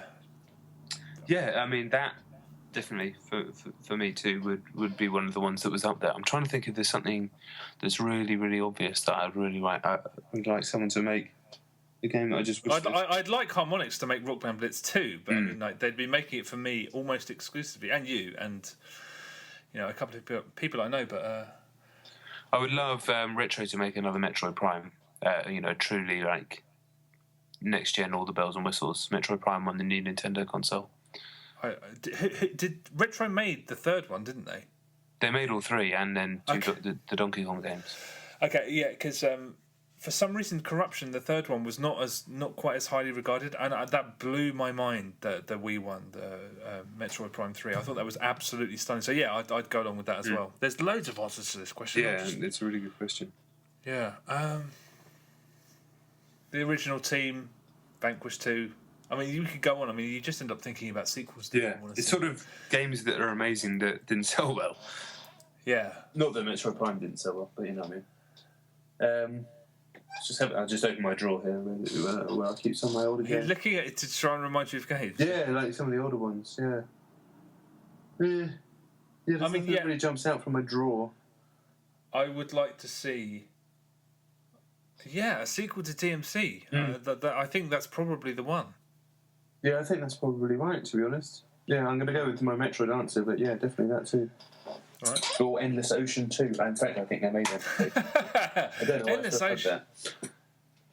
Of course, I was going to ask if the online was still on, but obviously it's not. No. Okay, if you could change one thing about the way games are covered in the games media, what would it be? Wow, that's a serious question. I don't know. At this point in time, there's one of the things that's kind of bothered me over the last few years, more so than it did before, is video game reviews have to be a buyer's guide. And there's been times when I've wanted to be completely subjective and just be, try and sort of convey my feelings about a game, but you have to provide at this point in time. I've seen a couple of websites try and sort of be a little bit off kilter and go in and produce really subjective reviews, and you just look in the comments and people are like, I came here to find out if this game was worth buying, and you do at this point in time you do still have to deliver that, and that's something I've wrestled with constantly, because I'm always just like, I'd love to just try and explain how the game made me feel, in the same way that critics in other fields can do quite freely. But on the flip side, I've read reviews of video games like that, and I've been kind of pissed off as well. I've just been like, I came here to try and find out whether it's worth my money, and this doesn't answer that question. But that aside, just the relentless negativity. I never wanted. I never wanted the sort of writing and criticism of video games to go the way that music criticism has gone, because so many music critics, not all of them obviously, but so many of them, choose to define themselves by the stuff that they hate rather than the stuff that they love. And I suppose it's, we've over the last couple of hours we've spoken fleetingly about that kind of negativity. Just that's what I'd change. I mean, we everyone can get down on the situation, but I like to think that slightly more so than most, we've still been slightly awestruck about the fact that either of us have ever been paid to do this. Yeah. So that probably that's what I'd say. Yeah, I mean, obviously I agree with all that. I would say, like, it feels like there's no middle ground between the YouTube thing. There's these kids that are absolutely massive and earning millions of pounds. Fair play to them. I've always said that, as much as it might pain me to see the amount of money that they're turning over and not necessarily have the knowledge or skill set to back it up. Sometimes they're making those videos, they've cultivated an audience and they're doing their thing. So absolutely fair play to all of them. But there doesn't seem to be a middle ground between that, which is very much aimed at kids, and it's more personality and entertainment-driven thing, and just this weird culture that's come about of, I'd say, this kind of weird neoconservatism that's crept into games journalism, like to not really talk about politics. But I've said this before on the podcast. I'd say 99% of games journalists would consider themselves liberal, but I'd say about 10% of those people actually live up to that badge. My own politics completely aside, I am what I am, which is, I always think, ever so slightly different to most of those people anyway. But so many of them seem to be pro-censorship, pro a lot of things under the guise of being something else entirely.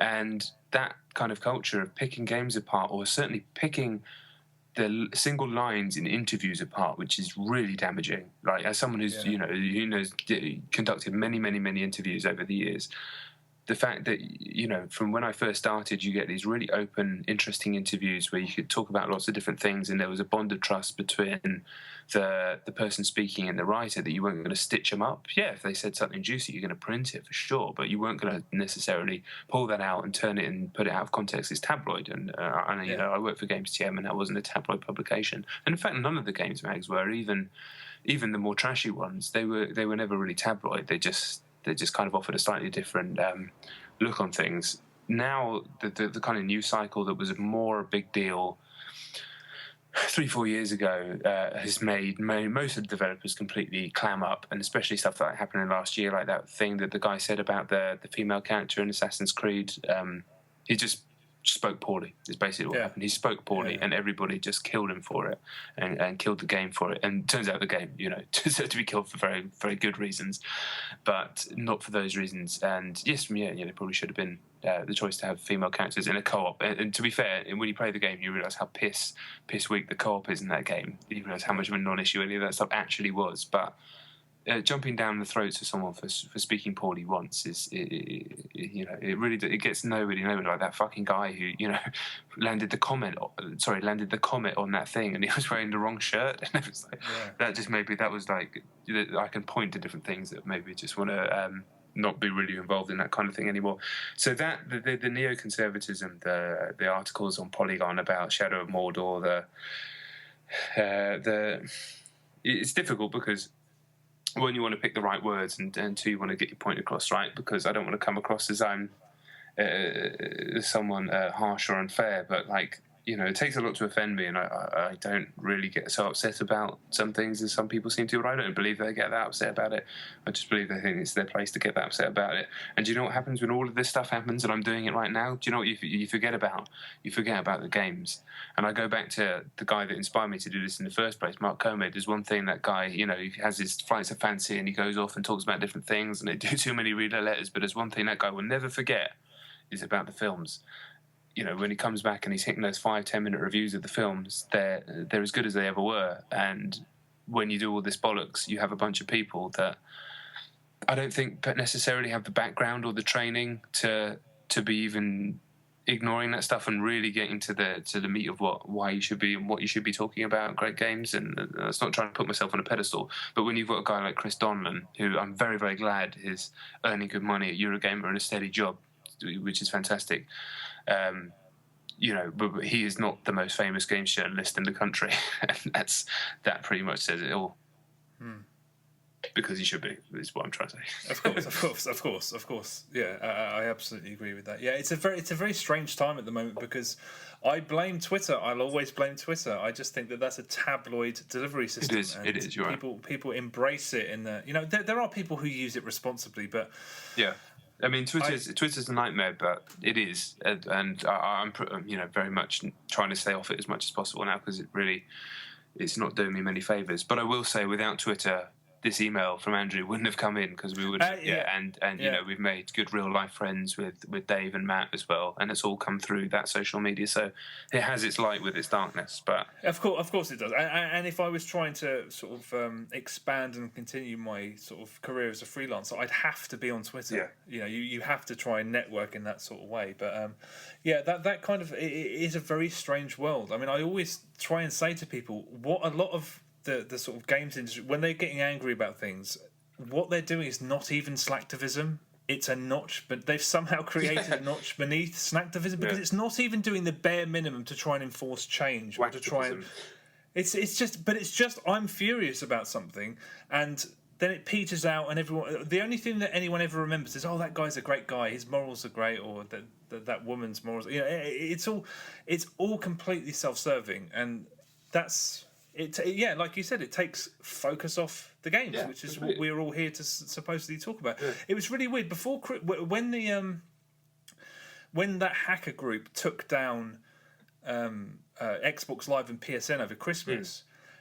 I read an article on Polygon, and it was excellent. It was actual journalism. It was interviews with people. It was all of this citations of all of these notes. It was an article. I was like, fucking hell! I can't remember the last time I read something like this. And I thought, if there was anything in this story about sexism or anything like that, the writer would have felt compelled to try and turn it into like a first person. There would have been reference, and that's completely unnecessary. I don't know why people feel the need to try and point out that their take on a situation is the most.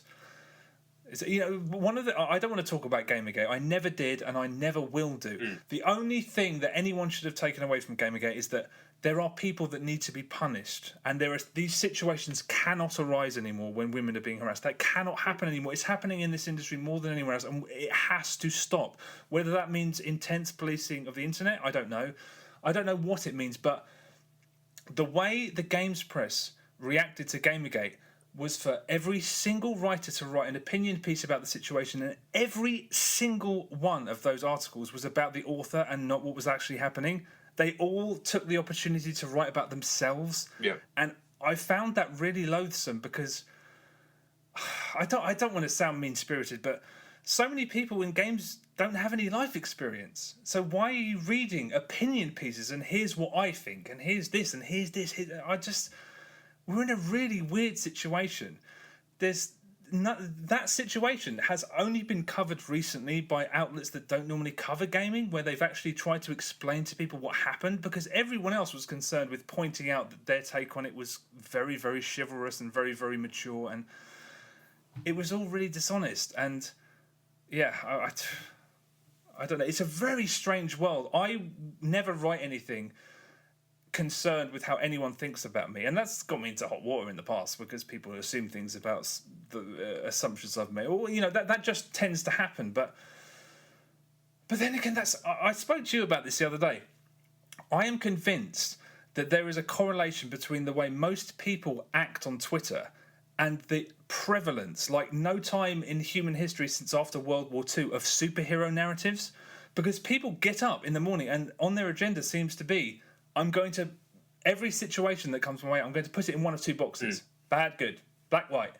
And it can be just fucking articles that you're recommended on Twitter. This is the fucking best article you'll read today. Or this is the worst. Look at the fuck. It's always, you're just dealing with extremes. And I'm just like, why is everything bad and good? And this goes back to what I said earlier about you're either telling me something that I want to hear, or I'm going to block you, and that's the end of that. And I'm somebody. My mother raised me on Chris Hitchens, and go on YouTube and watch Chris Hitchens argue with somebody.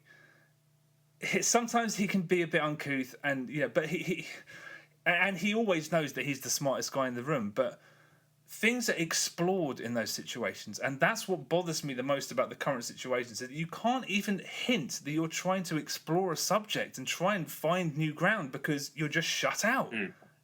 Yeah, it's I didn't really want to go down this avenue of having like a rant about the current situation, but it is an odd world at the moment. People are revering other people for getting really, really upset about things and then never doing anything about them, and I don't understand that. I don't. A Twitter feed is a portraiture of the person. It's not real. Twitter is the fucking Matrix. It's the down market, slightly wank version of the Matrix that we deserve. It really is, because nothing that happens in it, almost nothing is real. It's all of these people creating a persona and then living through that persona. And the problem that I've always had with having a persona, if you're a critic of any kind, is that you start reaching for opinions rather than letting them come to you. And you're just constantly... That's why so many people are contentious. When I left Twitter, about 15 people that I followed were the fucking obnoxious guy, and he's why I fucking... And it's just, I don't... It's just a dishonest world, and everyone's creating... I'm so confused with the current state of the world, really, that I just I like the idea of gracefully stepping back and letting everyone get on with it. Yeah, I'm pretty much the same as that.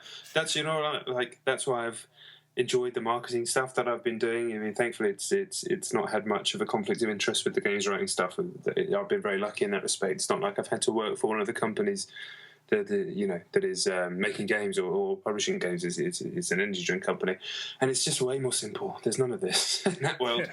It's just people trying their best to make cool experiences for fans and to make things look cool, and with the end goal of selling some cans of a drink that people like. And you can talk about the drink and whatnot.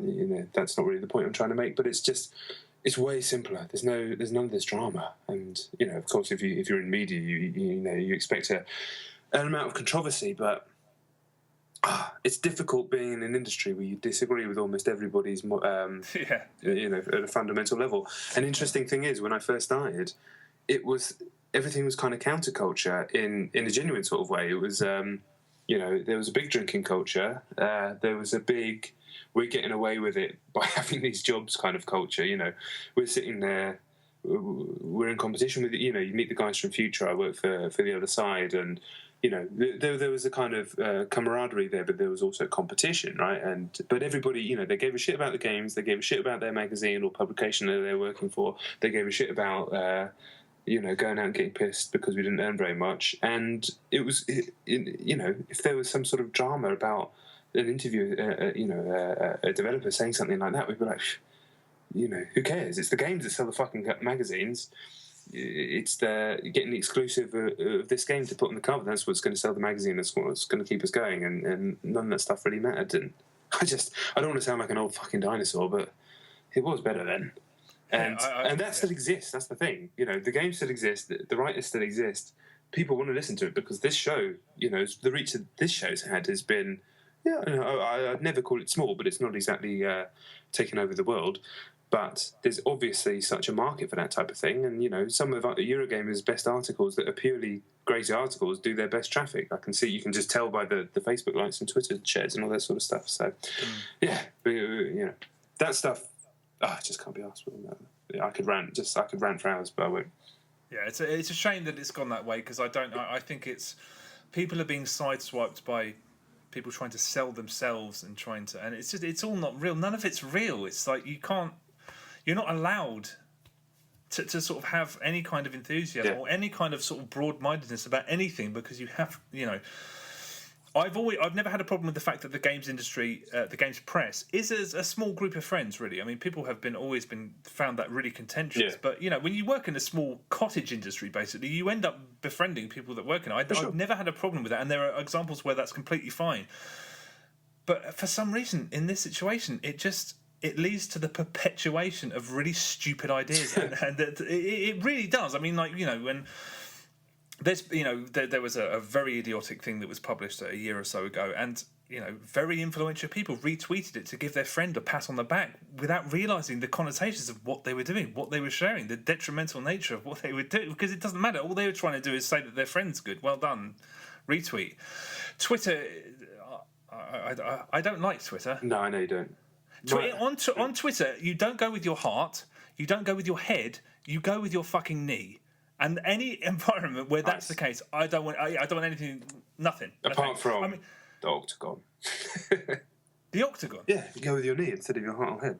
Okay, that's fair enough. No, but to be honest, I wouldn't recommend leaving Twitter because some people need it for their careers, but I'm happy that I don't have any part of it anymore. Well, a line that I've used multiple times over the last few years when I've been constantly flabbergasted by what's happening in these controversies and the way that people who write about games are suddenly reacting to them, even though I've known them for years and they're not actually like that, is you may be this person in public, you may be this person on Twitter, you may be this person when you're speaking to people in a pub, but what does your internet history look like?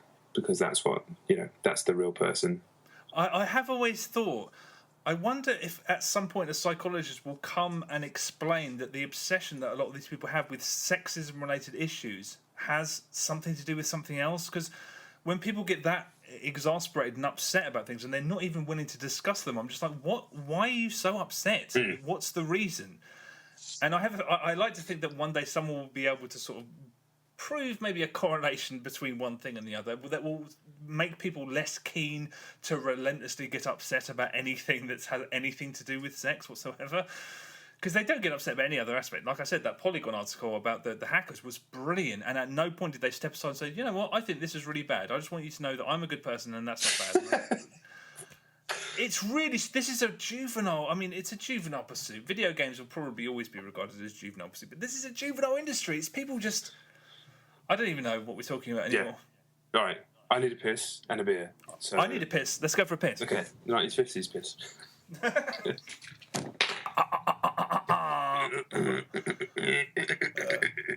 Big lanes. Big lanes. Big lanes. Worm.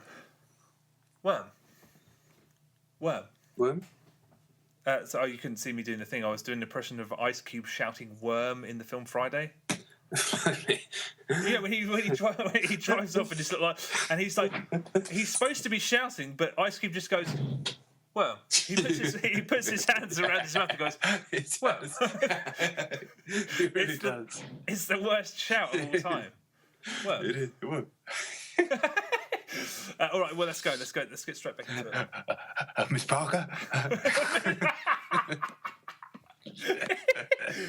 Bernie Mac was good. Yeah, it was. Good people. Okay, are we done with that question now? What question was it? If you could change one thing about the way games are covered in the games media, what would it be? I'd like to think we did provide enough. Yeah. Hopefully. All right.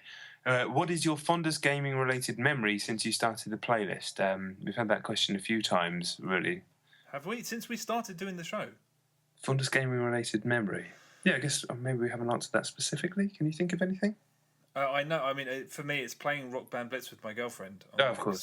Sunday afternoons, maybe takeaway food, maybe a couple of drinks, constant banter because there is real competition there, and it does my fucking head in because she just smashes me regularly. But then I do also. But what a lovely way to spend an evening, like just listening to music and taking the piss and just lovely experiences. All of those. So yeah, so that's mine. Do you know what? I guess mine is actually it's I think it's playing BioShock Infinite. Playing that before it came out. I've spoken on the podcast and a lot of times about how that game kind of got to me in a way that almost no game has. Sometimes you'll watch a film and it will stay with you for ages, and that really happens with games. Most of the time you kind of forget what happened, or you can remember the fun and the mechanics and all that sort of stuff, but that game, it has definitely an air of Inception about it in terms of the way it's constructed and how kind of mind-blowing it is in terms of its story and and more the structure and just but it's so much more than that. It's more than some of its parts because of this kind of dreamlike state that it exists in, and it puts you in. And I think the fact that I was doing it for review, it was sometimes when you get put on a review, they've got something, a big game in right before the print deadline. If you don't know how magazines work, they have an editorial deadline, and that gives the editor one more week and the designers to finish designing the magazine, to check all the pages, to edit everything, putting it all together before it's sent off to the printers. But occasionally, in games anyway, you'll get a game in 3 days before the final deadline, after editorial deadline, and so there's this mad rush to get it in for that issue. Something that online doesn't really have to deal with, really. And I think this is one of those cases where Infinite came in super late, so I basically had to do it in 2 sittings. I think it was 2 8-hour sittings probably. So I was just completely drawn in. I think the fact that I did it like that instead of over the space of 2 or 3 weeks really helped. But I just remember it came to the point where I actually said earlier in this podcast the only game I gave a 10 to in Games TM was God of War 2, but it's not. The second one I gave a 10 to in Games TM, but as a freelancer was of course Bioshock Infinite. So yeah, that's got to be the one. That game just did something to me, and that's pretty much all I can say. I've defended it many times and I've spoken about it many times, but if I was to get into an argument with someone about it, I tend to either back off or take them down, choke them out. But but ultimately, I couldn't imagine me staunchly defending some things, because if they really really got at me about the shooting or something, I'd just probably end up backing down, because it's but you can only live the life that you've lived, and that it just did something to me, man. You can probably hear it in my voice. Not that it's making my lip wobble or anything like that, because it really didn't. But it just I don't know. It just got inside my fucking brain and my heart and my soul in the same way, in almost exactly the same way Inception did. And when that thing's spinning at the end of Inception, it's the same feelings I had when the credits rolled on Bioshock Infinite. Yeah, actually, funny, going back to a question that was asked, what game? I remember when you were playing that, and I obviously wasn't, and I was just finish it and then send it to me, quick smart, as a game that I wanted to play that you were playing. Oh yeah. But yeah, that's Rock Band Blitz for me. Okay. Last of Andrew's questions is, which gaming experience redefined what games meant for you while providing the most joy / fun / entertainment? I'd say that one we probably have spoken about in the top 10. Res, I think. Yeah, Res. Yeah. Yeah, that was just a big, and I know big changer. That's a massive game for Andy as well. I know that's one of his all-time faves. He's a Gucci guy, and he marked out a bit when I showed him my signed copy of the game, which is one of my favourite things I have. Nice. He says, officials, I don't expect you to read this out. Well, we did. Or even answer the questions. Well, we did. But I thought maybe an email like this might underline how great the podcast was. Don't ever believe otherwise. Even when John couldn't form a single coherent sentence and Chet couldn't figure out / remember / whatever drifting was, I still love you both. Peace, Smiths. Well, I mean, such amazingly kind words. We managed to fill it with about 4.5 hours of ranting about Twitter, but we got so much love for you, Andy. So yes, thank you. Look forward to seeing you soon, buddy. Thank you. Okay, next question. All the big guns coming out here. The big guns. The big guns, indeed. Oh, actually, no. Oh my God, we're going to be here a while. Oh shit. Yeah, because that was much higher up there than we actually are. Right. The next question comes from Toby Wakelin, who is a guy we both know in real life. Yeah. Hi, John. They're all going to say hi, John, because they were to my John email address, but they're to both of us. I heard on the grapevine that this fateful day was on the cards. I feel compelled to ask something due to my overwhelming need to be heard. Regardless of the official line, is this actually some sort of master plan by Sean Bell and Andy Hamilton to dominate the non-wank gaming podcast scene? Yes or no? Due to your aversion to having friends over to visit, have you been able to sit down with your boy and do a pass the pan session of Rogue Legacy yet? Because you were so wrong about it. Rogue Legacy, isn't that Rogue? Oh no. Rogue Legacy is I thought it was the RPG that I remember our friend Tom, who is Toby's friend and the reason we know Toby, playing a game called Rogue Galaxy, I believe, when I lived with him. Relentlessly. What's Rogue Legacy? But Rogue Legacy is the roguelike sort of Castlevania type deal that's now out on PlayStation consoles, but it was out on PC, like the kind of Spelunky One Life Permadeath thing. Okay. I don't think you ever played it. I don't see how I was so wrong. I said I liked it, so I don't really know how I was so wrong about it. I said I wanted to give it more time, but I was excited about it coming out on PlayStation consoles. Yeah, I don't know, Toby. I thought I said I liked it. That's the story of this program. I can't remember. I thought my opinion. I remember I didn't absolutely adore it, but I dug what I played on PC, and I thought, oh, that'll be a good fit on the Vita, and then I kind of forgot about it. But yeah, I'm definitely planning on playing that again. But so wrong about it. I don't remember. Or maybe he thinks it's the worst game of all time. Maybe that's what he's saying. I can't remember. I mean, that's such a generic title that I can't. Rogue Legacy. Yeah. I don't it is a generic title, but it's actually a very clever title because it is a roguelike, and it's all about every time you die, the next character you play as is the son of the previous character. Oh. So it completely makes sense as a title. It's just one of those ones that sounds generic, but actually... Fair enough. Anyway, I'm having trouble typing through the tiers. You're totally doing the right thing, and I wish both you and Chet the best in your next adventures. It is a shame, though, us 30-somethings are rapidly running out of gaming media that isn't dominated by social fucking commentary. Looking forward to the inevitable Supergroup podcast in about 10 to 20 years. Genuine chaps, you will be missed. See. Thanks, Toby. Cheers, Toby. When John read your name out, I was like, fuck, I can't believe after all this time, as someone who's listened from almost the beginning, they're still listening to it. And then you said, I heard on the grapevine. So you don't listen anymore, so fuck off. That was a joke, obviously. Or was it? Who knows anymore? Who knows? Okay, from David Carter. I don't know if there's a question in this, but I'll read it anyway. I don't really have a question for you guys. I just wanted to take the time to say thank you for all the great podcasts over the last few years. As I'm sure the same can be said for many others, I was introduced to the podcast by David Turner, so thanks to him too. Speak about him later. And you quickly became my favourite, especially after Joypod finished. I love your knowledge and passion for video games and always listen to your recommendations and subsequently praise some fantastic games I may have otherwise missed. You will both be greatly missed. I wish you all the best for the future. Well, that's amazingly kind. And that sentence there, I love your knowledge and passion for video games and always listen to your recommendations and subsequently praise some fantastic games I may have otherwise missed. From starting from subsequently and ending in missed is exactly why I've liked to do this for so long, the podcast and everything else. That's basically, I've loved recommending shit to people forever. I'm just one of those guys that and I know you are as well, because of course.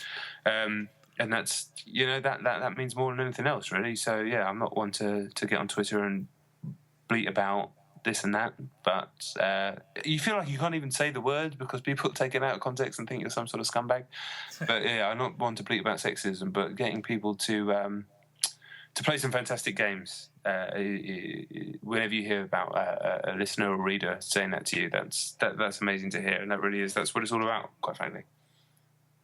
No doubt about it. So cheers, David. Thank you very much. Yes, indeed. Yeah. Thank you.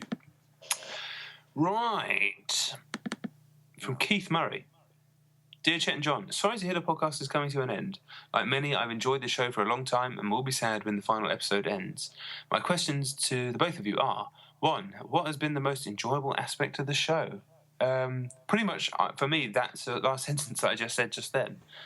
Being able to talk about games and then hearing about people playing some of the games that we recommended and enjoying them, stuff like playing Velocity and stuff like that. And also meeting people, whether it's the likes of Dave and Matt, who we've become, real-life friends with, or just, the guys like yourself, Keith, and, like Kurt, who we talked about, that we've interacted with on Twitter, and many, many others, for sure. In fact, that's probably, for me, the most enjoyable aspect of the show, having met and interacted with so many cool people and exchanged so many kind words. So, yeah, I'd say that's probably the most enjoyable aspect of the show for me. I'd agree with that 100%. I suppose on top of that, I'd add, this is not an observation that has any real basis in any kind of fact, so I'm not trying to suggest this about our show, but it always seemed to me that per capita we tended to have a lot of people who actually made games listening to this program. Yeah.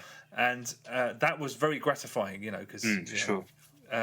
I mean, it is absurd that Sean Slayback from Respawn. I mean, he started listening fucking ages ago, and that Andy and but people who actually make games. As I said, I do. One of the many reasons we started making this show is because I do hold those people in insanely high regard, and I liked that. That was the best signal that we were doing something right. Was that people who actually made the things that we were talking about were also listening. So, on top of what you said, I'd say that. And the fact that, on that tip, the guys at Respawn who made Titanfall your game of the year, my second game of the year, pretty much my game of the year, I'd say equal first with Destiny. We're playing, was it Nidhogg they were playing in a studio based on our recommendation? One Finger Death Punch. One Finger Death Punch, of course it was, sorry. Yeah. One Finger Death Punch in Respawn because of our recommendation. And maybe they called it tights. We'll never know if that actually happened or not, but we certainly got close. So we that kind of stuff is maddening. Working on Mags over the years, you hear things from developers and stuff, but it's very, very different. And that's kind of one of the good things about Twitter. For all its ills, like I said, it has that light amongst the darkness, and all of that stuff and all of this feedback has come through there. Yeah, of course. Of course. I mean, it's being able to take one side of it, which is almost impossible. Yeah, exactly. Second question from Keith. If there was one thing in the games industry you'd change, what would it be and why? Do you want to go first? I mean, we've done the games criticism thing. Do you want to change something about the actual industry?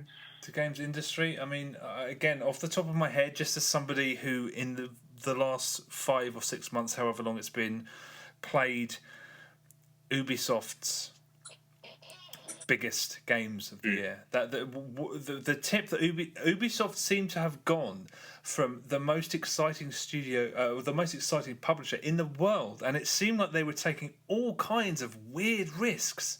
And I remember I said it on this show. I was like, "What are they did a load of games one after the other." Where I just thought, I don't know if any other publisher would have published any one of those games, and they've just thrown them out on the one after the other.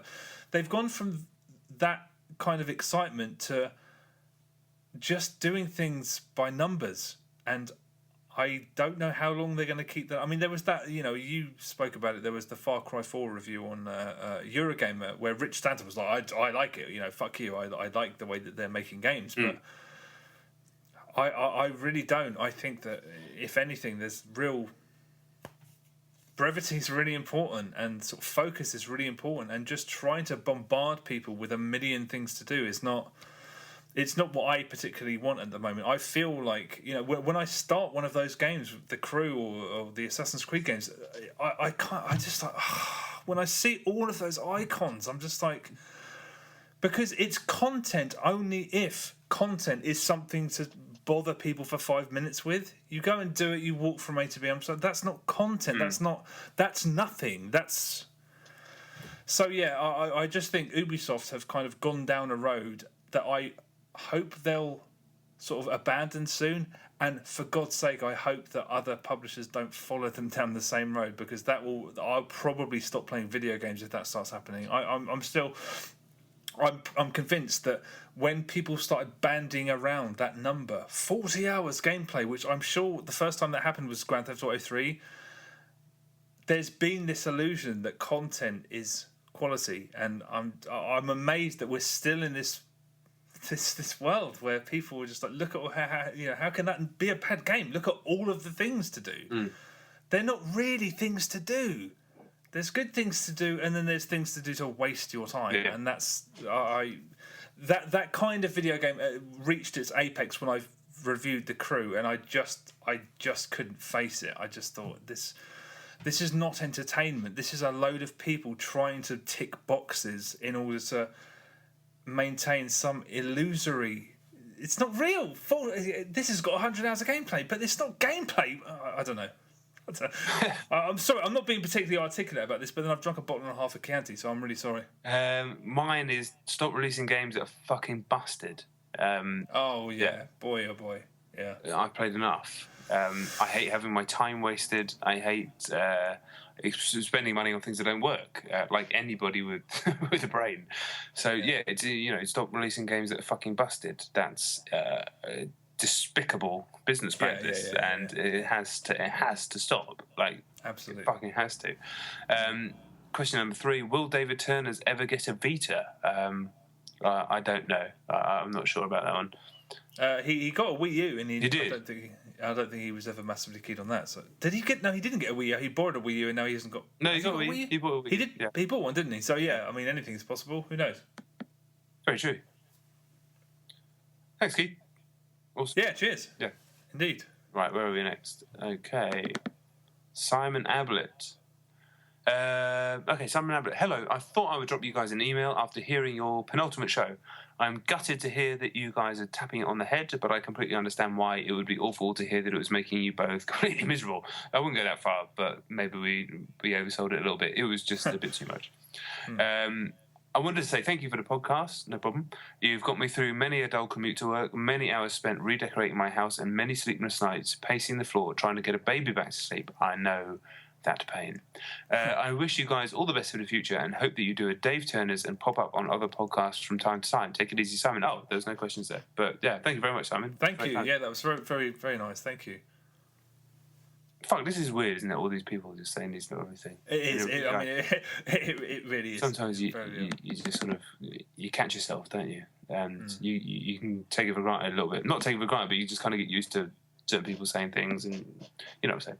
Yeah, I know what you mean. So this is from Nick Byrne, who I believe is Jasper Byrne's brother, the guy who made Lone Survivor. Sorry, yeah, Heineken, among other great games.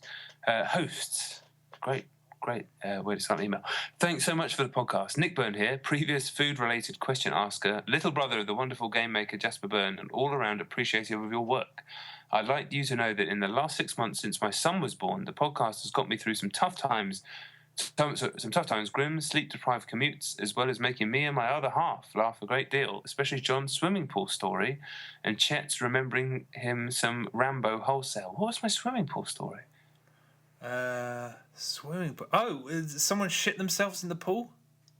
Was that? I don't remember. Someone shit in a pool, and you and your wife and child were standing outside half naked. Wasn't that what happened? Whoa, that doesn't sound like anything that happened to me. A child shat in a pool that you were at, and there was an emergency and an alarm went off, and you went outside. Oh no! It wasn't. Nobody shat in the pool. We were in the cinema. Where did the swimming pool come from? There was a swimming pool. No, there is a swimming pool involved. We were in a cinema watching the Lego movie, and everyone had to clear out. I assume this is the same story. It was like one of those leisure complexes in the middle of fucking nowhere. So everybody had to clear out the cinema of all the screens, and then everybody had to clear out every single building. And it turned out one of the chlorine things, I don't know how these things work, had exploded in the swimming pool. So there was all these poor fuckers freezing cold in tinfoil sheets just standing outside shivering. And so we were just looking at them like, we're having a terrible time, but we're not having as bad a time as these poor cunts. So yeah, God, I'd forgotten that had even happened. But yeah, that was my son's first experience at the cinema, thankfully. I don't think he remembers it.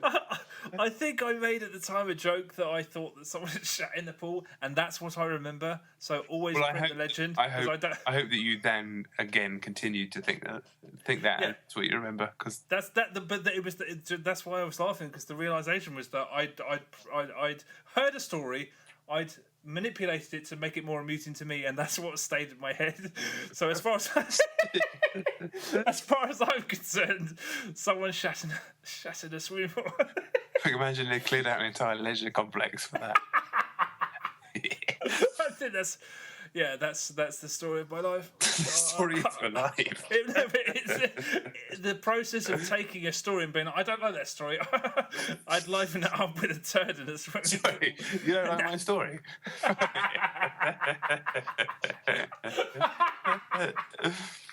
Oh God, this is a shambles. Sorry, hold on. This is a great first question, by the way. Yes. What do you mean, yes, indeed? You haven't heard it yet. I thought the question was about the turd in the swimming pool. Right. Hold it together. Right. Hold it down. Right. I'd love a few questions, including a wrap-up, if you have time. Yeah, we'd definitely have that. What was the best meal you ate out in a restaurant last year, and what was the best home cooked one? Lavish details appreciated. What a great question. Yeah. Can you think of the best meal you ate in a restaurant last year? I must say that I am a big believer in eating out in restaurants, eating out and eating fantastic food. So, yeah, and I know you are too. So, Yeah. I'm excited to answer this question. I'm trying to think. Okay, I should probably give this a bit more thought, but there is a restaurant in Brighton called the Coal Shed, which is it took the property of a very very old pub, and it is now the best restaurant in the south of England. I'm telling you, it's a steakhouse, and it is absolutely it's every time I've been there, it is one of the best meals I've ever eaten. So I'm almost certain that the best meal I ate at a restaurant was at the Coal Shed. It's amazing. If you're ever in Brighton and you've got a few quid, because it's not the cheapest restaurant in town. It's not ridiculously expensive, but the Coal Shed is a ridiculous place in which to eat a meal. So eating out, I'm sure it was there. I've had some good meals this year for sure. Burger Brothers in Brighton is if you I mean it's like talking about burgers, yeah, whatever. But this is gourmet food. It's not hugely expensive, but it is unbelievable. If your chance in Brighton is just a small takeaway in the lanes, you have to go there. Yeah. That's arguably probably the best meal I actually have had in a restaurant this year, because I've been to, I've had good meals in restaurants this year, but nothing mind-blowing. I'm just trying to think when I've been away with Monster if we ate anything good. I don't think we did at Gamescom. I don't think we say like sausages and shit. The best meals I've had in my life have been away on press trips. So I'm going to instead talk about the best meal that I had out in a restaurant ever, which was I went to Miami with Rockstar. For Grand Theft Auto Vice City Stories. I can't believe they took people out all the way to Miami for that, but that's the way the games industry was back then. Stayed in this ridiculous hotel which backed onto Miami's South Beach, and in the back of the hotel they were holding Miami's it was Miami Fashion Week, and they had all the swimwear, the Miami Swimwear for Fashion Week in the back of the hotel, doing catwalk shows, all the models and stuff. I mean, it was the most ridiculous time of all time. And on the second night, we went to Nobu, a sushi restaurant, well, the sushi restaurant, basically, in Miami. Nobu is like the best sushi restaurants in the world. And I'd loved sushi then, but this was a different level. And the guy from Rockstar, he wasn't a PR. He was like some sort of marketing guy I'd never met before. Or events guy. I don't really know who he was. He'd come from the fashion industry. Anyway, all I remember him doing was just opening up the menu, and there was one option that said $150 per head. Chef decides what you eat. And he went, we're doing this, shut the menus. There was like 10 people at the table. And we were there for another 2.5 hours while they just brought out this unbelievable food, like just unbelievable food, where the chef was just improvising, basically. I did eat sea urchin, which was the worst thing I've ever eaten. It tastes like licking the bottom of a fucking rotting bin. But I'm still glad I did it. But everything else was incredible. And then it ended with some Kobe beef, which was just a joke. What's his name? Fucking Enrique Iglesias? That's the guy that went out with Anna Kournikova, and that's the guy. He was in the restaurant because I remember walking in and like all the pretty girls in the restaurant were like looking at another table, and I was thinking, who the fuck are they? Oh, it's Enrique Iglesias. Fair enough. They're all staring at Enrique Iglesias. That was the most unbelievable meal I've ever had. About 10 courses of next level AAA 5 out of 5 sushi, improvised by a world-class, I think probably Michelin-starred sushi chef, and that was back in the days where games journalism, rightly or wrongly, was more about that than pissing about on Twitter about a load of nothing. So, yeah. In the last year, I can't really remember, apart from going to Burger Brothers, I've had a bunch of like solid meals, but nothing life-changing. You know how it is, Nick, because you've got a kid. It's harder when you've got a kid to get that sort of meal in, but yeah, there we go.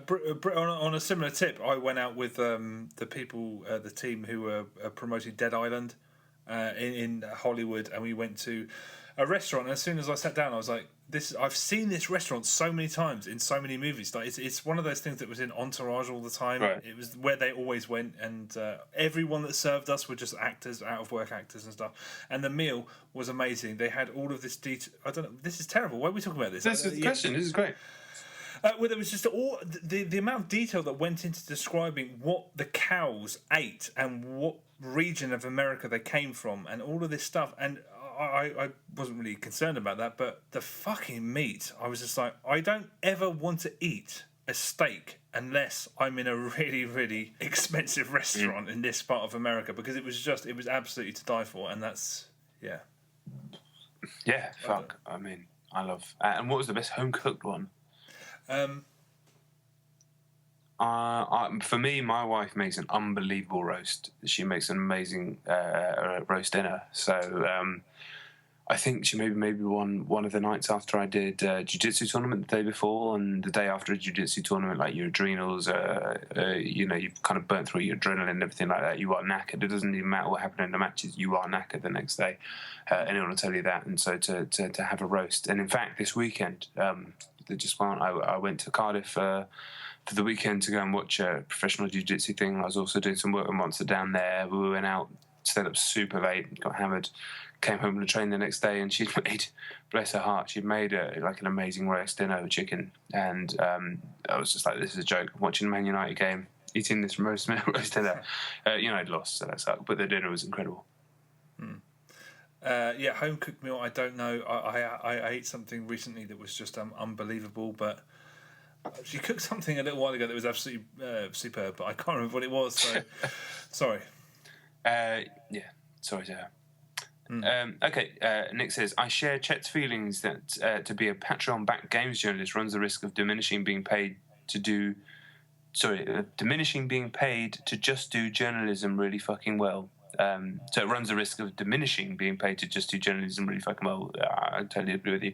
This concept that you have to be a personality as well as a professional to make profit makes me feel a bit dirty.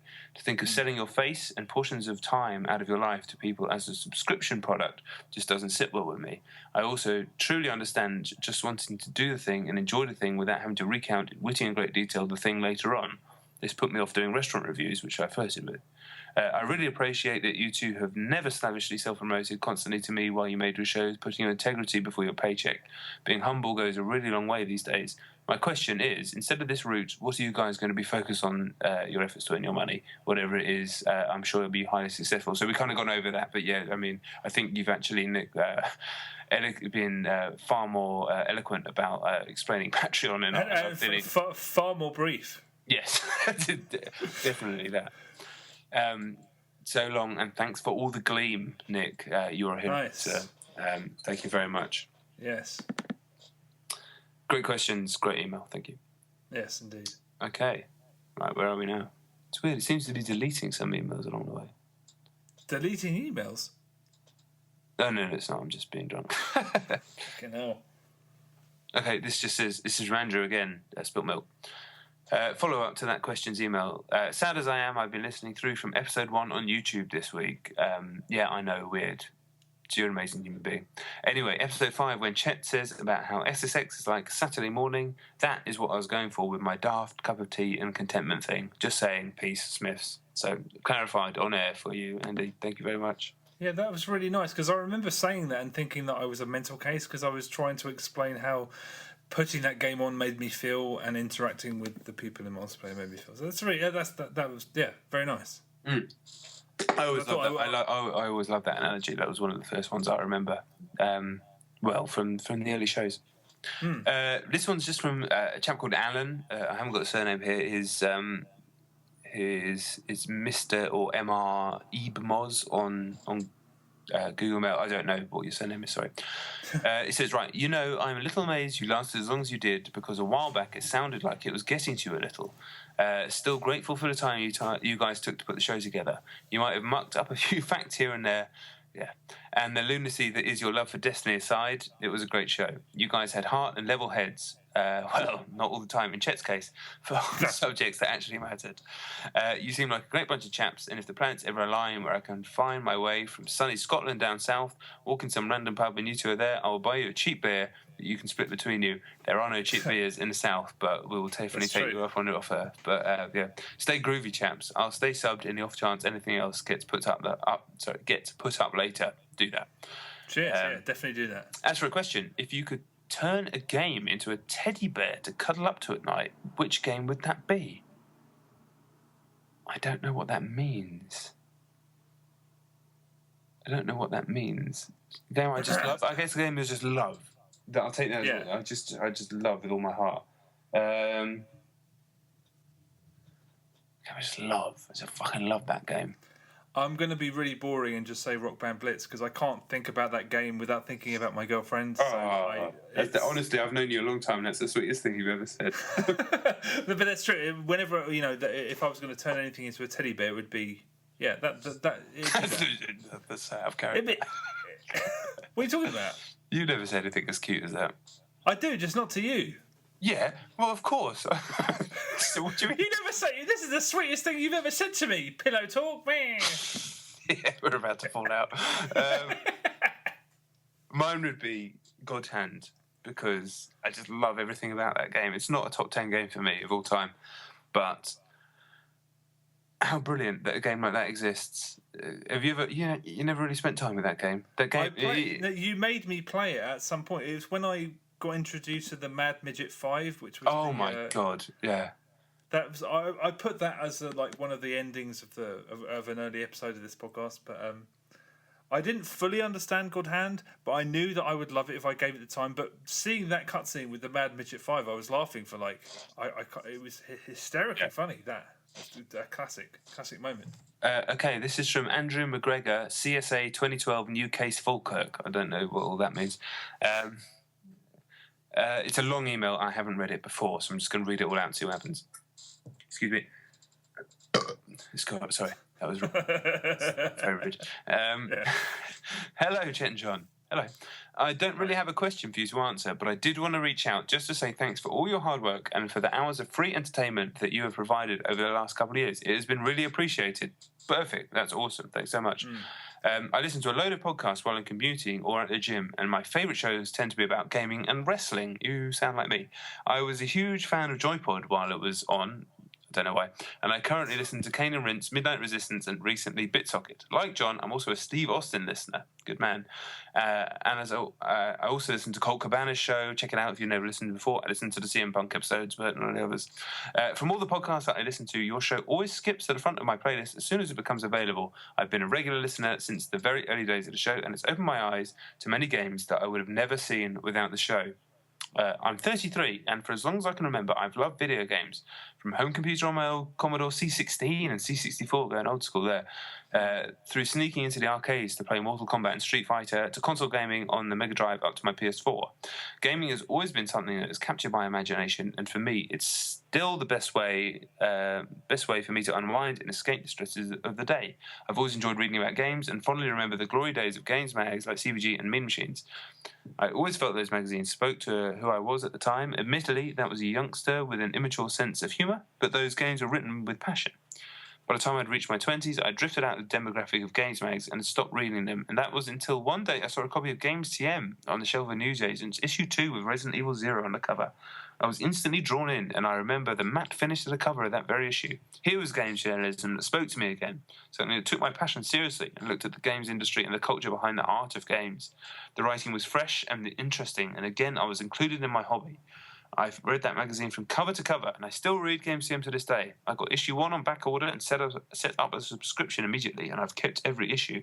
I remember sticking with the magazine through a change in publishers, which must have been a difficult time for the staff at the magazine.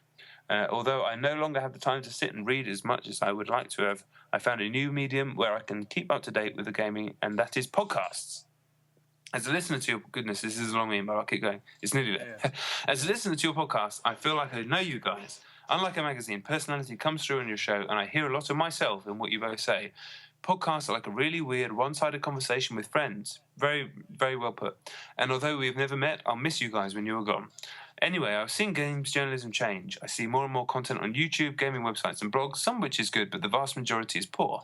Games journalism is at saturation point. There is more content out there than is possible to read or watch, and it's all available for free. I feel bad when you talk about the need to working a normal job and writing about games on a freelance basis, and I think that is sad. Talented writers who have intelligent comments on games and have put a lot of effort and work into perfecting their talents are being muscled out of an industry by people who are prepared to do the job for free, or a review copy of the game, and I can't see that being good for anyone. I hope you can find a way to continue to do what you enjoy. I hope you continue to be excited by games. Mentions his game tag and whatnot. Take care and best of luck for whatever you decide to do. Sadly, your gaming playlist has become finite. Thanks, Andy McGregor. Wow, that was a really long and very, very kind email. Very, very, that was lovely. Thank you. Really good. I will just address one thing. I don't know if you even know this, Andy. You may mention it because you know this or not. But I was actually on Games TM when it changed publishers, so I can just give you a quick. Fuck it. Shall I tell the story for 2 minutes of what happened? Go. So I worked on Games TM from I think it was 2005 when I started, but. Worked on there from I think I started in May, and then when it came to December, things were in trouble. You could tell the company was in trouble. There was a lot of talk. You could hear the bosses talking. At this point, you just like the bottom rung on the ladder, but you could definitely hear there was trouble in the waters. And then we all walked into work one day, and there was just a sign on the door. This was, I think, just after Christmas, just after we came back from Christmas. And it basically was the sign. I can't remember the exact words. I don't know if I ever read the exact words actually, but it was basically the office is shut. This company Highbury is done. Come to the Marriott now for a meeting, which in Bournemouth was about maybe a 15-minute walk from where we were. So everybody from this company, all the games writers, all the photography writers, all the different magazines that work for this company, all the designers, all this, we all trudged up to the Marriott up there, not knowing what the fuck was going on.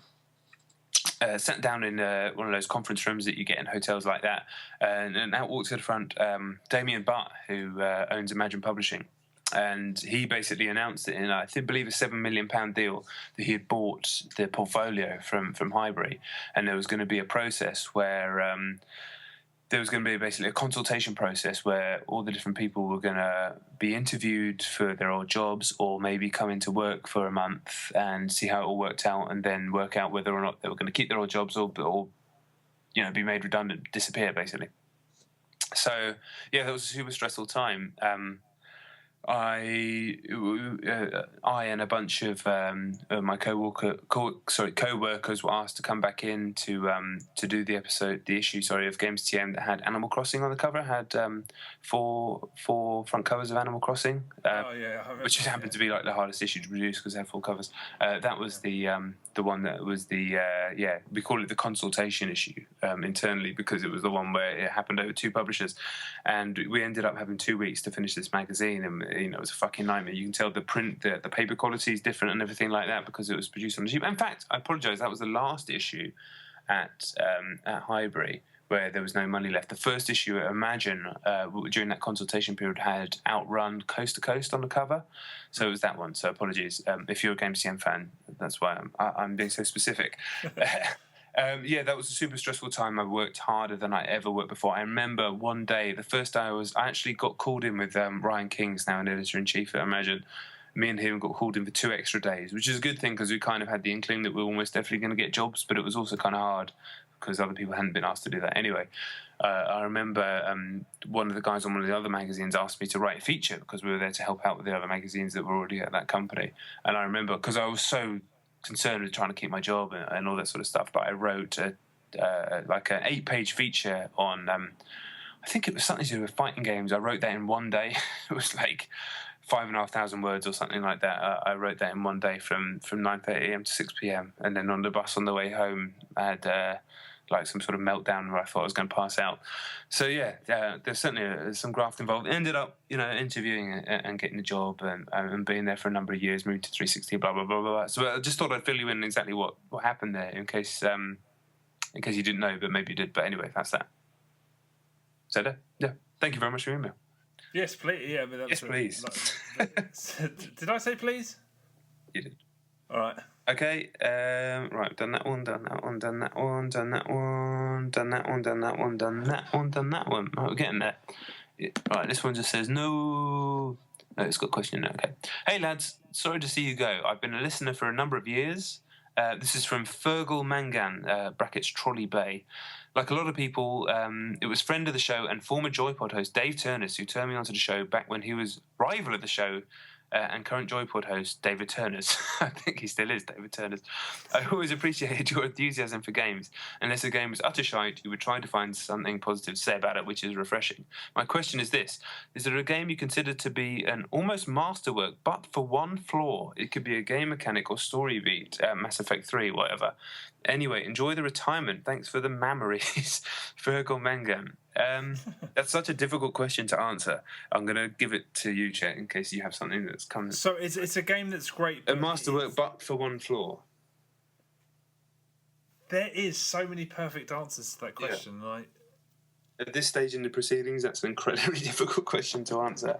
That's a really good question. It's a very good question, yeah. I know that if I... Fuck, okay. I don't know if I'm going to be able to think. Yeah, I don't know. I don't know either. It's... Fuck, there's something on the tip of my mind. Maybe we should come back to it. Yeah, we'll try and come back to that one. All right. I need another piss, mate, to be honest. Yeah, all right, let's do that. All right, let's go. Okay. Question from Chris Hayes. Hey guys, firstly, a brief show of affection, as I'm sure you'll already be snowed under with it. Thanks to you both for producing a truly unique podcast for us all this time. It's been a pleasure to listen to, and I'll miss it greatly. Thanks, Chris. Thank you very much. Yes, yes indeed, thank you. Question. Give me your visions of the Wii U successor we keep hearing about at the moment, and what you hope for the next generation beyond PS4 and Xbox One in general. Okay. I can kind of see the Wii U successor just being in line with the current level of technology that's out there, in the current consoles. I haven't heard any of this talk. There's been noise about their next console, but it's strange because the Wii U's really hitting form at the moment, but I know it's been a disaster and that's their own fault. Because when you talk to the layman, and that was only based on about 5 people I spoke to, they all thought it was an add-on for the Wii, which is just a marketing failure. And it killed it early doors, and it's never really recovered. It's been a fantastic year, I'd say, in terms of exclusives. The Wii U's had the strongest year of all the 3 consoles by distance, in 2014. But that's not really the question you asked, to be honest. So give me your visions of the Wii. Either it's going to be something so out there that I can't think of it, like the Wii Remote, or even the Wii U itself, or it's just going to be a more powerful machine, basically completely designed just to play first-party stuff. What I hope for the next generation beyond PS4 and Xbox One in general, I just hope that great games still exist. That's it, really. Like, I don't care if they look like Super Crate Box and Woe Dave, or if they look like The Order. It doesn't really matter whether it's with a headset on or whether it's Hotline Miami 2. As long as they're great, that's all that matters. And I know there's so many people out there with so much talent and so much passion that there will always be great games. Whether they're the dominant art form, whether they're the Minecrafts, whether they're the Call of Duties, whether they're the big money spinners, it doesn't really matter. There will always be great games. So as long as that's there, I can't... For all the things that have annoyed me and a bit disillusioned, and I need to chill out from the relentless cycle of playing so many games, for sure. I'm absolutely in no way, shape or form done with playing video games. It's not going to go anywhere. I'm excited to have a bit more free time, to, like you say, watch more movies. I'm going to concentrate a bit more on my job and focusing again, learning to drive and doing more stuff with the jiu-jitsu as well. But gaming's not going anywhere, boy. It's not going anywhere, boy. So yeah, I'm excited forever because there will always be great games. I said that 5 times, so I'll shut up. Why are you learning to drive? Why don't you learn to drift instead? For a very good reason. I'm learning to drive, but not one that I'm going to divulge in the podcast. Are there drifting lessons? Oh, almost certainly. Maybe I should once I can drive. Maybe I should get one from Shane Lynch and see if I can film it. Yeah, please make that happen. Sorry, was there a question here? Are you kidding me? Give your visions of the Wii U successor and be... Oh, sorry, yeah, sorry. You're just thinking about fucking crap drifting jokes. No, they're not jokes. That's just the way my brain works. But yeah, I don't know anything about the Wii U successor. Any talk there's been, but as soon as the question came up, I just thought, imagine the Super Wii, the Wii, but the Super Nintendo version of the Wii, the Super Wii, the Wii. There's unfinished business there. I still think there is a million things they can do with just that, with the with the Wii remote, and yeah, the Super Wii. The Swii. I would be all over the Swii. Keeping it sweal. I'd be all over that. But what I mean, the Wii 2, the Super Wii, the Hyper Wii, whatever. More Nintendo Wii, I'm all over it. Yeah. Okay, wishing you all the best in the future. Chris, brackets, Hayes Red Mist, a name that we're very, very familiar with on Twitter. Indeed. You know, like the man on tons of recommendations, just loads of great interactions, and a pleasure, Chris. So please do, definitely like keep in touch. I'm going to be, Chet maybe not so much, but I'm still going to be on Twitter. I can kind of hack it, even though it drives me mad, and I definitely want to, still keep talking, still keep chatting games. That ain't going anywhere, so please, do keep in touch. Or unless you don't want to, in which case, I'm not just going to be some weirdo that's just hanging around. Okay, right. So not really a question, just thanks from Adam Hay, who did ask us some questions on the Twitter, which we talked about earlier. Hello, just wanted to drop a line as a long-time podcast listener to say thanks for all the hours of entertainment. It's easy to feel sometimes that the things you do are just launched out into the giant void of the internet, and I'm pretty bad at championing things that I really like, so I probably should have said this sooner. As a developer, it was just great to listen to two mates talk about games with passion and love for the medium. The current landscape with cynical, personality-driven, face-cam wailing games coverage leaves me cold and sad. The podcast was a giant antidote to that for me, so thank you for it. Honestly, at times, it's kept me from falling out of love with games. A lot of ridiculous bollocks goes on in the wider scheme of the industry, and I'm feeling more and more these days that it needs to be countered with a bit of optimism and wisdom. Wishing you both all the best for your future endeavours. Hopefully when the landscape inevitably shifts again, there'll be another way to listen to you talking about games, but with less mental stress. Cheers, Adam. What kind words, Adam? Thanks so much. Thank you very much. That's really nice. I couldn't agree with you more with the middle stuff, for sure. And Adam works in games, and as we said before, not everybody who listens to the show is hugely revered, and I'll still never understand it. But it is, I'm sure everyone understands it's kind of crazy for people to who are making the games or involved in making the games to get that kind of feedback as well is awesome. Yeah, of course, yeah. Okay, so a long one from our man L Driver, and he says how to say this name at the end of it. He says, L Driver, pronounced L, sounds a lot like the famous Al Bundy, or just L. Driver, like the driver of a car. So I got it right all the time. So I think he mentioned. I was going to say who it is, but I think he mentioned. Yeah, he mentions it in the thing. Okay. Dear Chet and Jon, I love your podcast, and I definitely think you should stop it because it is impossible. I love Dutch people. As you guys said so yourself, 10 games a week is a pretty unrealistic goal if you're not already getting brackets near to that number via work and/or don't get paid for it. I think I found your podcast because the search term for my own game, Phoenix HD, highlighted it. But the premise in itself also piqued my interest. How does someone in the second language speak that well? Anyway, two top 10 sums up by someone who can't speak. Two top 10s. Fuck. Sorry, everybody involved. Two top 10s in 40 minutes of all the things I couldn't say. How was that the one? Sounds intriguing and unique, brackets, and impossible. Even if the show was never about 20 unique games a week, brackets, again, impossible, all within 40 minutes. Bravo for what you've accomplished. You found us out. Your podcast, though, make me look at games journalists / critics in a whole different way. And I mean the profession as a whole here, as well as the journalists themselves. As a developer, I generally just used to read news scoops, conclusions of reviews, and trailers, etc. Never had I read a review, or at least gotten the impression, that the critic treated the game with such respect as you two do. Given your opinion about a game, whether you like it or not, but always with respect for the developer who put time and effort into it, even if this was dubious. I can't stand critics who just badmouth some game away in one sentence, brackets, probably to amuse others or because they're just thick, even if the game is bad. Needless to say, the sites I visit regularly have changed since I started listening to your podcast. I don't want to sound like some sort of fanboy or suck-up, but I really want this point to come across. You guys understand your field, stick to your field and own it. Own it. Brackets, not to say you shouldn't move to other fields in the future, of course. So many critics tend to tell the reader how the designer developer should have made this game like it's nothing. It always gets me riled up. It's hard for me to explain this, but I hope it came across.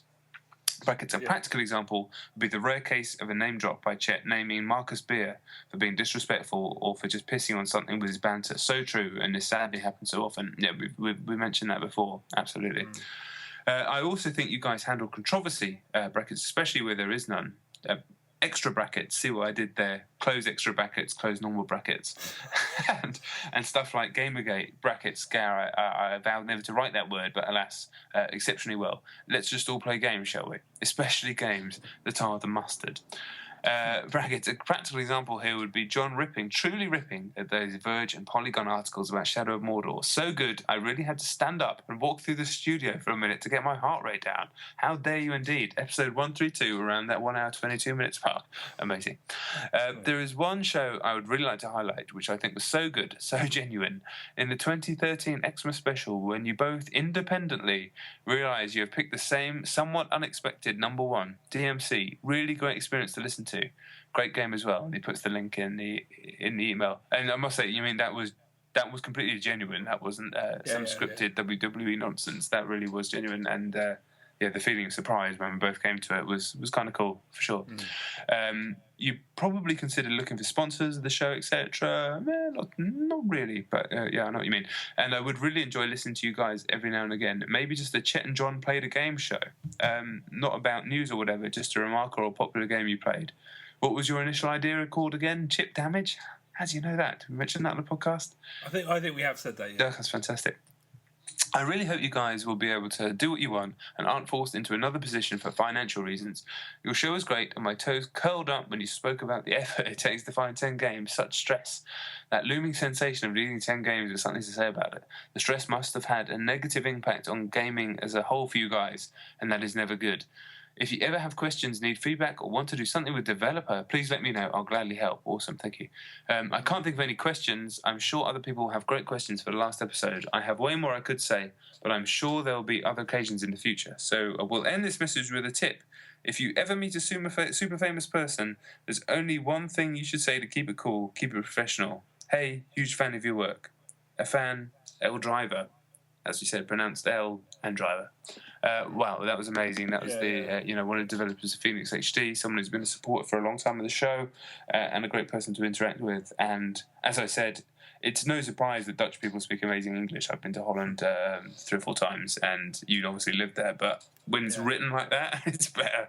Like, I know a lot of people who can't even fucking spell 2 words, and for someone speaking their second language like that, that's like a professional writer, so... a pleasure, El. Thank you. That was really, you really are a fucking man. Unbelievably nice. Thank you. Please, we're not normally self-indulgent on this podcast over however many episodes. We've always been straight to the point, so I hope people don't mind that we're kind of going through the feedback a little bit here, but I'm sure people will forgive us a small bit of that, and I'm sure it's nice for people to hear what they've written to us. You know what I mean? You know what I'm saying? No, of course. Yeah. I know what you're saying, boy. So... Chet and Jon's RIP from Matt Murray, good friend, someone we met through this show, through Dave Turner's, who's become, truly great friend, and this is great to hear from Matt. Dearest Chet and Jon, here's my question. What are the best and worst pieces of games criticism / journalism / reporting you've seen during your careers? Are there any memorable pieces you remember fondly or that inspired you? So I'm going to scratch the worst because we've done it and I don't want to go focus on it, but the best is a really great thing to talk about. Chris Donnan this year wrote a piece on... I've had a few beers, so I'm 90... I'm a little bit sketchy, but it's I don't want to diminish the thing that he wrote. It's on the game Spelunky and his struggles with the medical condition he's been diagnosed with. He's been diagnosed with MS. He's been very open about it in public on this article. So I don't feel bad mentioning it here. But it's honestly one of the most incredible things I've ever written. And it's not really anything to do with games, even though the article is about games. Amazing piece from an amazing writer and a truly, truly amazing guy. Anyone who's met him in real life, you don't really meet people like that every now and again. I've got lots of people that I love dearly and think are amazing, but honestly, like, this guy is he really is truly something special. He's written 100, 300 amazing pieces, whether they're just reviews of video games or articles, or that incredible piece about the war and Monopoly and his the guy's just a completely different level. And like I said before, it's criminal that he's not the most famous game journalist in the country purely from his work, but the way, the world don't work like that, unfortunately. But I'm glad, also he's not struggling for his art. He's got a good job. So anyway, I would say, I mean, that didn't inspire me to get into games criticism or anything like that, but certainly in the last few months, that's been the best thing that I've read in a long, long time. In terms of stuff back in the day, I think I used to really get a lot out of Edge, to be honest. I mean, like so many people did. I mean, I can't really think of specific articles. I remember the review of the first Devil May Cry, thinking that was excellent. A lot of the Red Eye pieces, as cunty as some of them as that's basically what got me. Like, as much as I can imagine going back and reading them now and feeling a bit sick, but I remember one about res and clubbing, which really kind of opened my eyes. Do you know, like, and I'm sure many of the people who listen to the show have had similar trajectories through their lives, or certainly similar feelings. But school's a rough time for me. I went to an all-boys school and I had a hard time from the age of about 13 through to 18. Like for sure I did, and like.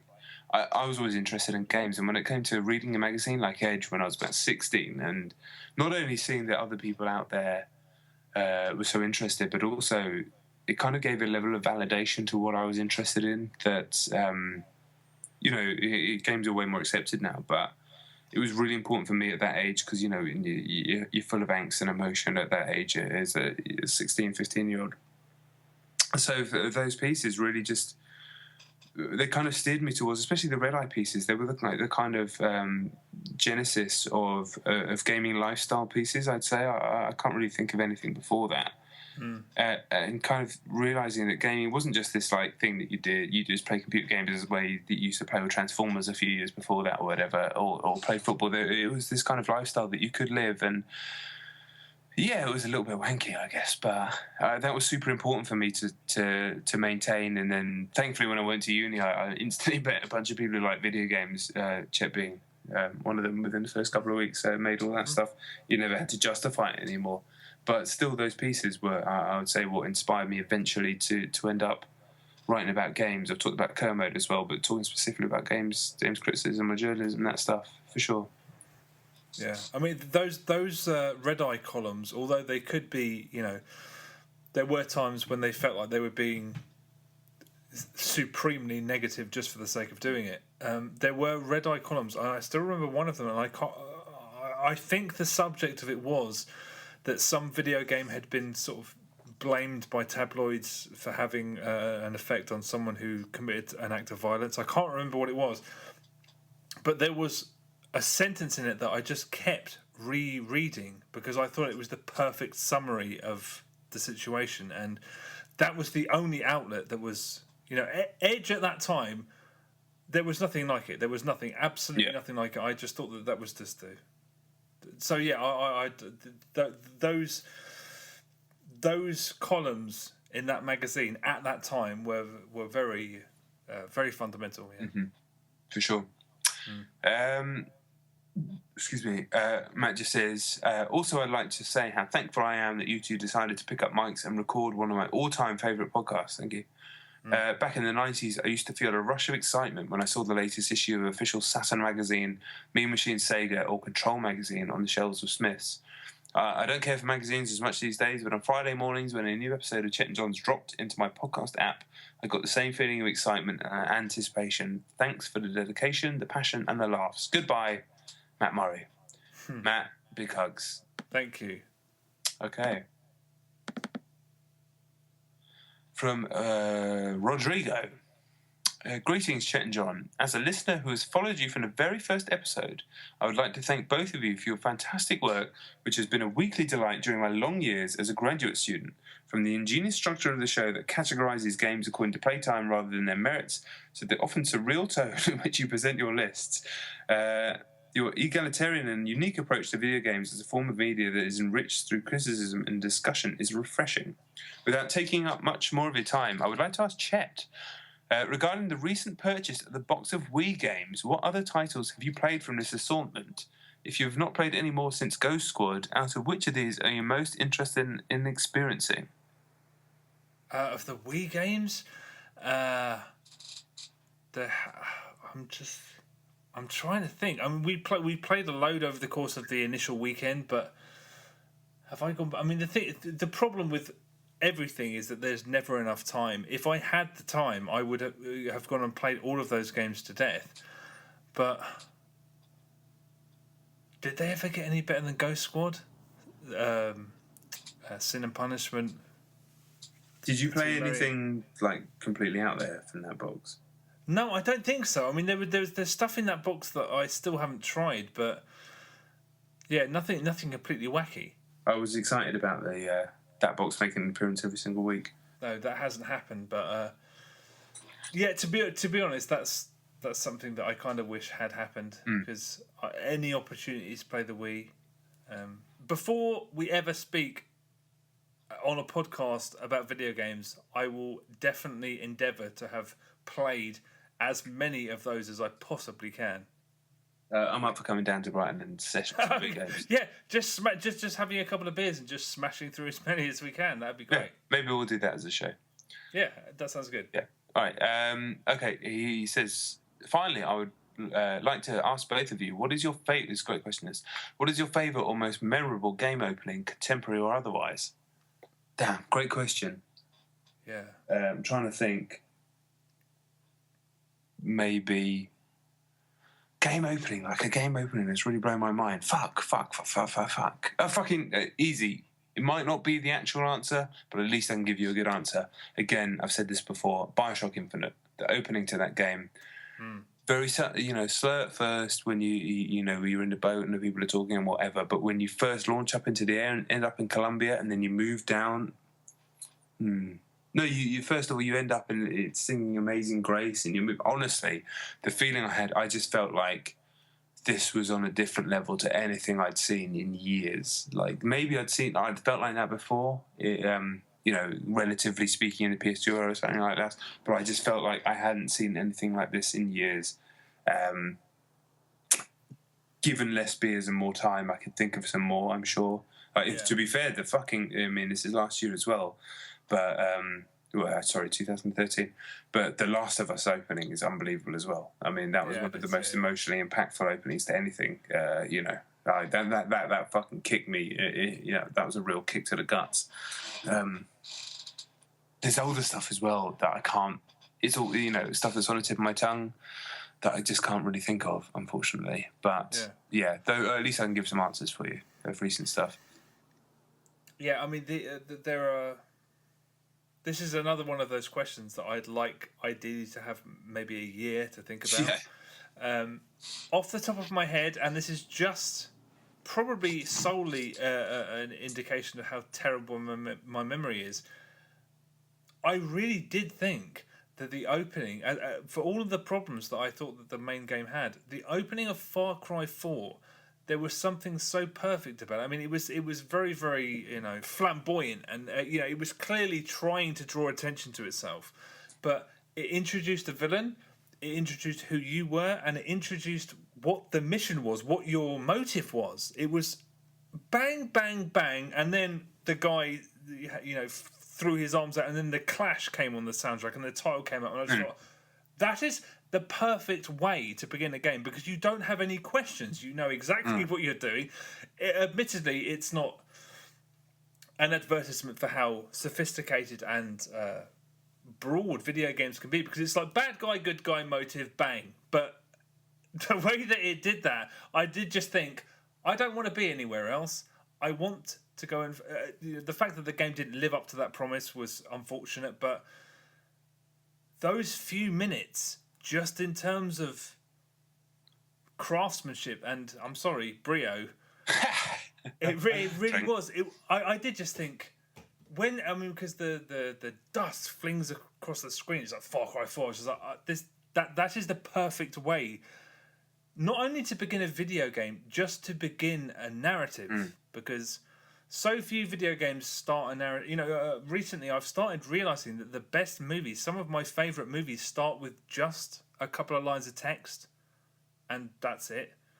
I mean, Gravity is not one of my favourite movies of all time, but the way that movie starts, where it just has those facts about life in space, and they fade into darkness, and then it just comes up, life in space is impossible.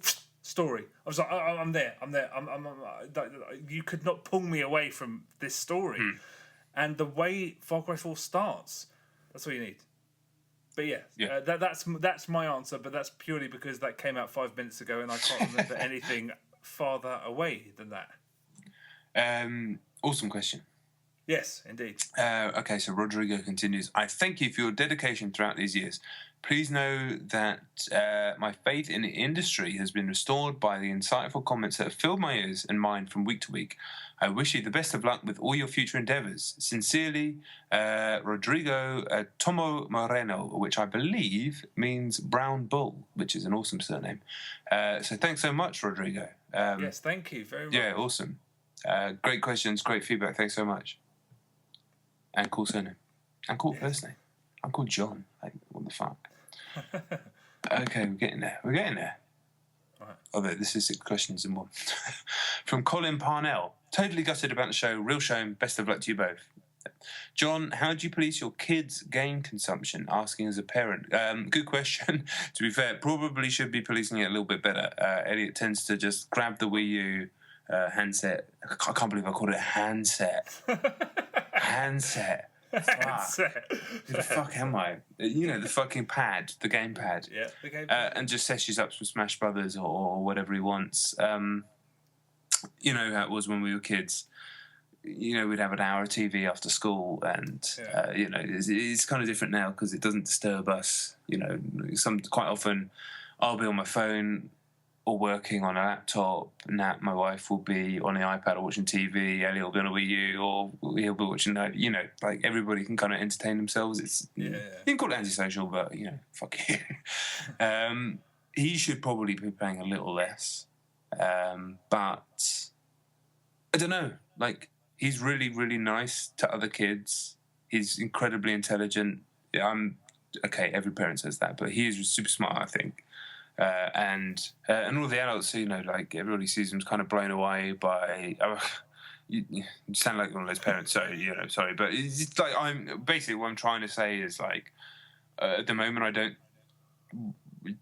Why would I police it? The more it's a situation where I'm going to be reactive. It's a situation where I'm going to be reactive more than proactive. You know, he's fine until I'm seeing signs of him not being fine at all. Then I'll get on top of it. But you know, I was restricted as a kid for sure. I was like, you know, I was allowed half an hour and all this other stuff. And if you know, later on when he's got homework and shit to do.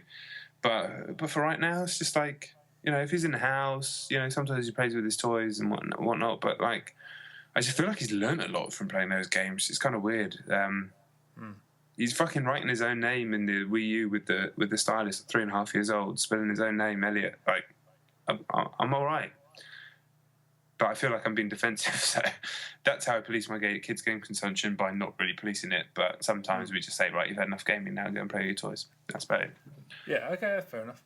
Number 2, Chet, do you regret leaving Twitter? I think I know the answer to this question. Do I regret leaving Twitter? No. And incidentally, if I mean, the problem with leaving Twitter is that it is, if you're a freelancer especially, you do have to pimp your work and you do have to network. So it's not an ideal situation for most people. But if you are thinking about leaving Twitter, do what I did and plant a paperback in your back pocket.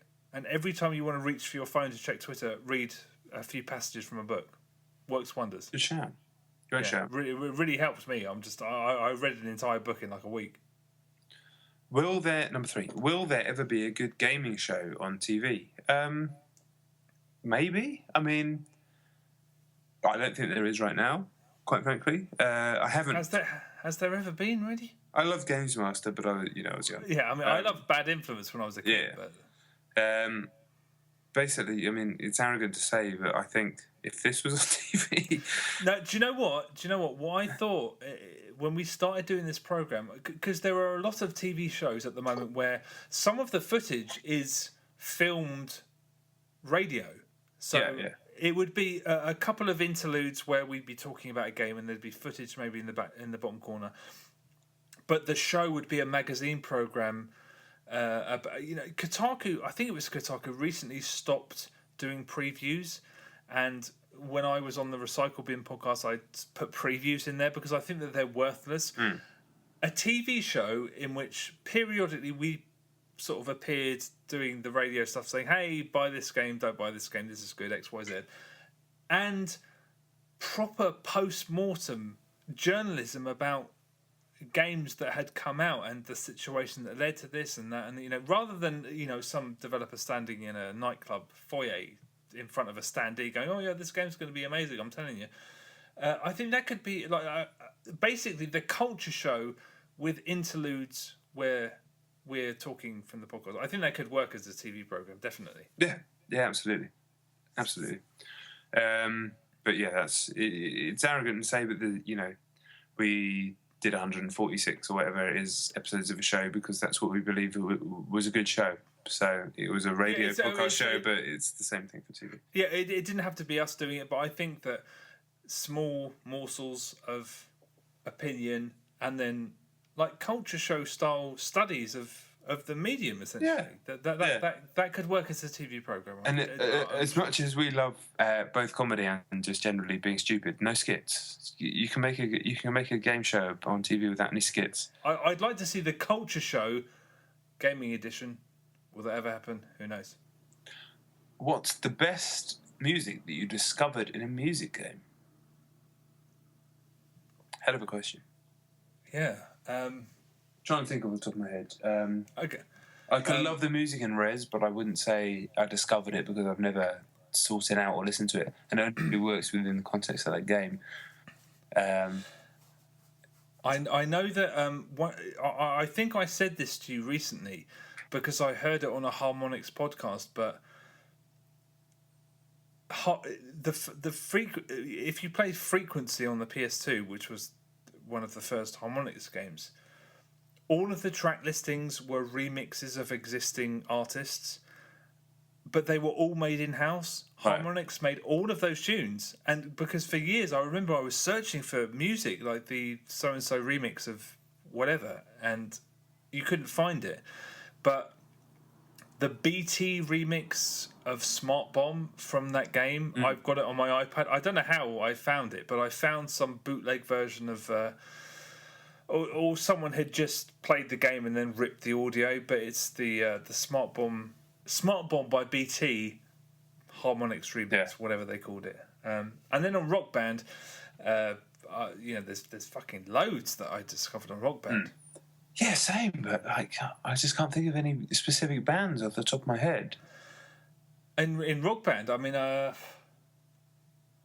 there was it's like individual songs. I think I grew love for the Who from Rock Band, but they're pretty famous. Yeah, but it's I mean, I definitely understood Bohemian Rhapsody more having played them on some of those. I grew a genuine appreciation of the Beatles from Rock Band Beatles. I can definitely say that because I never really liked the Beatles. So did I. One of our lecturers at uni used to always bang on about how the Beatles were the band that the Rolling Stones... Sorry, the Rolling Stones... The Beatles were better than Rolling Stones. Do you remember that? Who was that? The guy that... I can't remember. Fantastic. But he used to make an excellent, very, very animated point about how the Rolling Stones were so much better than the Beatles. And I always bought into that. And then when I played Rock Band Beatles, the weekend after that, I got a hold of all of their music and I listened to it. And I just thought, after I listened to all of their music, when anyone comes up to me and says the Beatles are the best band ever made, I'm like, yeah, they are. You can't argue with that. Off the top of my head, Rock Band, the founder members of Harmonix, they were in a band called Tribe, and they put one of their songs in Rock Band 2, and it's the most 90s piece of music that's probably ever existed. It's got very, very gothic female vocals. It's got like My Bloody Valentine kind of echoey production. Right. It's an amazing song, and I listen to that still today. Also, I never liked the Stone Roses. I didn't really understand that whole thing. I thought their music was quite twee, but there's one of the songs from their second album was on sale on the Rock Band store. I bought it, and I think I've listened to it every day since then. Which song's that? It's not from their first album because I never really got on with that. The thing is, I've realised that when rock bands become really big, and then I always prefer when they've gone and done a load of drugs and they've made the self-indulgent second album. That's the album that I like. I still think Be Here Now is the best Oasis album, when they were just like on loads of drugs and stuff. I'll tell you. Is it Love Spreads? Love Spreads. There you go. I mean, that's an unbelievable song. That's but I can't fault that music, but it's not part of the most revered album that they made, and it's not. It was actually the first Stone Roses song I ever heard. Weirdly, that one. I managed to avoid that whole thing because I was a bit too young when the Stone Roses were big. I was like 8, 9. So was I, but when I heard the first album, I was like, I didn't hate it or anything, but I just thought it was a little bit twee, to be honest. Yeah. And when I heard Love Spreads, I was just like that. I honestly, ever since the first time I heard that song, I think I've probably listened to it almost once a day since then. So I've listened to that song many, many, many times. Had it on tape, in fact. Tape, fair play. Yeah.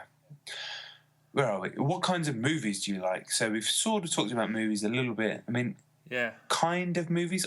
Honestly, without meaning to sound like a dick, I like all kinds of movies. I would never say there was a genre or anything like that. I just like any movie that has the potential to be great, whether it be amazingly directed, amazingly written, with amazing performances, anything that says something about the human condition in a way that inspires or speaks to me.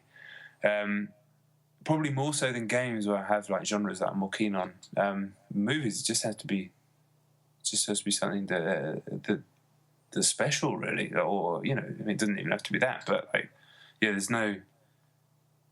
It's like, what kind of movies don't you like? Not massively keen on like the heritage British stuff, but even then, there's some good ones in there.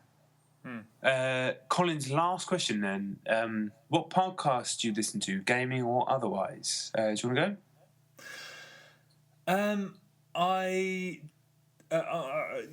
Everyone listened to Serial. I didn't. I had more and more problems with that show as it went on. But it introduced me to Criminal, which is a really fine journalistic podcast about true crime, but it's very, very meticulously produced and there's no bullshit in it. So Criminal, I'd say.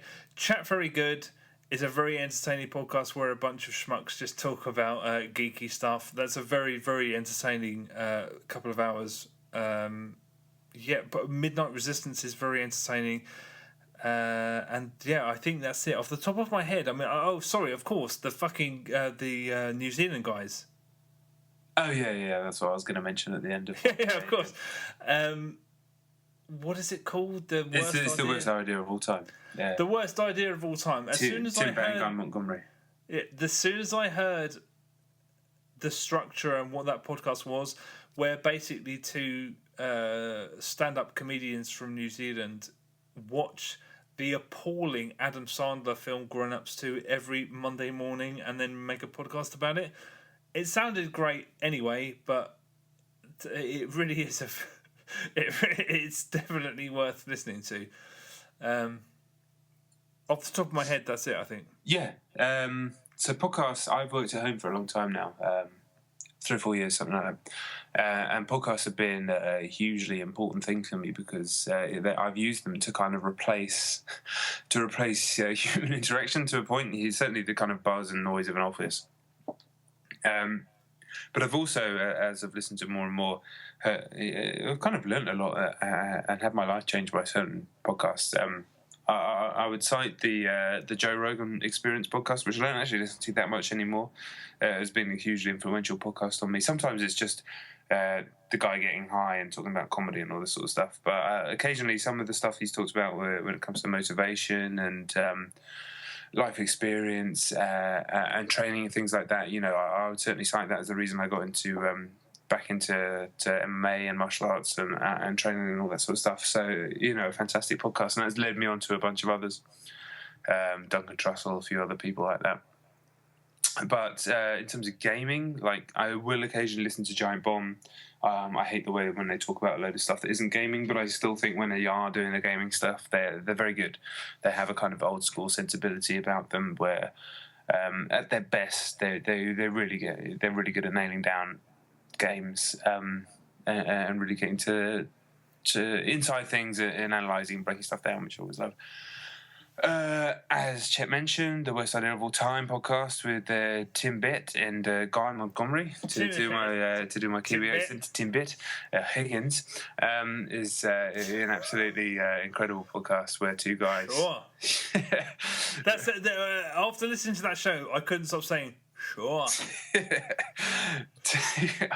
Higgins, two guys who, they're now right at the end, towards the end of their run of watching Grown Ups 2 every week, 52 weeks, and talking about it for 30 minutes. An amazing show. They happen to both be stand-up comedians, which helps.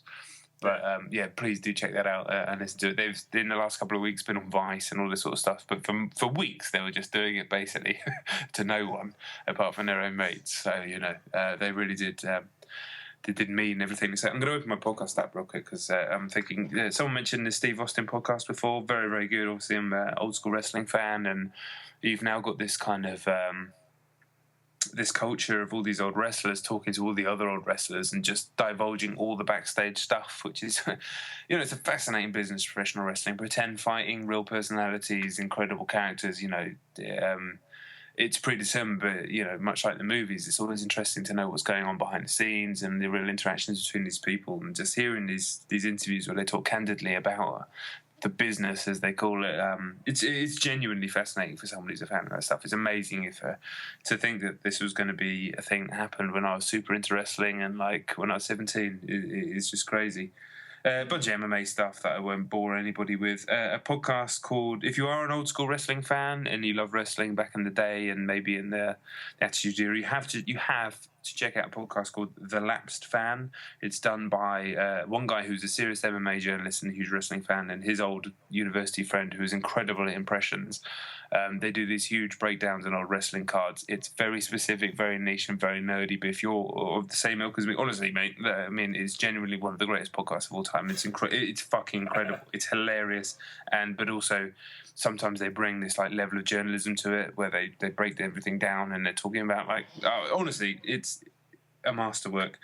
Chat very good. You mentioned Midnight Resistance. I listened to Chael Sonnen podcast. That's about it, really. But that's a lot of hours every week of listening to people talk. So that's about it. Yeah. Okay. We're getting there. We've only a few questions left. Okay. Okay. It is 2 a.m, and I'm fucking hammered. Yeah, I think there are 2 questions. Well, 2 emails left. Fair play. Yeah, Jaeger Gravning's back. Oh, fair play. Hi guys, I'm so depressed. Sorry, that the show is giving up the ghost. So my question is, have you given up game? Oh no, we've already answered that question. So we're down to the last question. I'm thrilled that it was asked twice, but I'm doubly thrilled that we don't have to answer it again. And I'm thrilled that somebody who's created as much great work as Jesus, right. Jesus, I think I'm in a better state than you. Right. This is quite the time to be asked this question from Gmail. Last question ever. Best/worst drug experiences. You guys are awesome. Best of luck for the future. Nick, do you want to go? What was the question? Best/worst drug experiences. Why are you this hammered in 1 second? You weren't 2 minutes ago. You know how it hits you in no time. Yeah, all right. Fucking suck it up for 2 more questions. All right, says the guy who can't stay awake. Well, I'm fine. You weren't fine when we did this last time, know what I mean? Yeah, I wasn't, but I am now. All right. Sorry, what was the question? Best/worst drug experiences.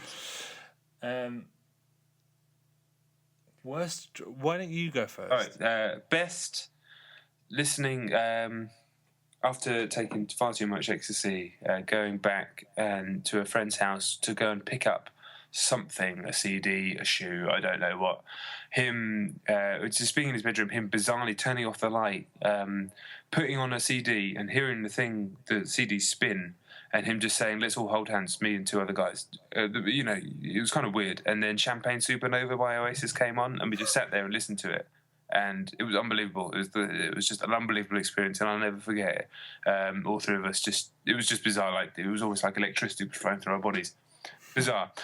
Worst drug experiences. Oh my goodness. The reasons why I haven't done drugs for 12 years. Panic attacks. Having meltdowns, thinking that I was going to die, thinking that the Hulk was sitting on the chair next to me when he wasn't. Some dark shit. So yeah, glad I'm out of that world. Worst is probably not something fun to talk about. I don't know. I don't know the answer to that question. Best would probably involve some reflection. Worst, off the top of my head, there was a moment where I used to go... When I lived in Holland, I used to go to this place and buy a spliff, and they used to sell me this. They used to try and sell me this stuff that they made downstairs, and I was just like, no, just give me XYZ. And one time I bought the stuff they sell downstairs, and I was listening to the Clerks animated commentary. Incidentally, if you're a fan of Kevin Smith, go and buy the Clerks animated DVD and listen to the commentary on those 6 episodes, because it is the most fascinating thing. It's the most fascinating thing because what you've got is Kevin Smith, some of his friends, a couple of the actors that have acted in those things, and you've got one of the Seinfeld writers. The dynamic between those 6 people is fascinating. But anyway, I was listening to that, stoned on something that I was convinced they dipped in like LSD or something. Right. I mean, it was, and I spent the whole night tripping out. And every time I think that I was basically going to pass away, I'd do a really intense deep breath, and I'd come out of the. What are we talking about? Well, you asked us. I'd come out of the bed and just think, if I stop breathing, I'm going to die. This is basically mine. The exact same experience as mine, except it wasn't involving buying something from but the deep breaths and the getting out and thinking I was going to die. Yeah, but literally, I'd start and I'd be like, I'm going to sleep, and I would sink into the bed. And then I'd take a long, deep breath, and I'd be like, fuck, there is a very, very distinct correlation between me not breathing and me, like, potentially not getting up from bed. Listen to Clerks Animated. The commentary, it's really interesting. It's 6 disparate people randomly saying things that don't. You want the truth? You can't handle the truth. It's show me the money. Right. This is.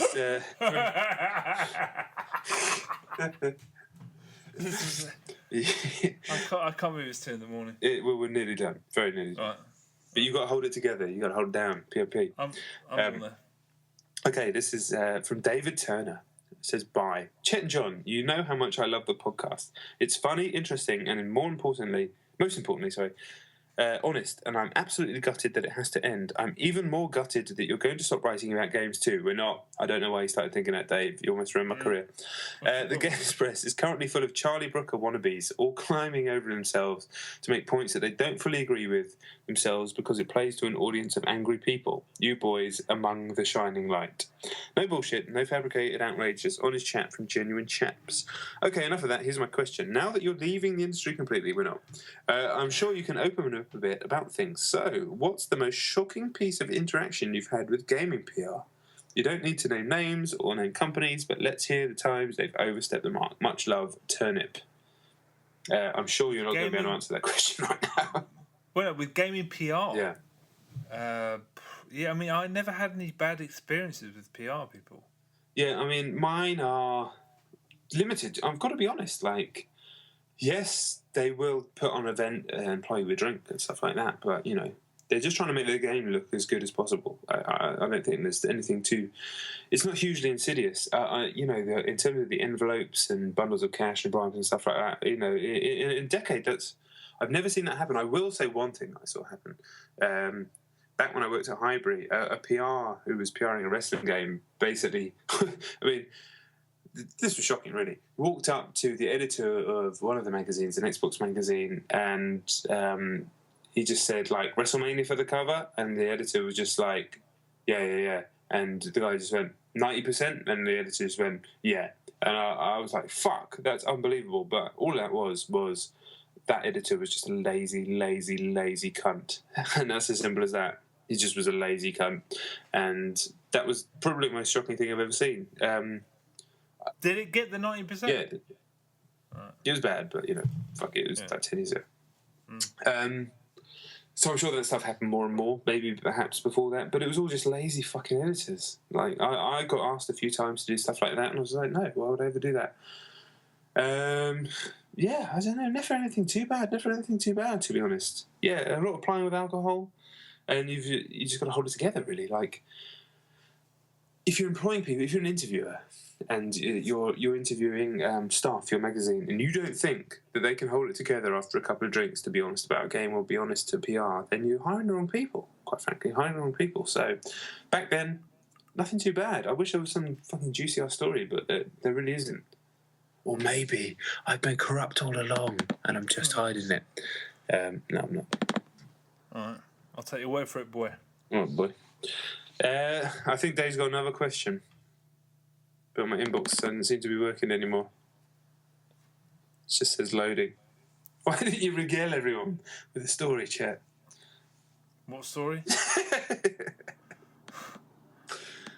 Sweet Jesus.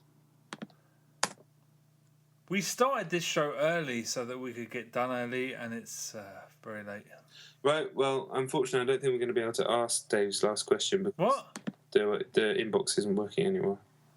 It's just, yeah, our website host appears to have died, which is where the inbox is held. Oh, no, am I coming back? Yeah, we're back. We're back. Second question. Sorry, I really wanted to ask this too. What's the most annoying thing a non-gamer has said to you after you've told them that you write about games?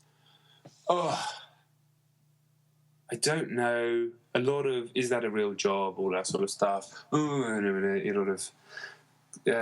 basically, some people are just cunts. And whether they're talking about this or talking about something else, some guys like to try and alpha male you, I always call it. It makes me fucking feel tedious and bored, and I hate it. I've had people say that stuff about me, about my job, about all sorts of things. Just sometimes they'll say something to you. I remember you, in fact, Dave, recently went to a party and someone said something really unnecessarily rude to you and completely untrue out of nowhere, which I always take as the same sort of thing. People will do that to you in your life. You can either react to it or not. I tend to react to it, to be honest. But yeah, nothing I can think of specifically that's hugely annoying specifically. But I don't care. Non-gamers, gamers, who cares? Fuck them all. No, I love them all. I think it might be time to wrap up, Chet. Okay, well, is that the last question? That was the last question. That was the final one. It's been an epic. It's been an epic podcast, by far the longest one we've ever done. Yeah, but by a mile. Yeah. By a mile, like by 3 times the mile. That doesn't make any sense. So yeah, obviously the final episode. Thank you so much for listening to all these episodes, or whether this is if this is the first one you listen to. I'm genuinely sorry. I feel like I should buy you something as by way of an apology, but but yeah, I mean, really, like it is sad, and I think just throughout doing this, there's kind of feeling of sadness there for it to come to an end. But also a feeling of relief, to be honest. So thanks so much for listening. And this feedback's been crazy. I've been reading it throughout the week and then reading it out loud. It's been amazing, quite frankly. It always has been. But just to see it put into words in these last few days is very humbling. We need to give some special thanks. We've given some thanks to some of the guys who've given feedback already, but we must make sure that we give special thanks to the other 2 people that hosted this podcast on occasion, which is, of course, David Turner, ex-Joypod host, great man, Millwall fan. Just a person that we met through doing the podcast. I think I followed him on Twitter beforehand and listened to the old episode of Joypod, but is now, a firm friend. And someone that I'll be friends with for the rest of my life, for sure. And of course, my old good drinking partner and partner in crime, Sam Roberts, who's now flying high as editor of PC Gamer it's shitty to say you're proud of someone because it means that I don't really mean it like that. But at the same time, I remember when Sam first started, when he had just turned 18, and you could see how skilled he was, but he was a young guy and super young guy to come into a job like that young, and now to be editing the best games mag in the world is fantastic. So to say you're proud of someone is stupid, but I'm amazed and really pleased with him. That's probably a better way of saying it. And obviously, a fantastic orator and a truly brilliant writer. And by PC Gaming, it's one of the last bastions of great games criticism out there. Mm. No, just on the subject of Dave and Sam, they made time to appear on the show, and that was really important. That was really, really kind, and they were really good on it as well. So absolutely, apart from Dave. But yes, no, joking, of course. So yeah, obviously, special thanks to those two guys. Massive thanks must go to our man Martin Holden, another friend who we've made, a friend for life that we made through the show, who he produced the artwork that you'll see, the latest artwork for the show.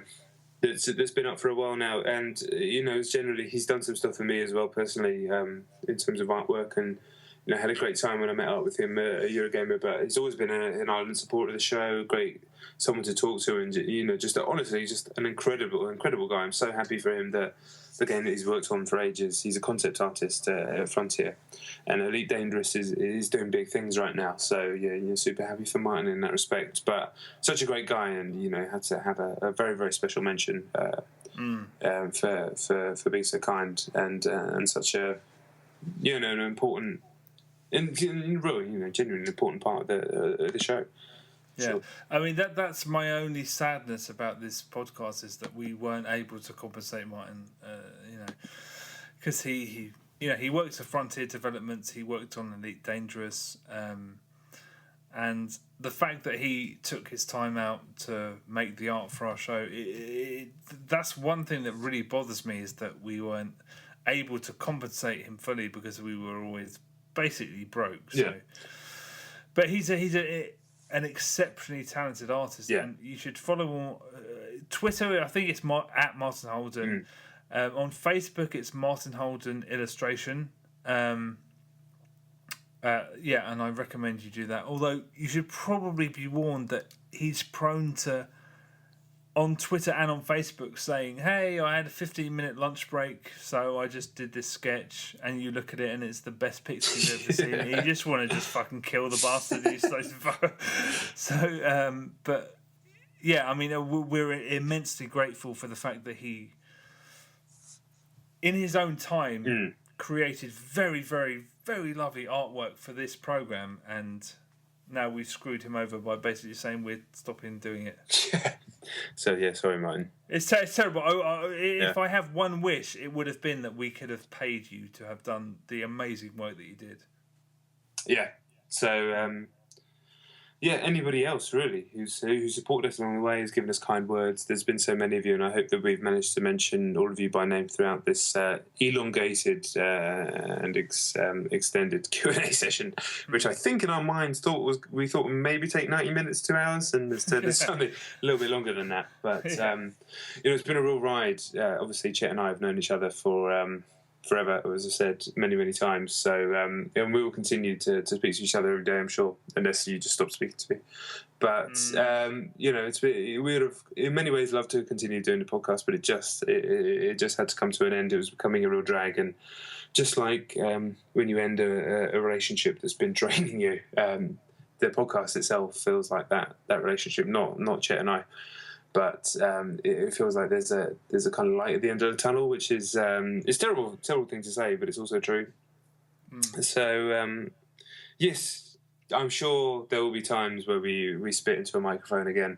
We're not going to become rappers all of a sudden, but just say words about games into a microphone once again. But no time in the near future. So yes, once again, thanks so much for listening. I guess that's probably it, unless there's anything else or anybody else that you want to mention I may have forgotten. Mr. Royvis? Mitch Murder, thank you, Mitch Murder, for letting us use your really, really exceptional music as our intro/outro music.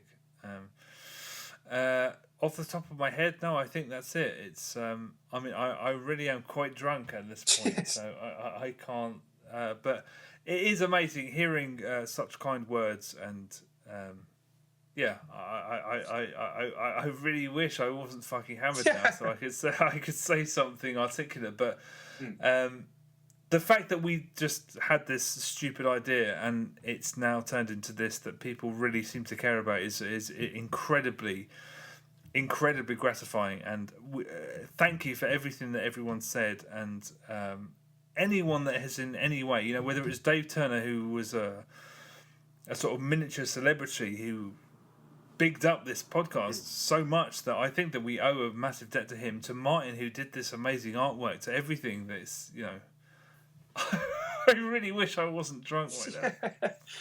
But thank you. It's so, people have been so kind, and people have been, you know, for sure.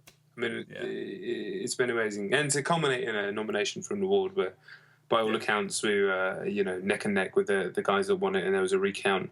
That was great. That was amazing. That was a cool experience to, circles that I've run in for years, but it was kind of cool. It was so amazing to be nominated for something. I'm admitting that I'm drunk. You're trying to pretend you're not. Oh no, I'm hammered, but I'm not as hammered as you.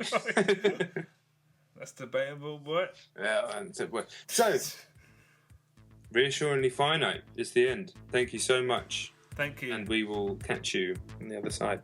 We will catch you on the other side. Thank you. Thanks so much. The end. Bet.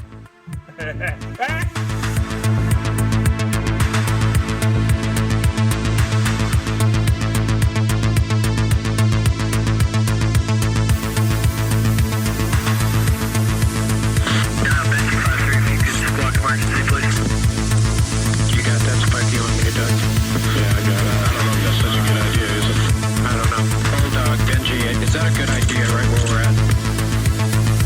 Okay, now you've got fire coming out of your engine. Looks like it's falling. What's falling? Well, it looks like you got sparks and shit coming out of your engine now. Okay. Bulldog?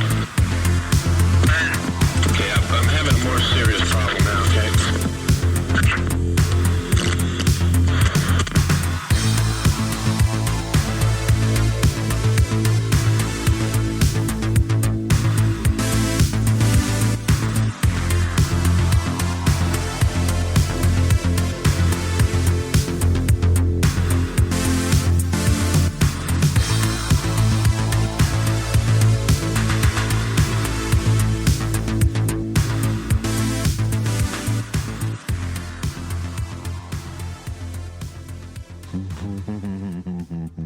Going somewhere, Jarek? Jax! I thought you were going to... Thought I was what? Dead? Like my partner you just tossed off the cliff? I'm sorry, Jax. Please, don't drop me. Wait, I promise. Too late, Jarek. You can't drop me. You have to uphold the law.